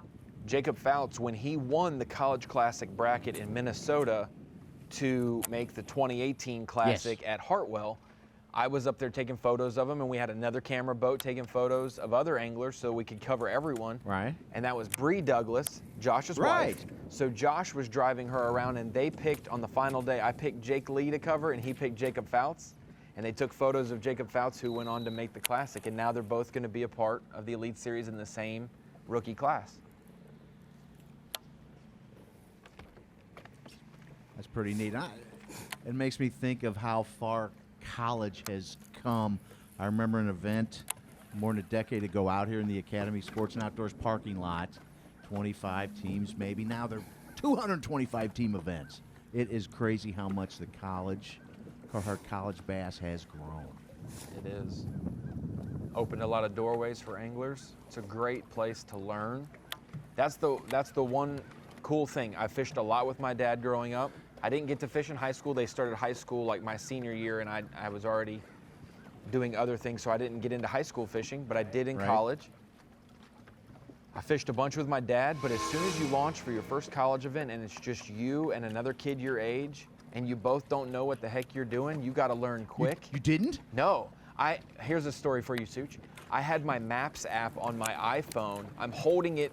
I had my partner holding it while I'm going down the lake to find my spots because we didn't have a graphic GPS in it. Well, there's equipment So there's issues. definitely, it's very cool to see the growth of it.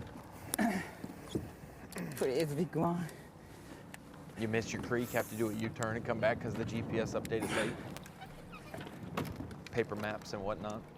Seen guys with electronics miss their creeks, right? That's true.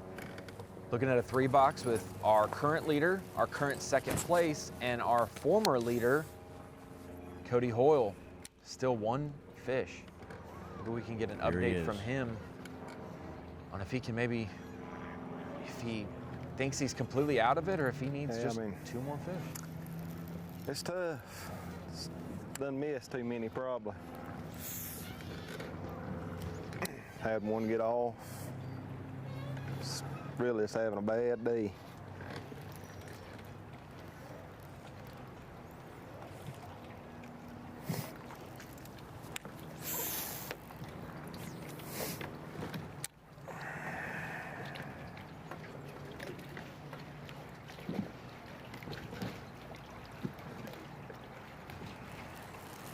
Bass Trek has him 2 pounds, 15 ounces back on Matsushita, who started a 8-1 back.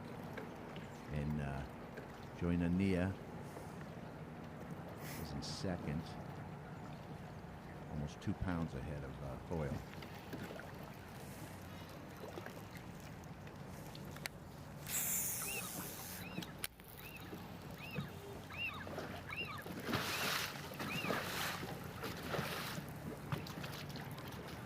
You can see this.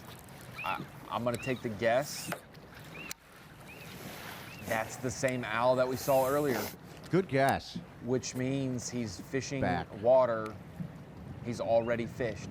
So he really has confidence in it. But if you're Cody Hoyle and you've put 14.5 pounds in the boat on day 1, 16.5 pounds on day 2, and you've caught some fish or missed some fish around places this morning, how many times can you dip from that same well?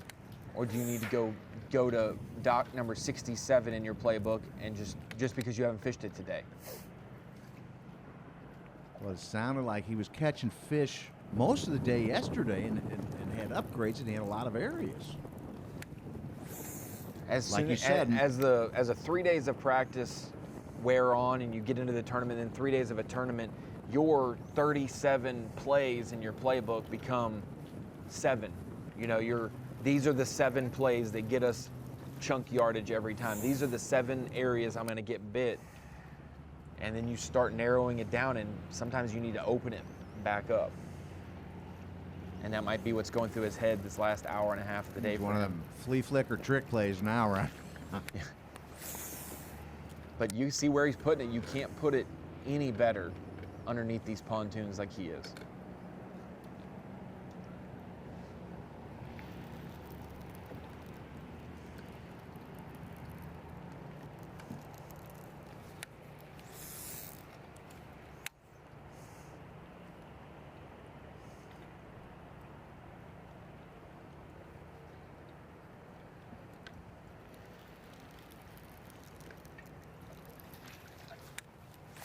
I feel for a guy. That has got to be what you'd lose sleep over the night before this. What if I don't catch him and I lose a 6-pound, 7-ounce lead?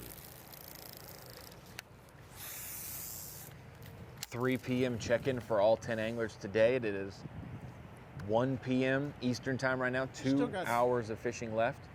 I don't know. When did he catch that 410 yesterday? He had 12 to 1. 12 to 1 was his time yesterday. When he went, Well, he had 3 fish before 11, and then 12 to 1 he caught the 410 and another 3-pounder, and then he slowly made upgrades. You know, the last hour he made an upgrade or 2, but that 12 to 1 was his 2 biggest fish. I found it amazing he only has 1 keeper today, a 2-pounder.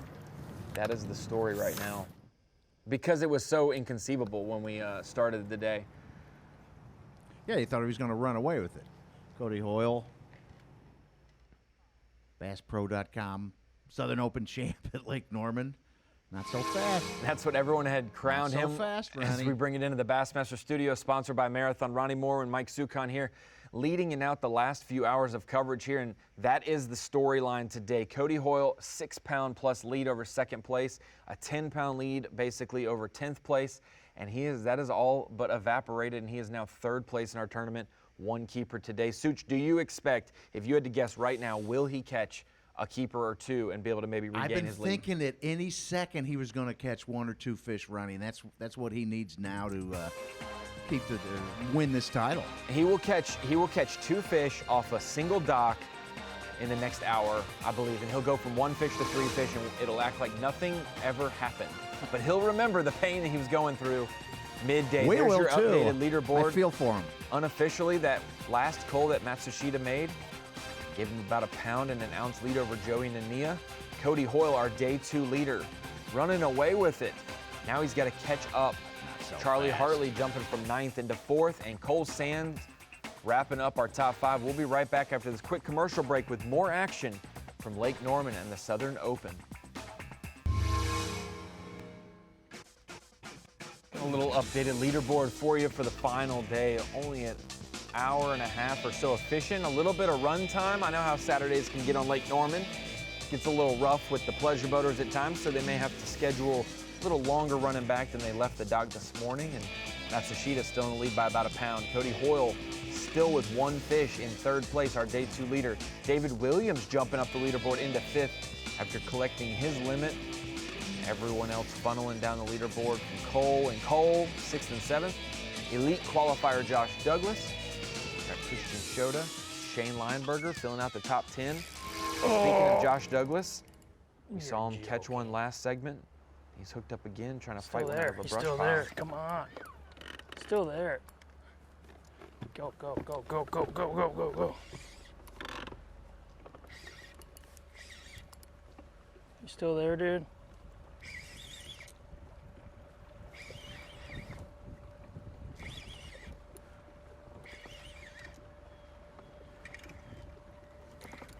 Oh, come out of there. You're still there. You're still there. Oh, you're kidding me. Now I'm going the wrong way, dude. Get out, get out, get out, get out, get out.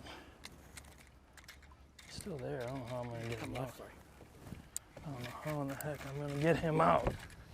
I keep getting in this situation with Ronnie and live. Come on, I can feel you. Come out. I'd like to say it's a good one, but you never know in the brush. Remember the heartbreak Come last on, year? you're still there. Come on. Such at Sam Rayburn, he lost by Yeah. about a pound, broke off a really key fish on the final day in the brush. You don't need to go back and think about stuff like that. No. And you don't need to associate my name with bad Yeah, well, luck yeah, either. no, there he No, I'm does. just kidding. Can I ask you, we haven't seen a lot of Saturday traffic. I wanted to ask you how bad it gets on a football Saturday. Well, if I can do my best to get Josh Douglas some good luck, I'm hoping for the best here, and I don't know. And he's still trying to Hope figure it out if that swims fish up. is on or not. That's the way brush pile fishing can go, though. Haven't Light felt it in a line, minute. drop shot. If you don't, like Cole Huskins mentioned, if you don't set the hook as soon as you feel them, they can swim off and tie you up in the brush like they did here for Josh Douglas. Bite a pile. There's no way to tell if it was any big. You're not live, but they're watching you. Oh, he came out. He came out. He came out. He came out. I knew it. Good luck, Such. I promise you that's not what I lost at Rayburn when I lost that tournament. Let's just go to the next one. We blew that one. He did say that on the phone last night. He said, hey, I've gotten a third at Douglas earlier this year. I've gotten top fives other times. I got second at Rayburn last year. He said, now that I've qualified for the elites, I know I'm in seventh. I know I don't have many fish left in my pattern. I'm going to just do my best to try to win one because I've just came so close over the years. And he's like, that would be the only thing that he's left out on the table in the opens is not winning one. So he's trying to win this one today. Yeah. Not the fish he's got today. He's got 5 No. for 5 1/4, Yes. Ronnie. Hey, he did say, quote unquote, Ronnie, please tell me I made the elites because I'm out of fish. And so Right, that makes last sense night, that yeah. he's got 5 for 5. He is not. Right. His pattern has Makes dissolved. sense. Well, now we see a little traffic back there, but I was going to ask you on a football Saturday, how bad can it get? You know, where it's Oh, North Carolina's got terrible. We got terrible football teams this year. Don't worry. No one's watching those games. It's okay. They're all enjoying the last. the alums go to stuff like that. and Yeah. watch 'em. Well, it's 70 degrees. It might be too cool for some pleasure boaters Right. today. That's what I was but thinking. Some. Normally, after Labor Day, you're supposed to put your boats up for party boats. Labor Day is the day that you put Right. your boats up. But But we've had a longer summer, so they probably kept them out. Maybe next week they put them up.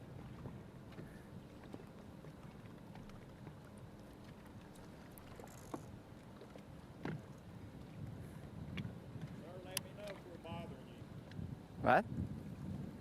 If he's in your way, let him know. What? If he's in your way, let him know. Wait. If he's in your way, your fishing way. Okay. I want just here.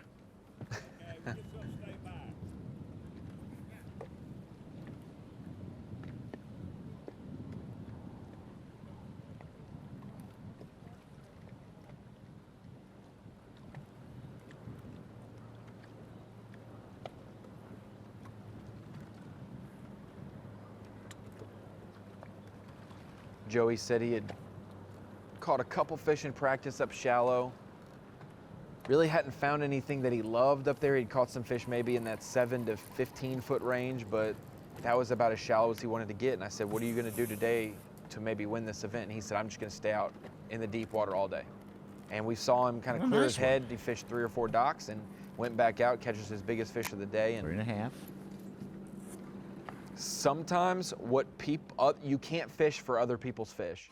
You can know the leader is fishing docks, and if that's not your gig, you just have to go do what you do best. And that's what Cody Hoyle's done. He's sticking to what he's done best this week.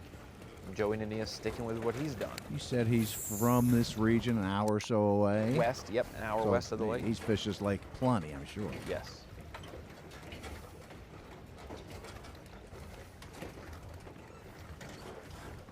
The biggest bag of the event yesterday. Get the bait. Stay down, baby. Stay down. Stay down, baby. Get in the boat. Close. Yeah.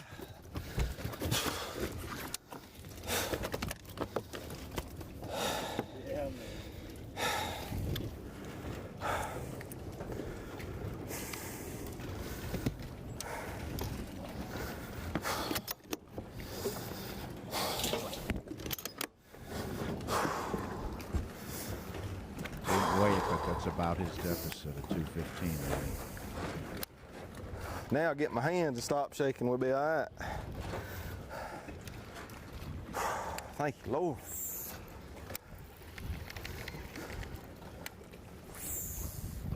Love Cody that he's fishing that same slip Yeah, every once bit of again. it. Multiple fish in these slips. Faster than you predicted. He's a real high 3, a 390 or something. Wow. Look at my hands, dude. That is a great fish to boat flip for sure. 3.5 pounder at least by him. That's what his observation was, and that would be the entire deficit, dude. It's our 4th lead change of the day. Feels pretty good when you had a good bite. Oh, a couple hours.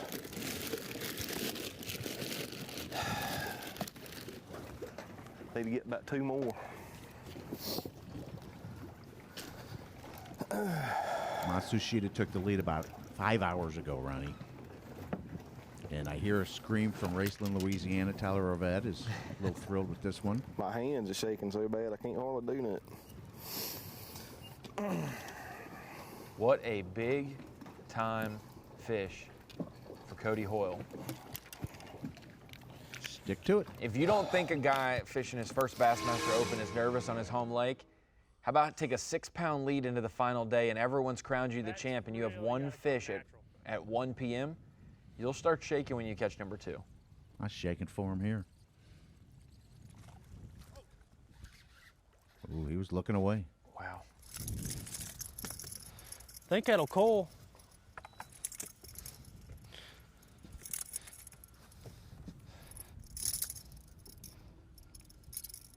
Right at the boat. Buzzing him up.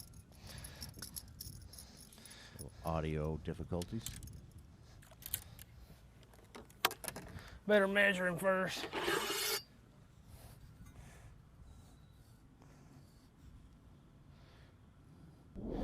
$15. Let's watch this blow up again. He's looking to the right. God, I cracked him. And that's how fast it happens. He set the hook as soon as he felt yeah, it, this is definitely and gonna it was fall. already 3 foot deep. It already swam down that far, that quick.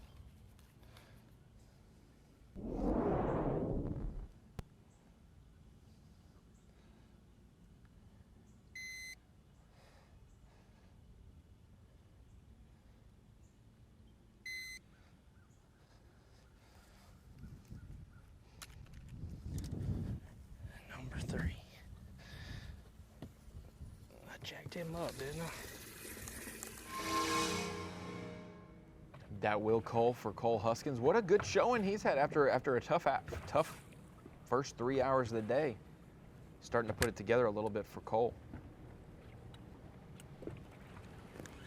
Oh. Shoot.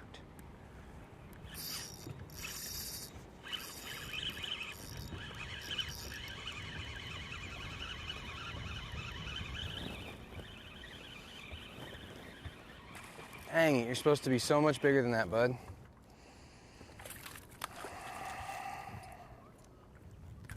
Dang. I really thought that was gonna be one of the right ones, for real. Oh, man.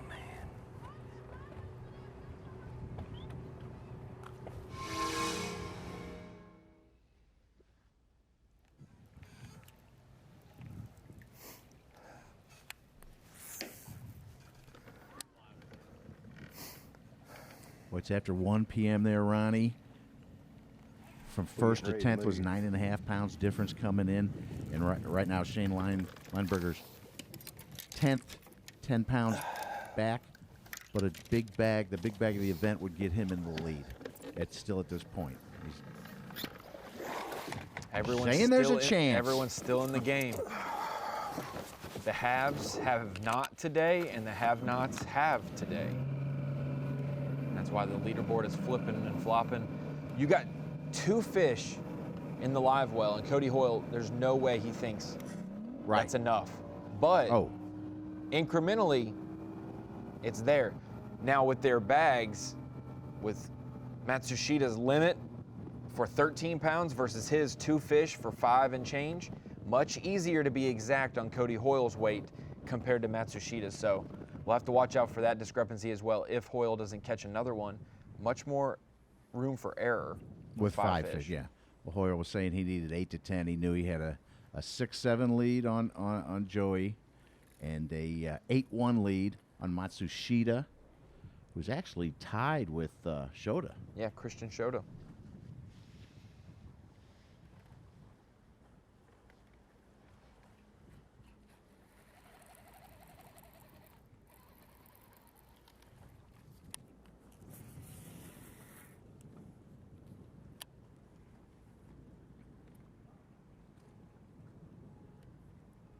This time of the year, we mentioned it, the winning weight, 37 pounds and change is what it's going to be normally. You can have 13, 13, 12. You can have 11, 11, 14, however you want it to be. You can have 14 and a half to 16 and a half and then 2 fish. But you're going to get to that 37-pound range. That is what it's going to be late September, early October at Norman for 3 days. It's going to be what it's at. That was the 2014 Open. Winner had 37.10. Yes. And we had a in October. We had very early October, yeah. October 2nd through 4th. We had a very big lead going to the final day for David Williams. He said that on the phone. He said, any one of us in the top 10 can come up and beat Cody because I've been there. I gave up the lead on your home lake. You're never supposed to do that. And he's like, it's that easy in the fall, late summer, early fall.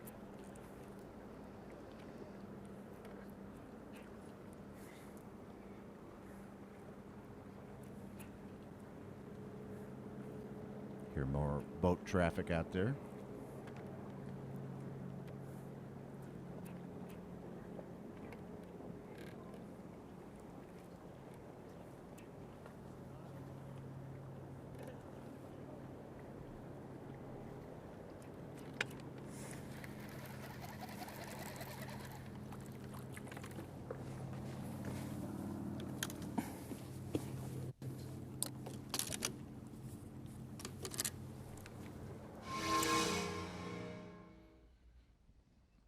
Out with Josh Douglas after I brought him good luck landing that brush pile fish. Did he land it or did you land it? Wait a second. I didn't want him to not land it, that's for sure. Would have heard about that again. He hooked up again. Gotcha. Uh-oh. Uh-oh, what do we got here? What do we got here? What do we got here? What do we got here? What do we got here? That's a good one. That's a good one. Nice one. Come here. Get in here. Thank you. That took a little convincing. Largemouth. I got me a largemouth. Mr. Green Jeans. That is definitely a 14-incher. At this point, I don't have to weigh that one. I'm just going to get rid of, what was it, number 5? I'll know as soon as I see him. Where are you, number 5? 5. Hey, boy. 1, 2, 3, 4. Looking at Bass Track online, Such, there are multiple anglers lit up in green because it's starting to fire this last 2 hours of the day. I'm not going to say I told you so, but there's something about this week, the last 2 hours have been key. And look at this, another buzzbait fish. That's 4 or 5 quality keepers for Cole Huskins on Topwater.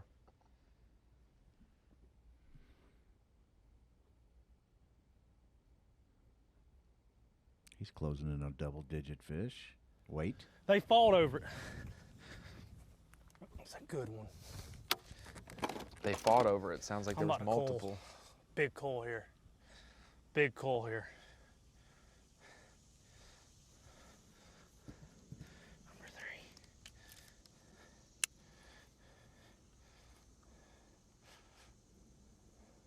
Coloration very lovely on these fish.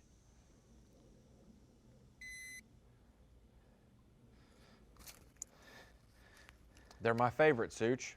Largemouth, smallmouth, spotted bass. I love spotted bass. Can you imagine 6-pound spotted bass though, the fight? I couldn't imagine that. Oh my gosh. I've caught a 4.5 or 4 1/4, and I thought it was going to pull me in the lake. Mm-hmm. Cody Hoyle in the lead right now. Would love a little bit more room. He doesn't know he's in the lead either. But after a slow morning, only one keeper. Just put his second keeper in the boat about 15 minutes ago. 3 3/4 pounder. The right fish. Yeah, Huskins called up to 10-10. He's in 4th place right now. Matsushita has a big bag today, 13 even. Charlie Hartley, 11 pounds even. Huskins, 10-10. Joey Nania, 10-6.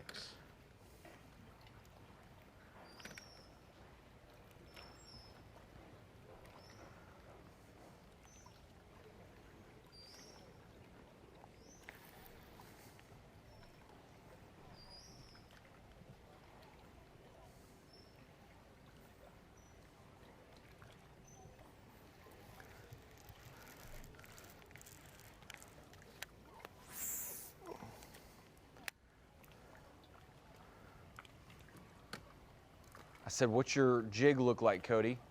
Do you have it dyed up like a bluegill or do you have it dyed up like a crawfish? And he said, it's been more of a green pumpkin and orange kind of week, which orange can be with some bluegill.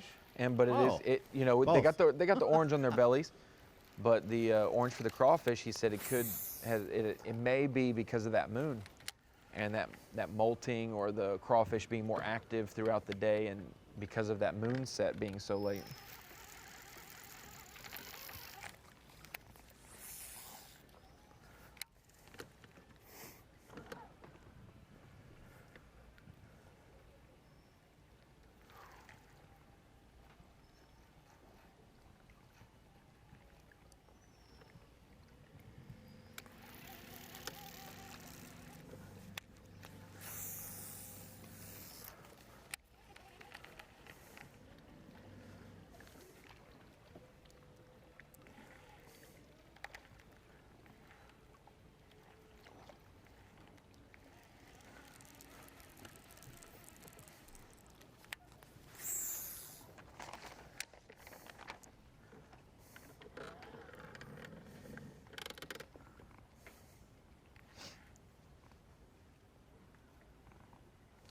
Good to see some young kids have their plan come true.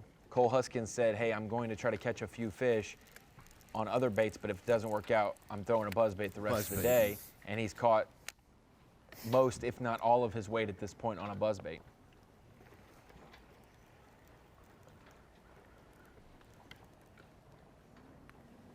A little extra cash climbing from 6th to 4th right now if it holds.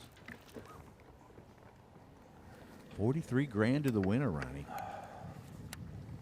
Imagine entering your first B.A.S.S. event ever and winning. That's got to be just like the dream of dreams, like Bill Perkins told me.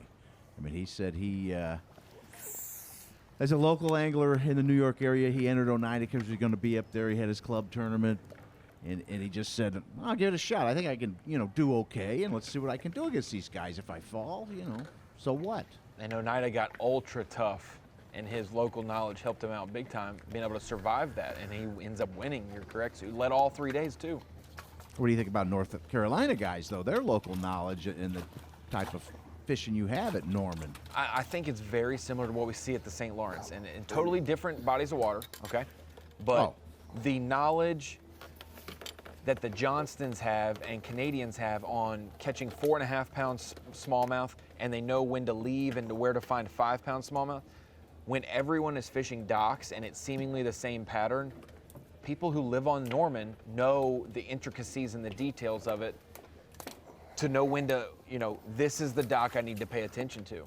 And you catch one off of it. And then hey, I'm gonna pitch a couple more times in there, and they catch a couple fish off of it. That is the little intricacies that can take you from 10 pounds to 11.5 and separate yourself. Well, I've been reading a lot of the Hank Cherry tips, and it's knowing when to pass on that dock because it's doubtful, whatever bluegill activity. And you mentioned giveaway tips and getting people mad at you about the dredge docks where they have the deeper depression that the fish can hang out in. Yeah, you could fish 5 small pockets on Norman, and it'd take you a whole day if you picked off every single dock.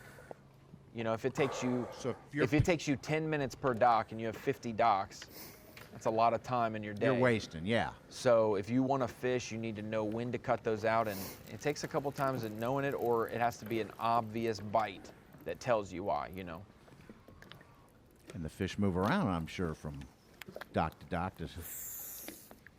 I looked up dredging, Ronnie. It costs 10 grand a day to dredge. I'm sure it doesn't take a full day to dredge out a little canal, you know, 10 feet wide by 30 feet deep. I'm sure it doesn't take a whole day, but $10,000 for You a full said for day. Christmas you were going to get my dock. I dredged am. I'm for going me. to dredge your dock, I Ryan. appreciate that. But only a foot of it. I got a shovel. I'm gonna Okay. bring. I'll just hand dredging. I've actually done that. My dad's like cleaned out a little back area. Hard to keep the soil and the water from washing it off your shovel.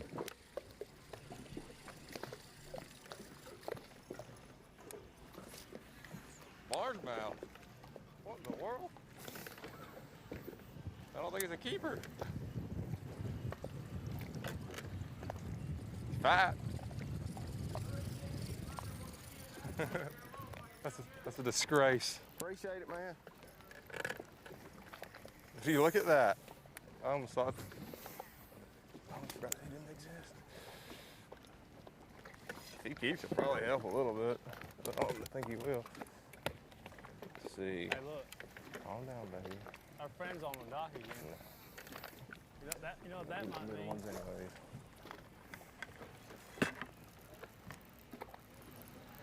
I know, dude.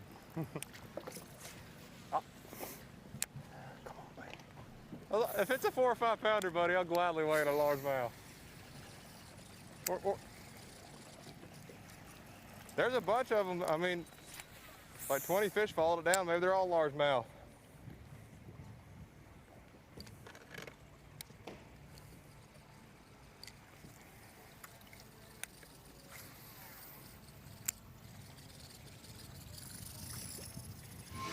You know what we're missing, Such, out of that 4 box? Little Josh Douglas. Maybe he'll talk about how I'm bad luck again. But I was good luck this time, so. But it was about a Or a lot of Josh Douglas. 7-ounce spotted bass, so it wasn't that much luck. Oh, you just get picked up. Oh boy, that's her. That's her. That's her. Stay on, stay on, stay on, stay on, stay on. Stay on, stay on. Come here. Come here, come here, come here, come here, come here. Come here, come here, come here, come here, come here. Come here. Ah, I got you. Ha! Finally I got me a largemouth.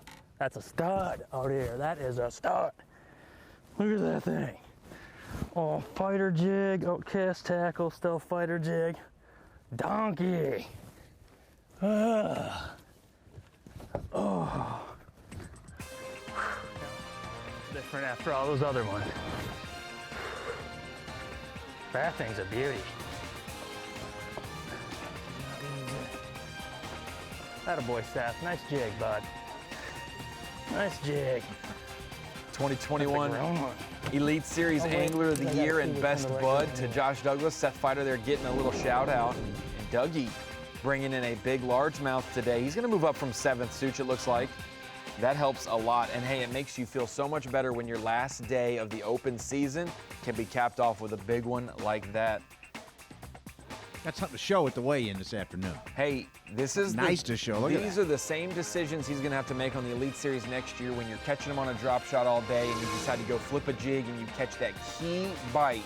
That is the one that propels you. And right now, as soon as it updates after commercial break, Josh Douglas should be much closer to that 7th place, maybe even 6th place, depending on how big of a cull it is for him.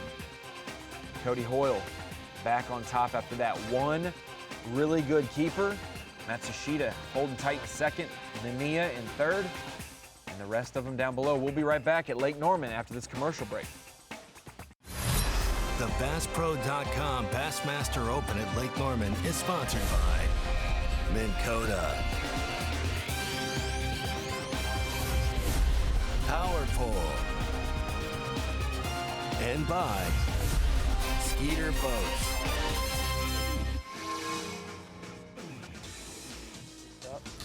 Oh boy, that's her. That's her. That's her. Stay on, stay on, stay on, stay on, stay on. Stay on, stay on. Come here. Come here, come here, come here, come here, come here. Come here, come here, come here, come here, come here. Come here. Ah, I got you. Ha! Finally I got me a largemouth. That's a stud out here. That is a stud. Hey, when 11 pounds is a huge bag on Norman this week, those are the fish that make a difference. 3 pound cull, Ronnie. He added 3 pounds to his weight. Remember he got rid of that 7 ouncer. Yeah. Yeah. That was probably around 3.5. Good upgrade for Josh Douglas from 8th to 7th, and he's just ounces from 6th. Meanwhile, our race at the top, within a pound still, it's basically been within a pound since Joey Nania made his cull about 2 hours ago. And there have been, for someone having a 6.5 pound lead over second place, Such, a lot more lead changes than we expected But today. it came off of this front post, and the second post, the front post looks just like the second post, but just a little bit deeper water. It looks like this homeowner plants his old Christmas trees, ties them up to these posts, and we caught a short spot. I can see on the active target there's more fish there. I don't know if it's, man, we threw this outcast fighter jig, cage fighter jig in there, and it yacked it. That was awesome.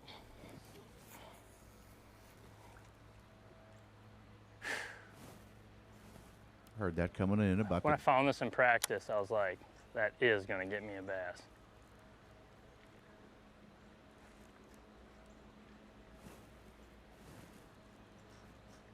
That Christmas tree might be getting a little beaten up now that it's late September, but good news is just in a few months, that Christmas tree will be replenished with a new one.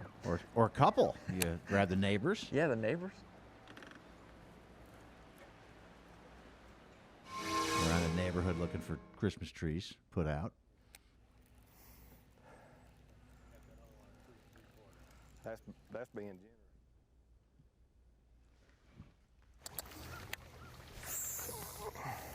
I'm sure he's thinking he has more work to do. I think that he's now reconsidering that big fish. He's hooked up now. Stay down, baby. Stay down. Stay down. Yeah, baby. Wow. Give me some, dude.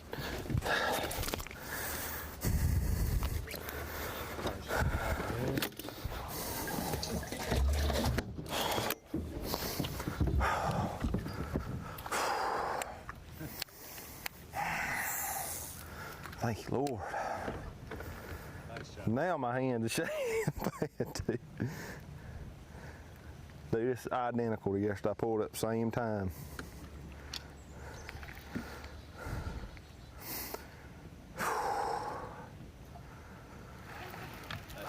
That's gonna be close to doing it.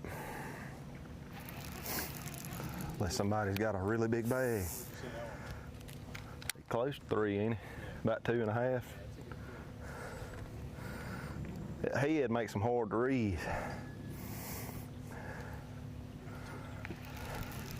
What did that give me?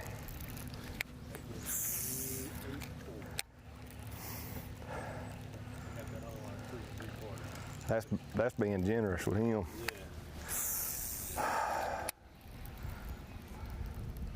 Cody Hoyle, 3 fish for about 8 pounds, they said. Now we go back to Josh Douglas's cull. How about that for a cull, Such? You want to know how he made a jump in weight that much? Holy cow. That is the kind of cull you want at Lake Norman right there. I love those shots. Compare and contrast. But Cody Hoyle was talking right there to his cameraman Brian Evie, saying that 3 3/4, that second keeper of the day, maybe it wasn't 3 3/4, that was being a little generous. Okay. Maybe it was closer to 3 1/2. He put the last one 3 in. 3 or something like that. So right on time. What? Put the last one in as a 2.5. So he's got 8-4 on 3 fish, but he's got a 3-5 lead on Matsushita. 2 close to 3, or I don't know. That one's probably 3, 3.5. The other one's right at 3, and I got a 2. I think if I can get one more, that'd probably do it.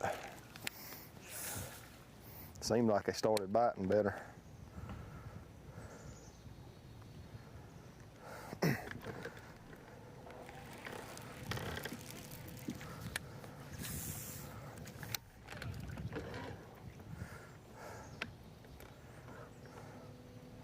can't get over that comparison of the coal. That is how you can go from, man, I'm not going to get a check on Norman, to, man, I just got a check, or I'm not going to make the final day, to now I'm in the final day like Shane Lineberger, or if it works out right, I don't have a shot to win. Wow, I'm right back in it. Well, think you're catching a bunch of pound and change fish, A lot of and these fish bam, are a just follow that 5.4, jig down, they won't 5.7. get it. I think that's the 4.10. spotted bass, because I don't think they're biting. We'll just show this on loop. I'll take this all day long. Yeah, that's lunch. That's breakfast for it. He might mistake it for a gizzard shad. That largemouth will go a long ways on Norman. That's the key. That's what we talk about, Such. A lot of these guys will go after 5 fish, get their limit, maybe of spotted bass, and spend the next 5 hours looking for one of those, and that separates you. 2 or 3. Everywhere you went, you'd have, I'm going to assume 12 to 13 inch spots go down on it, and none of them would eat it, which them ain't going to help anyways. I don't know where them boys is catching them that deep. I ain't found any size out that deep.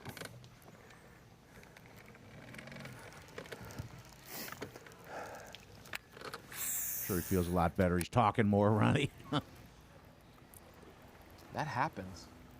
That happens for sure. You look quiet when you're not catching them. When you start catching them, you might be the become a worst chatterbox. The worst words in bass fishing when you have one fish and you were the leader. Give us an update. That's probably the worst phrase that you can hear. Well, rough morning. Wasn't much hope for him, but when you sell out and know that this is a pattern that can get you bit, and you dial it in and just lean on that all day long and run enough water. That's the thing, running enough spots. You'll get your shot at 5 fish, whether you get them all in the boat or not. Well, it's amazing he had such a slow morning after a 14.5 bag and 16.9 yesterday when he said he was catching them all day and upgrading.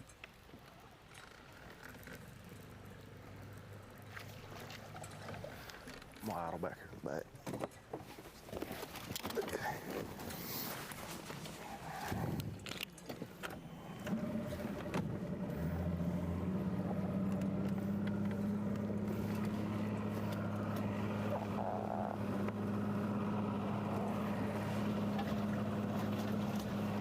Yeah, got about 8 pounds.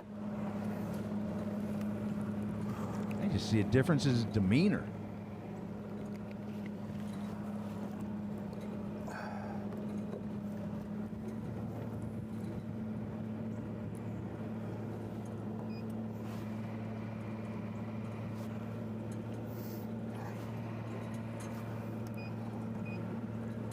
He's got his low target of 8 pounds, 8 1/4 on Bass Track.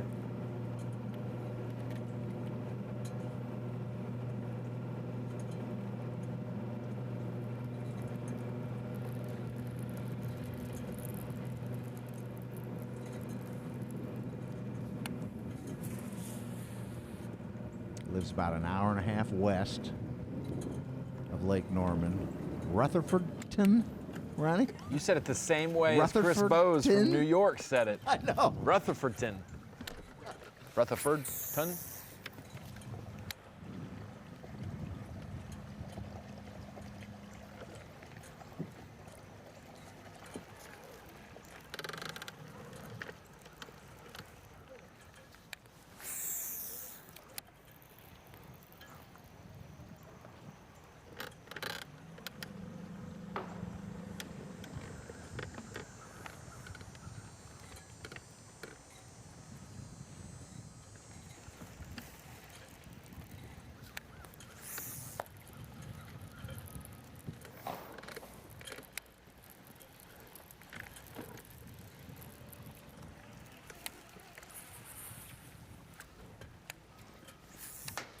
Might not look pretty, Such, but he already did his pretty work earlier in the week with 14.9 and 16.9. 2 of the 3 biggest bags of the week.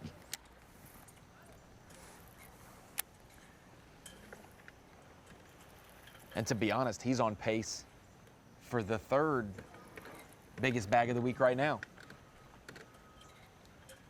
Yeah, 2 fish shy of a limit. 8 pounds, get a couple 3-pounders in there. He's up to 39.6 total. 3.5 ahead of Matsushita. 4.5 ahead of Joey Nania.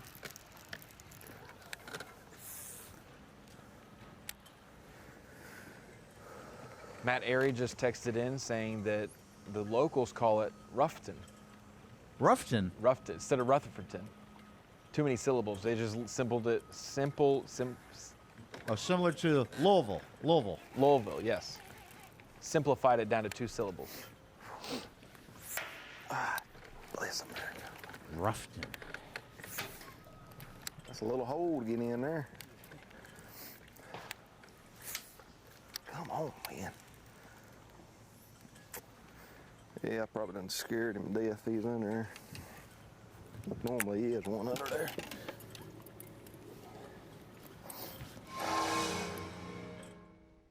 Cole Huskins has had a great afternoon.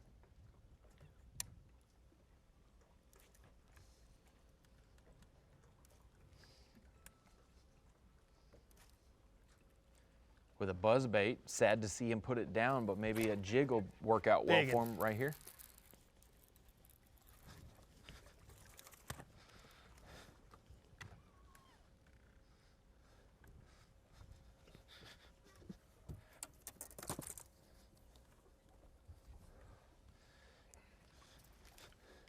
Choke that jig.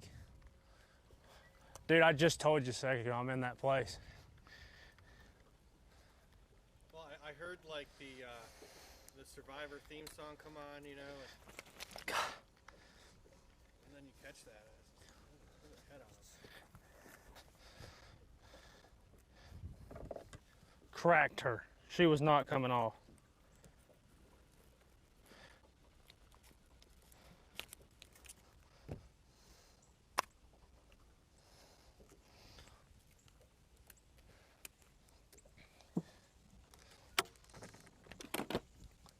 We're doing something.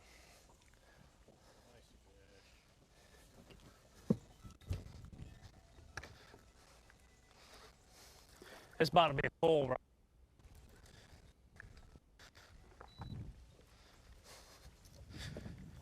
Quit trying to do that.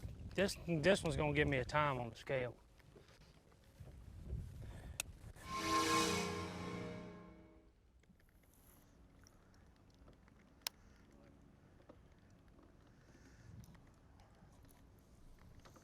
Well, we're still looking for one more good one. Got a limit now with, 1 4-pounder and 4 small ones, but been a pretty good day. I mean, it's been a grind every day.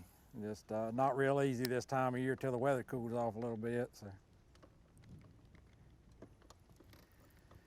just keeping our head down. We got a little time left.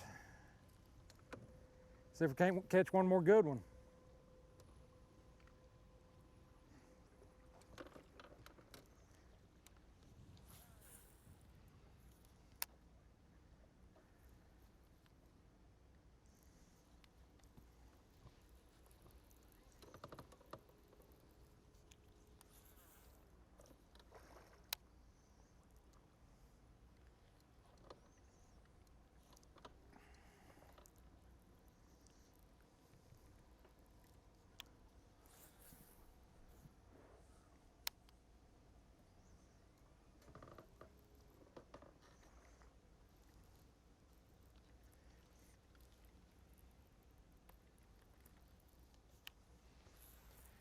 David Williams going to take the top spot in the Southern Open's Angler of the Year race once again. This is the second time he's done that. He did it in 2014 when he qualified for the Elite Series, did it this year. I think he's also, if I remember correctly, before 2014, he's qualified for the Elites 2 other times. So to qualify 4 times. Hey to my wife and boy if they're watching. Hope y'all having a good day.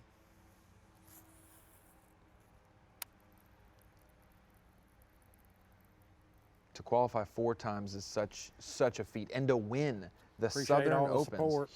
huge feat.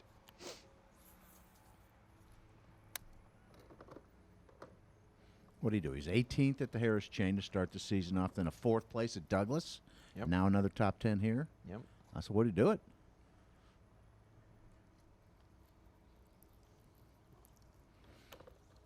mean, Jacob Fouts had to climb from 79th to get 20th this week. He's second place in the Southern Open. He was fourth at the Harris Chain and in 11th. Yeah, he was leading the points coming into here. And he fell. Fell to after 8th day in one. points with 79th place. Lost a 4-pounder. I talked to him on the phone last night. He said, I thought day that one. 4-pounder on day one, Oh, yeah, when he had 8 pounds, he thought that was the fish that was going to keep him from the elites. He, instead of dipping his head, he kept his chin up and caught 12 pounds yesterday and vaulted up into the top 20. And boom, right back into his dreams came true, qualified again. Well, you look at that, like Williams here. He had 11-1 on day one, then 10-15. It's kind of slow and steady to make the cut.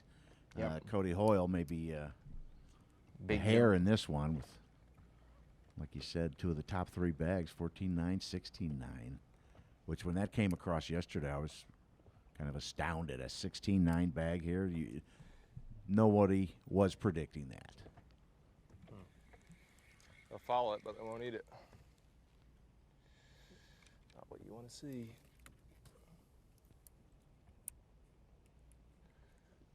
See if I can get one to commit to the drop shot.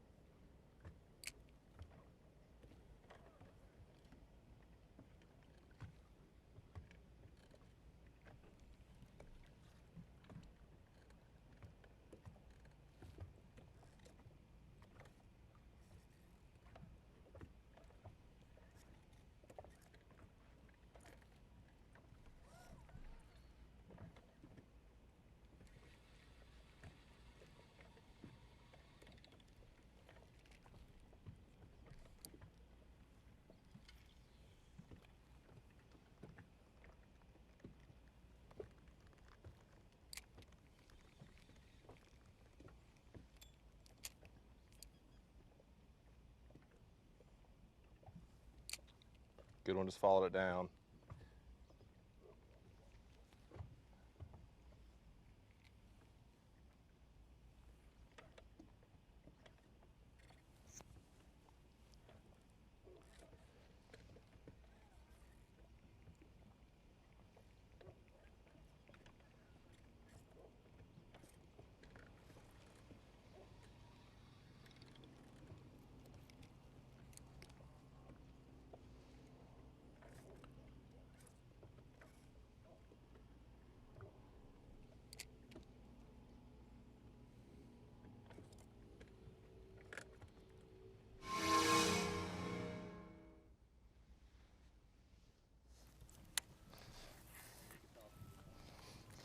I just had one miss my jig right there.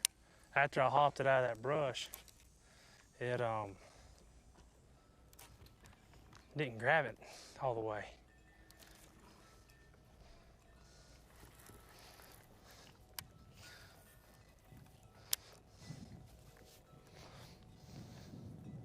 Got the second largest weight on the day, Ronnie. 11-12 behind Matsushida's 13 even.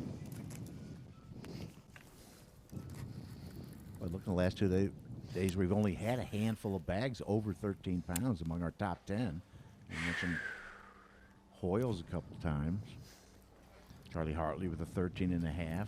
Lineberger with a 13.5 yesterday with that 5.7 coming in the last 10 minutes. Christian Shota with a 13.1 on day one.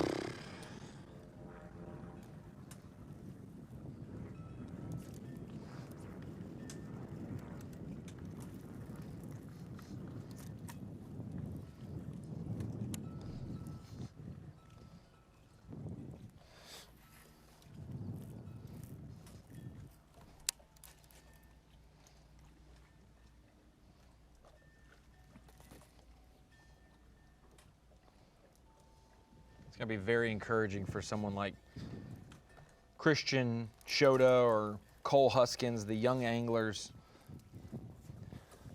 who've grown up around Lake Norman, to get a shot at a big-time event and to be able to come through and do it. I was tickled just to do well in a college regional on my home body of water. Oh, you and don't not like fall watching flat. me catch them out from underneath pontoons? So for them to do so well in the opens is a great boost of confidence for those two.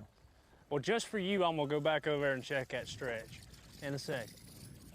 I'm gonna finish fishing. I'm gonna fish to that dock, and we're gonna bump across. And then I think we're gonna go on the lower end. Go ahead and get that run out of our way.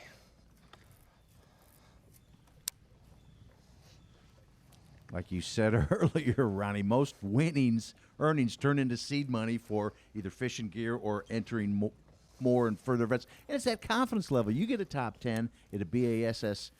BassPro.com opens, you're thinking, man, I'm something. I'm going to enter this. I'm going to do this event.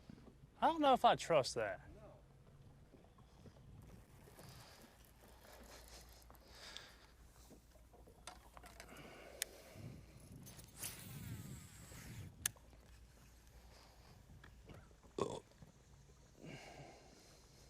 Excuse me. Oh.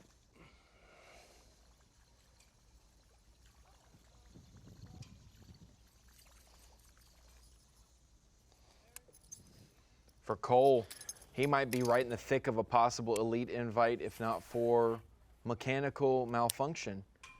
He blew up the boat he was using, its lower unit, at the first event. Finished 200th place, or worse than 200th place at the Harris Chain, and then follows it up with a 25th at Douglas and a top 10 here.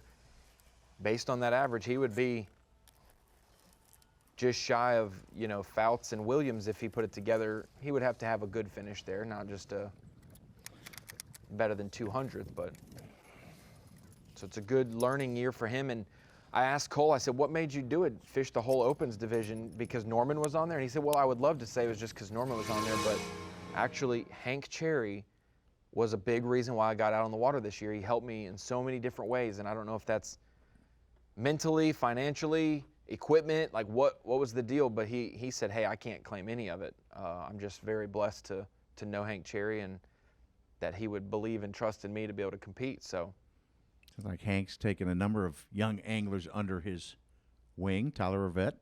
Yes. They're kind of roommate buddies. You got a story coming up about that. Yeah. I'll have to read all about that. See Tyler, wrote a story that Tyler's on the bubble.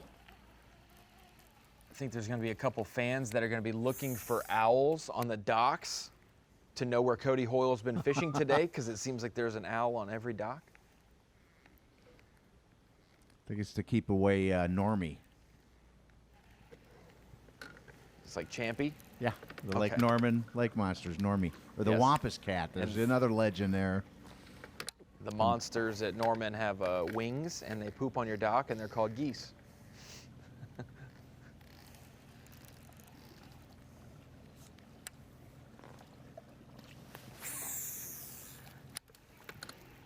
Spinning owl heads. I had not seen that one. I like that one though. I didn't know. It'd scare me off. I've seen owls in football stadiums, keeping birds from making nests up in the upper areas there.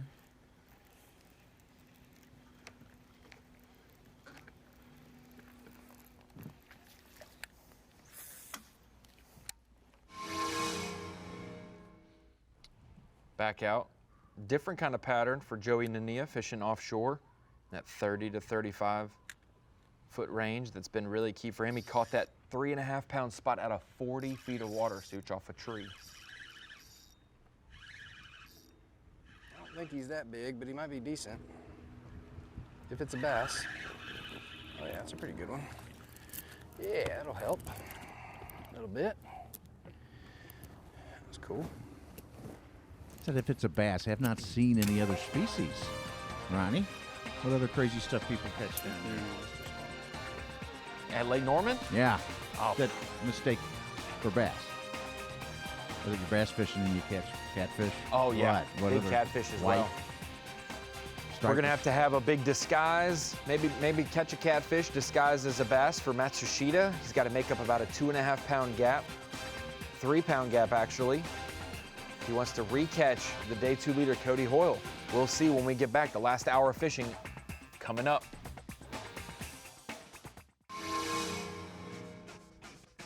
Welcome back to the final hour of fishing for the final Southern Open of the BassPro.com Bassmaster Open season. Lake Norman is the spot. The last 15 minutes were very kind to Cody Hoyle. Second keeper, his third keeper. Now he has a 3-pound, 5-ounce lead over Masayuki Matsushita. Joey Nania about another half-pound back. David Williams about 1.5 pounds back from there. But overall, a tight day of fishing. We've seen a lot of flip-flops in the leaderboard, unlike what we thought coming into the final day, Sue. Yeah, there's going to be a runaway for Cody Hoyle, local guy, about an hour and a half away, home lake. Like we saw in the ad there, a lot of home lake winds going on recently here. Yeah, exactly. Got a couple North Carolinians in our top 10. Hoyle, Huskins, Williams, Lineberger.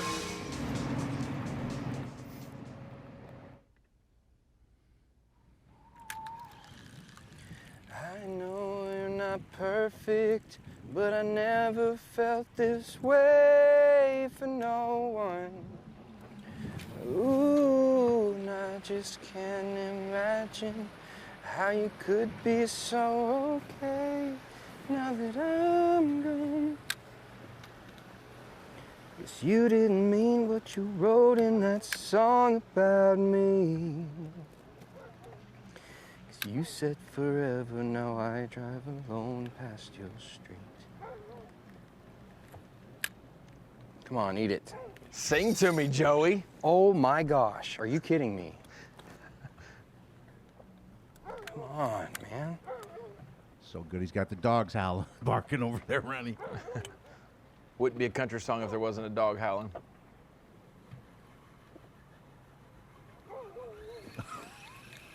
That wasn't bad. What do you?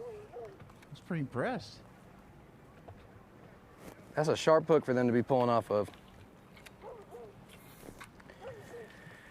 Oh, what are they doing to me?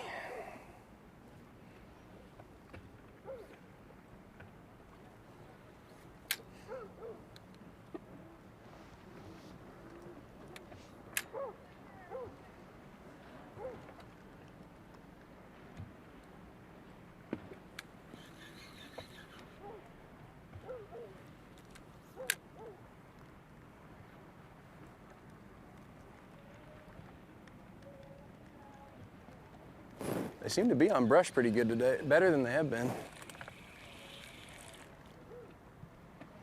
I'm gonna run over to this pile that's across from us. I caught one earlier.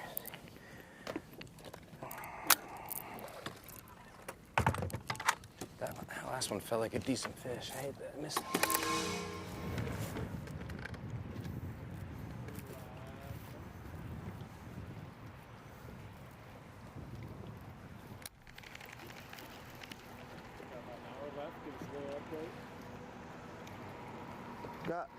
We got 3 in there. I'm gonna say I'm gonna need one more. Let's try to get a 14-incher right now.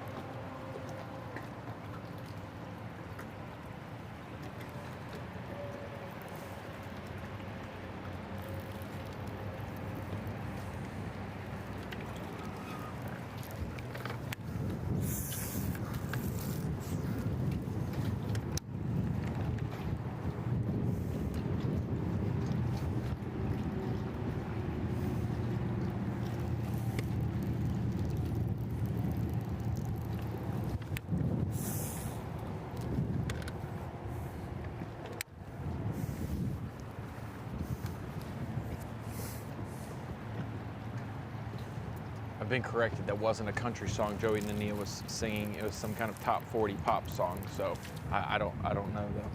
It's not I'm not a music lover. I can just tell. Hey, nor am I, Ronnie. Matt Airy No said if I idea. had a voice like that, I would not be fishing. Why is he fishing? Because he's pretty good at fishing as well. Shot to win this event. He's already won one this year.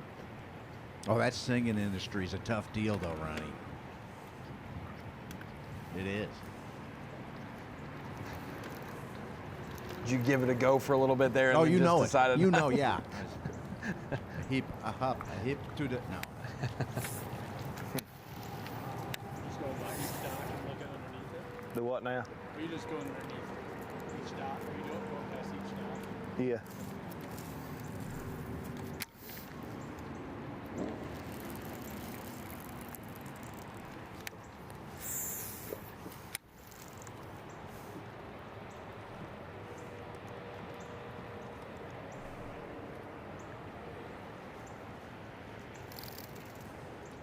Oh, remember that name, Cody Hoyle. Either way, he might be a good answer to a trivia question in the future.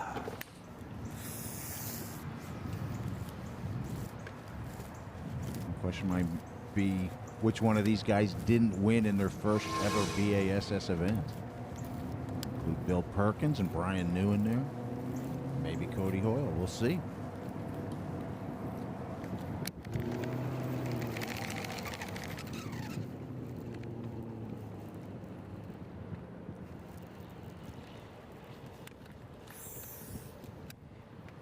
Think of that, Ronnie. You enter your first B.A.S.S. event and open a $43,000 first place purse.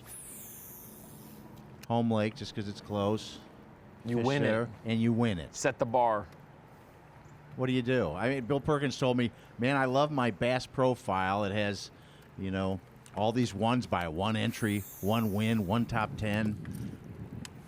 It's a blemish-free record. Yeah.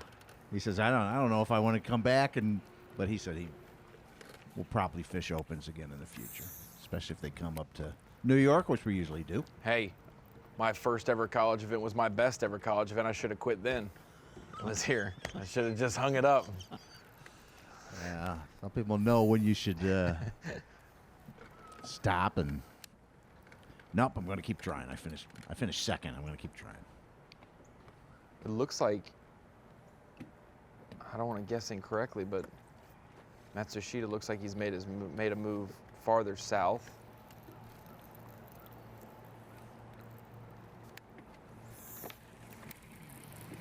From where he's been.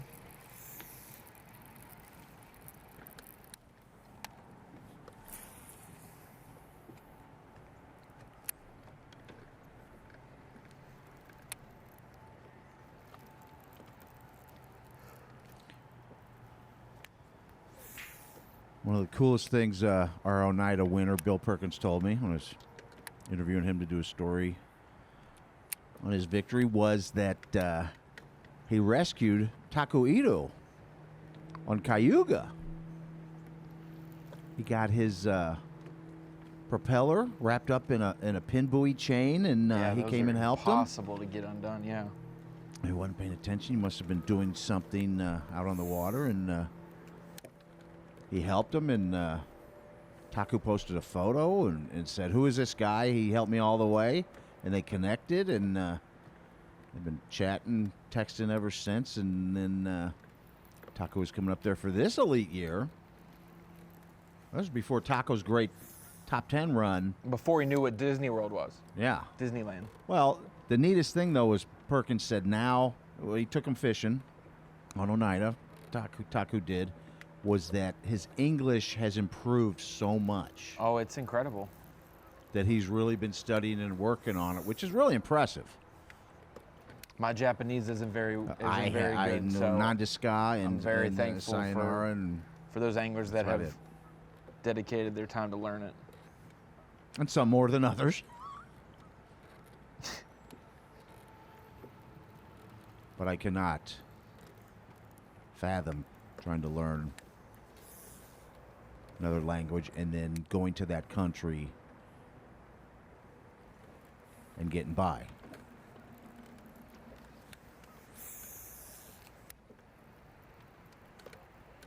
Let alone traveling all over the place and competing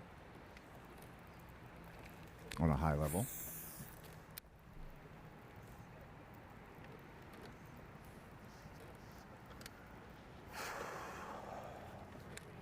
That's what's cool about fishing. You can come from across the ocean to pursue it or down the road and be neck and neck in the standings. The fish don't care.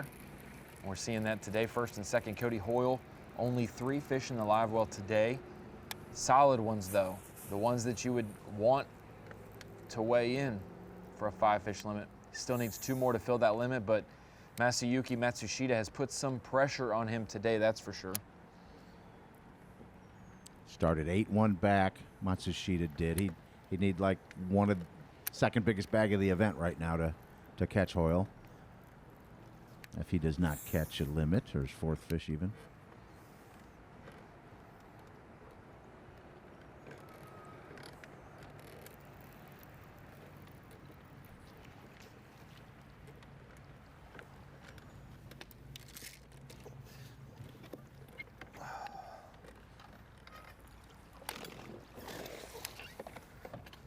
Well, there was a window there a little while ago, Ryan, where they were catching them and lighting up Bass Track. It has been silenced for the last 20 minutes. I'm going to blame Cole Huskins for putting down the buzzbait and Josh Douglas for leaving areas. That's all I'm going to say. You can tell him that, too. I think it was the singing. The singing? That's what Scares stopped fish. it? Yeah, it stopped it. No, Cody Hoyle going to make a move here. A lot going through his mind. He probably thinks that he's got enough, but he does not realize that a pretty good bag is right behind him, so might be a little closer than he expected. So a 4th and 5th keeper would be golden for him with 44 minutes left before check-in.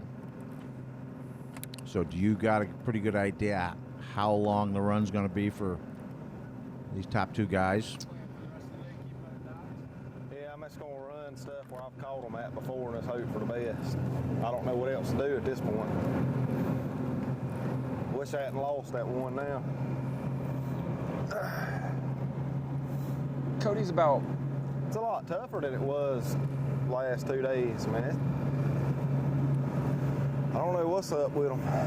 It's crazy. 12 to 15 minutes away, depending if it's smooth or not too far. More fishing time than running time left. Got a half hour left of fishing in the row. And I can't quite exactly tell where Matsushita is. Just, I don't want to guess incorrectly, but.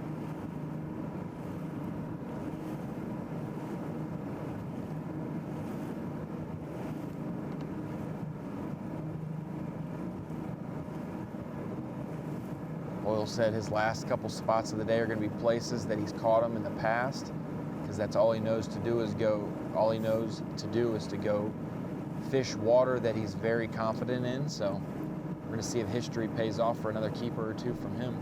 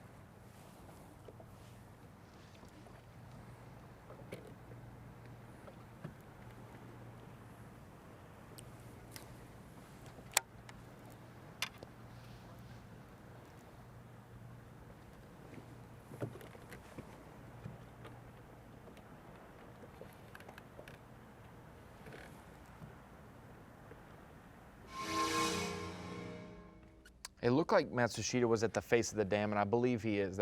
So he's just 4 minutes from the ramp, you know, He's tops. down way south. Yeah, he's at the face of the dam. I was making sure that he wasn't just on a road embankment. Joey Nania hooked up now. Feels like a good one. Yeah, that's going to be a nice one.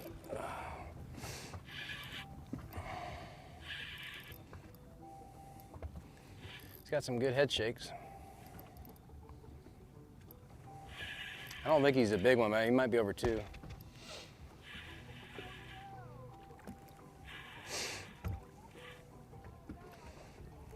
I got bit off that big tree, so I figured why not run some more brush.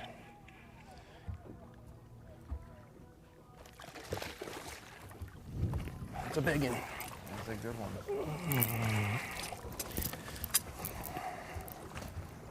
Ned Meeky down the hatch. That's cool. That'll help the cause. Let's go. I fished this tree 3 times throughout the tournament and have not got a bite on it. I had 2 good bites here in practice, Bam Bam, last week.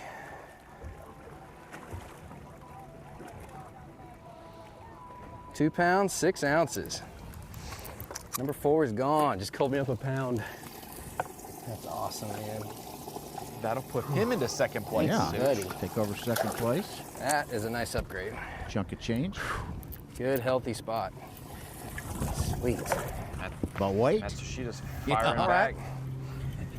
He wants second place back.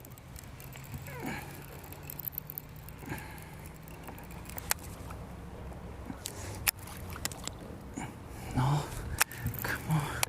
come on. Ah, no big one. Oh, maybe help. I don't know.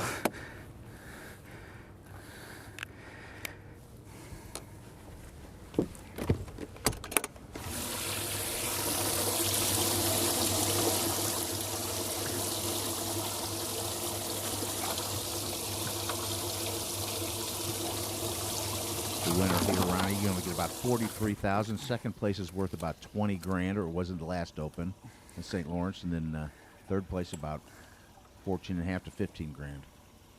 Cross. Big difference.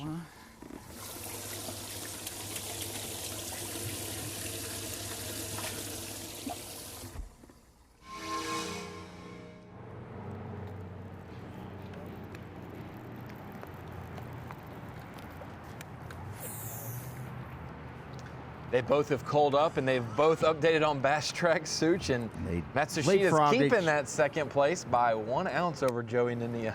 Nania took second, and then Matsushita has grabbed it right back.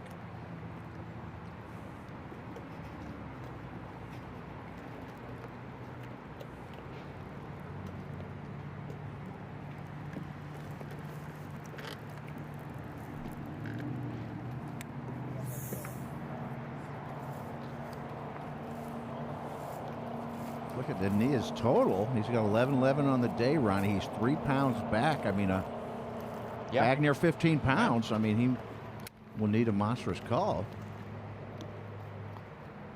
And Matsushida's an ounce ahead of him, but he's already pretty high up there with 13.6.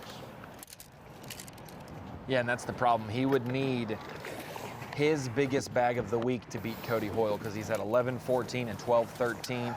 Meanwhile, Matsushida's already having his biggest bag of the week. He had 11 and 11.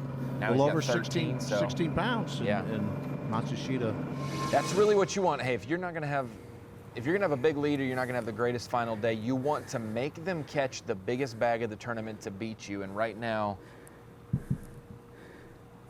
Matsushita would almost do that. He would have to have just under, it'd be 16.5. Which is just under the mark Cody Hoyle set yesterday.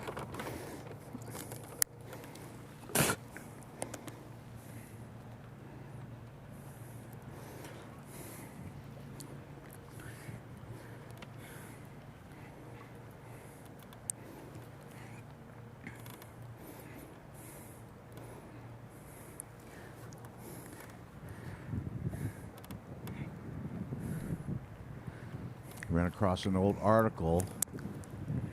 They interviewed Peter Thaveros on his 94 victory, and he said the blueback herring weren't here yet, and spotted bass had not been introduced here yet. Really? He said that was the big difference from 11 years earlier when he won, that the bait were not as stout and around. Well, and I will say that blueback herring have been in Norman for a while, but I don't think it's nearly affected it like everyone thought blueback would take over.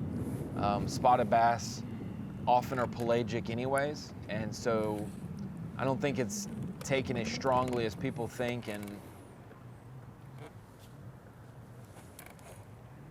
well, I heard the spotted bass were introduced. Somebody just brought them back from, northern Georgia Lake or something, and put them in the lake, and they kind of started explode, took yeah. over. Definitely, it's probably one of the best numbers and even size at times, spotted bass lakes in the country, you know, the Laniers and the Hartwells and things.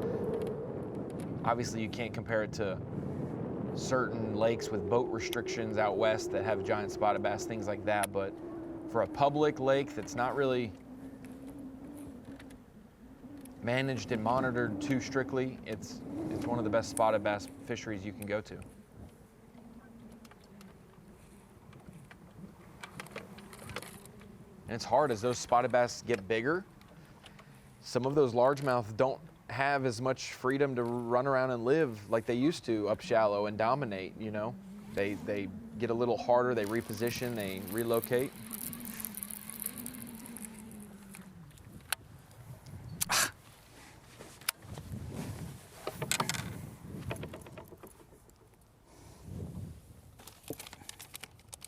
I just know Bass Conservation Director Gene Gilliland will say you're not supposed to do that kind of stuff. Move fish in your boat from one lake to another. Bad. He's going to be inducted into the Bass Fishing Hall of Fame this week, Rennie, along with Trip Weldon. Congrats.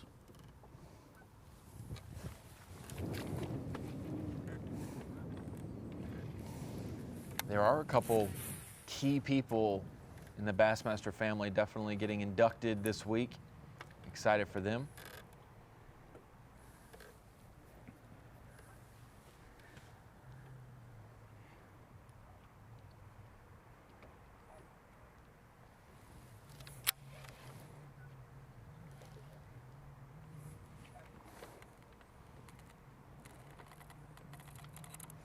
It's just one of those times of the year that's tough across the country in the South. That late summer to early fall transition, you're getting intermittent 40 to 50 degree lows. You're still getting 80 to 90 degree highs at times. The sun is still shining most of the day, and so it still feels like summer. You know, it's hoodie weather in the morning and shorts weather in the afternoon. And as it starts to progress and get a little cooler, we'll start to see a little bit of a shift, and the weights would get better in this event, but it's just timed up right now where it's a little tougher than most would expect. Well, I've heard that debate of is it the waning light, shorter days, cooler water temperatures that start going that make fish say, hey, we need to feed up, that brings that on, the fall feeding. Yeah, I think there's a lot that has to do with it for sure. You can have that sunshine all day, but if it's 50 degrees sunshine, does it really warm it up? Or you can have 70 degree days, but if the days don't last that long. All the above. Based on which narrative you're wanting to push to. One good thing is September will test you. We've got to see 2 opens this year in the month of September. We're very thankful that we've been able to knock out the Northern Opens just a couple weeks ago, and we're going to knock out the Southern Opens within the next 30 minutes of fishing.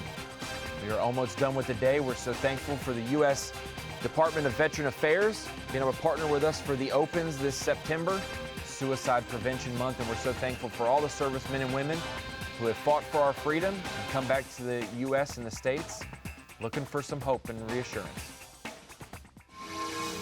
So June 10th, 2007, I was a Bradley Commander, lead vehicle in Balad, Iraq. I popped up on my hatch and I had a handheld GPS. The IED went off. I remember seeing a light, a bright light that must have been the IED going off, and I slumped down in the turret and felt pain. From that day, my life changed. I had numerous surgeries, lots of physical therapy, lots of occupational therapy.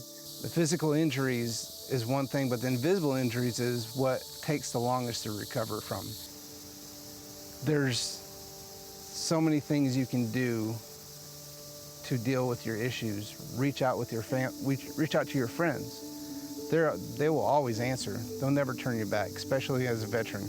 Veterans take care of veterans. I chose to take the medical retirement knowing that there was a lot of VA programs out there that could help me.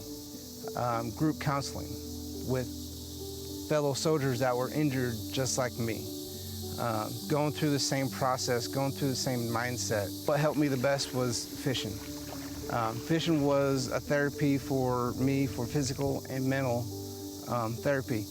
It got me out on the water where I felt that it was safe for me.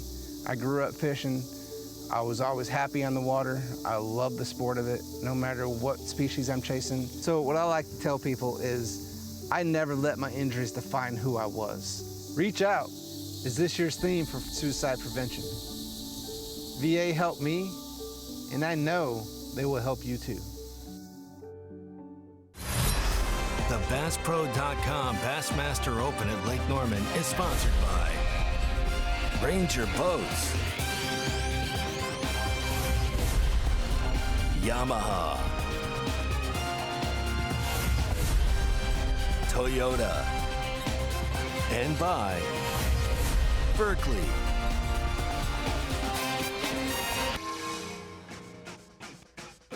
The man of the hour about an hour ago was Josh Douglas with a huge largemouth to make a giant cull.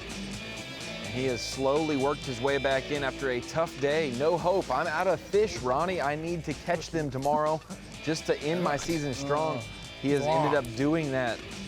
But he came for one goal, and that was to qualify for the Elite Series, and he did that. Securing a top 10 finish yesterday, making the cut. And then he set his eyes on maybe a classic berth if he could win today. Probably not going to happen, Suits, but a valiant effort after a tough day yesterday, 9-1. He's got more than that today. He's long. It's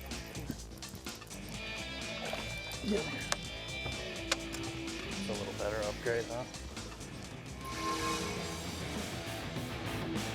Guy we need to keep our eye on anytime you come to North Carolina or even South Carolina. David Williams, he is one to watch for sure. Stout performer on his home lake and a little slow for him as well. He said, hey, I have had a terrible practice on my home body of water, and I've really had to kind of rely on history this week just to survive and advance, and that's what he's done. Making it into the top 10 today, catching some on Topwater, this one cranking. He also mixed in a jig or a swim jig as well.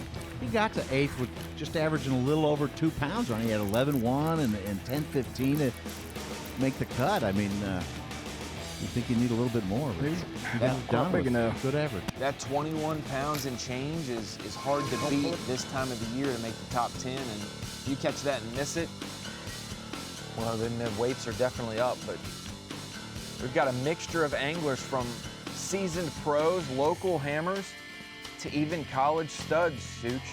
Cole Sands, Bryan College, representing this week. One of his former teammates and schoolmates, Jacob Fouts, qualifying for the elites. Cole Sands qualifying for championship Saturday today. Big hero on day 2, Jacob Fouts was. Came in leading Southern Open points, fell back to 8th with a bad first day and jumped up 59 spots. Sands really had a 3 or 4 bait approach this week. Drop shotting, a Topwater. That ain't that big. And he's also mixed in a swim bait. Cole Huskins, young angler as well. First year fishing the full slate of opens, but he knows Lake Norman very well. One of those North Carolina anglers that made the top 10 cut.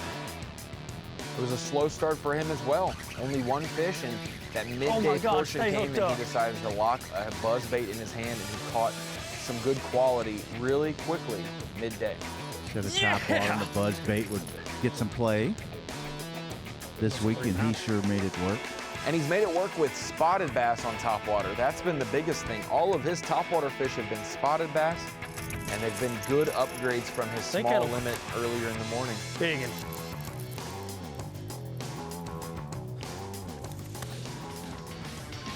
Even mixing in a jig late. We kept an eye on this guy. Caught a lot of fish on day 1. Had 11-14. Caught less fish yesterday, but better quality. For 12 pounds, 13 ounces, Joey Nania started his day fishing 30 to 35 feet of water and said, I'm gonna stay out deep in the deep water if I'm gonna have a chance to win this thing. and we've seen him stick with it. He's got that jig head minnow, the Ned Meeky as he calls it. Ned Meeky. Huh? Ned Meeky. A little bit of a Ned rig, a little bit of a Demeeky. Gotcha. Ned Meeky. Boping, as Jeff Gustafson calls it, has worked out well for an Elite Series champion earlier this year. Joey Nania was trying to become a 2-time Opens champion this season as well. So he qualified for next year's Classic on Hartwell. He'll have his sights set for the Central Opens on qualifying for the Elites and doing both goals in the same year. And this guy is trying to do the same thing as well. He made the last year's Classic. He made it from the Opens last season to fish 2021 at Ray Roberts. Masayuki Matsushita winning at Sam Rayburn, fishing Ray Roberts. Now he's trying to win today. Yeah. Also, he's in the running for the overall, the Falcon Rods Angler of the Year for the 9-event Open stretch. He's sitting there in 4th place. Fourth place. Top 3 make it to the Elites. And this is definitely helping his cause today. 2 more points to his total right now. Keeper. That he would be gaining. We've got 20 out with 2 more events to go. The Central Opens on Smith and Grand.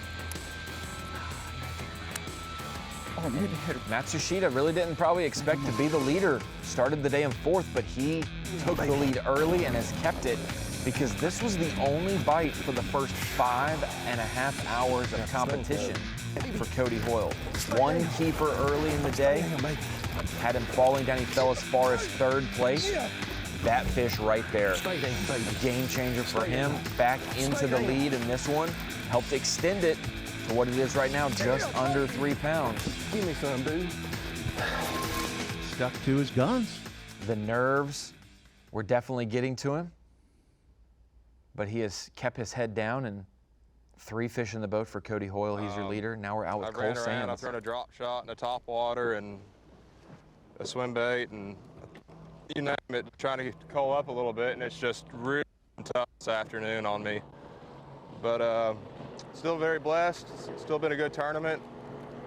If I get one of these to bite in the last couple seconds, it'll definitely move me up a bunch.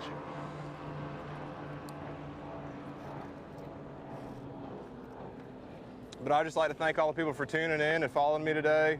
I appreciate the support a ton. I'd like to thank Bassmaster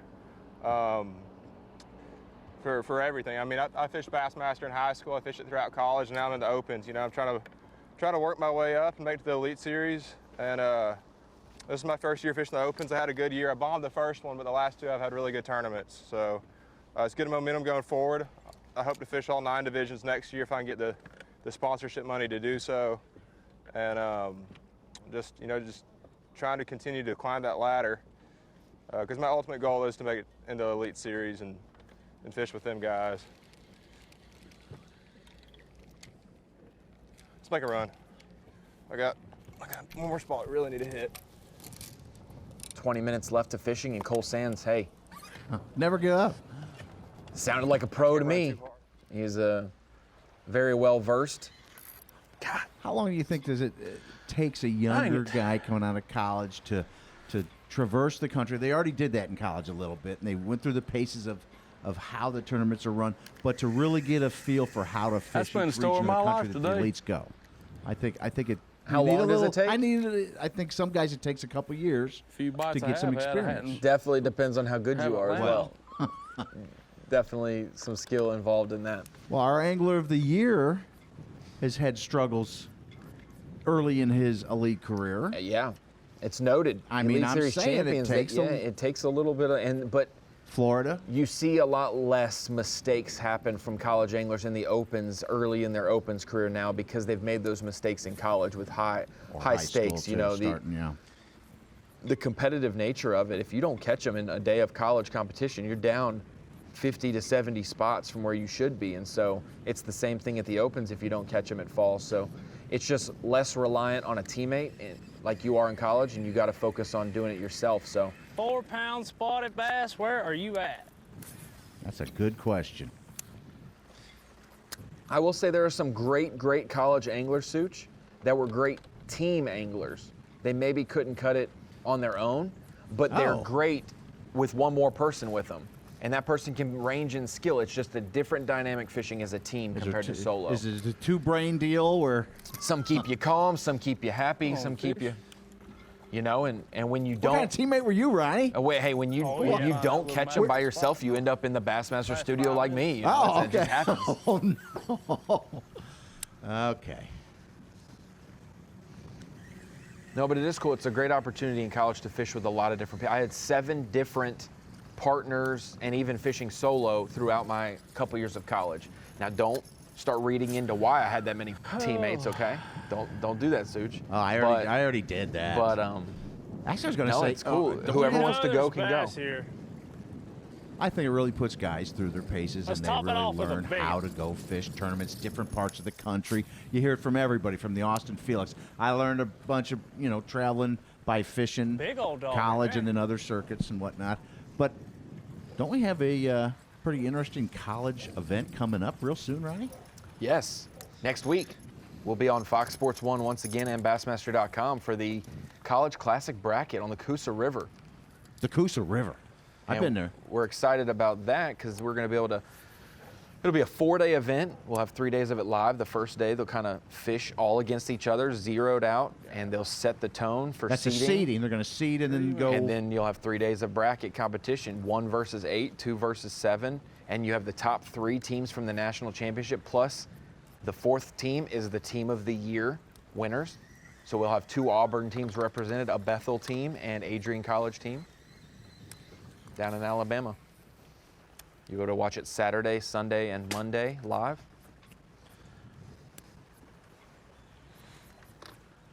Should be good doings. I recall some very compelling competitions in the college bracket for a classic berth. You can remember them forever, for sure. Teammates against each other. The Nolan Miner, Nick Ratliff. Oh, that was back and forth in the last 15 minutes. You've got Trevor McKinney versus Blake Jackson last year. Back and forth.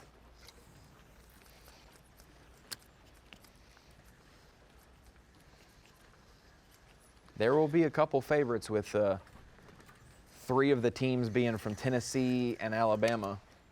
Adrian College is the only team that's a fish out of water, but they've traveled the nation. They've really got a great team up in Michigan. I want to idle around the corner. Put together a great scholarship program as well, and they've traveled the country and competed. So it'll be interesting to see how they handle it as well. And what's cool is to see the anglers we covered in high school, 2015, 2016, those inaugural years, are now in college and in the bracket. Covered Griffin Fernandez. He was in high school, and now he's in the bracket. He's a national champion. You mentioned scholarships. More colleges are starting to offer. And as if it wasn't a good enough promo, Such, I'm going to say it one more time. Next week, you'll see us Saturday live, Fox Sports 1 and Bassmaster.com. Sunday, you'll see us on Bassmaster.com. And Monday, again, 3 days of live coverage for the Carhartt Bassmaster College Series Classic Bracket on the Coosa River with Tumpka, Alabama.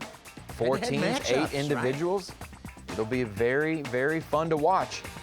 We'll see you last segment coming up.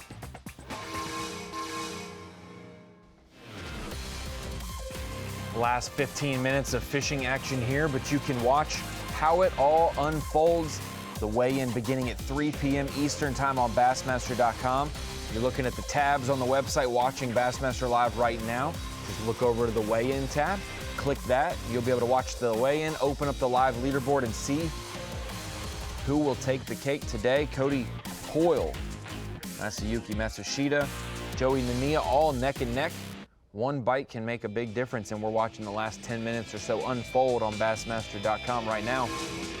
The Opens are a great proving ground for locals that want to get in and dip their toes in the competition, for college anglers looking to move up, for veterans of the sport, middle-aged anglers wanting to become a professional in the Elite Series. This is where they all meet, and 200 of the best will compete against each other. We've had more than 650 compete overall in the overall Opens points right now, and it probably will increase several more with the next 2 Central Opens. Just one note, they got to go down to the Bass Pro Shops in Concord Mills for the weigh-in, so it will start at 4 instead of immediately when we Eastern. Yes, give it a little bit of time. Such, I'll give you another little tidbit. Uh-oh.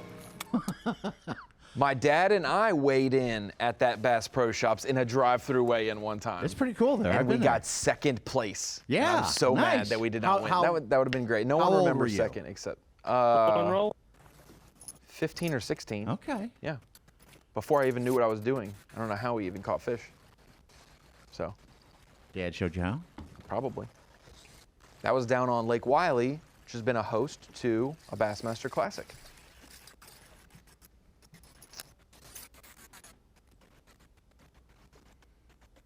Cole Huskins still trying to get every ounce of weight out of that buzzbait that he can produce today. He's already got the most topwater strikes today of anyone in our top 10.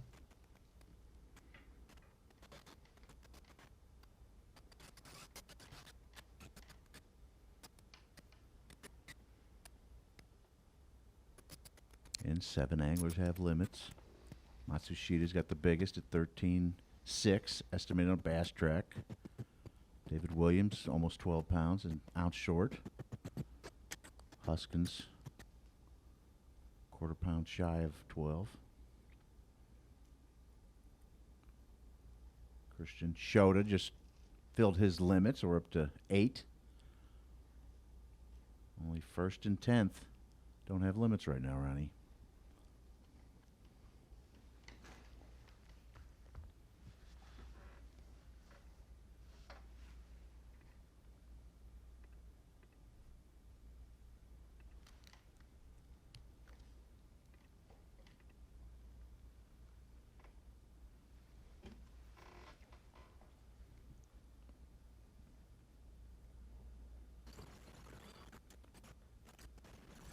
Been definitely an uneasy. I love these kinds of tournaments when anglers don't know if they're going to catch a limit or if they're going to catch the biggest bag of the day, and they've just got to go with their gut. They got to make decisions based on 3 hours with no bites. I got to go figure it out, and then they catch 5 real quick, and to see their minds transition and how they have to figure it out. You like to get inside their heads, see exactly what they're thinking, what Cody Hoyle was going through there with one fish through 100%. first 5 hours of competition. They lost his lead. He didn't know that, though. Dang, But they're going to then- run until the last minute. Then the relief when he catches a 3.5 whatever pounder. Yeah, because if you think about it, when you get to this level, most everyone has last cast. very similar abilities. I'm There good are with it. definitely different levels of skill, but a lot of these, they know how to cast, they know how to catch, they know how to That's land, right. they know how to drive their Work boats, baits, yeah. they know how to do all that. Come on, dude. It's the decisions. Been a blessed day. It's the decisions that separate these Opens pros from being Elite Series pros. Yeah. When you get to watch that's how we it wanna get all started. unfold at the weigh-in. We got to see it today. Some big ones came early, some lulls in the middle of the day. We had the silent assassin, Yeah. Masayuki Matsushita, quiet about his business and knocking it out of the park today. Cole Sands from the College Series crushing it as well. Cole Huskins, a local to North Carolina, getting his shot thanks to Hank Cherry helping him out. The Huskins family Give me some, knocking it dude. out as well. Cody Hoyle, big time comeback later today. Look at that. Joey Nania catching fish all day long, trying to make a comeback. Josh Douglas clinching his elite ticket. A lot of action. We'll see at 3 p.m. Eastern time for the weigh-in from Lake Norman.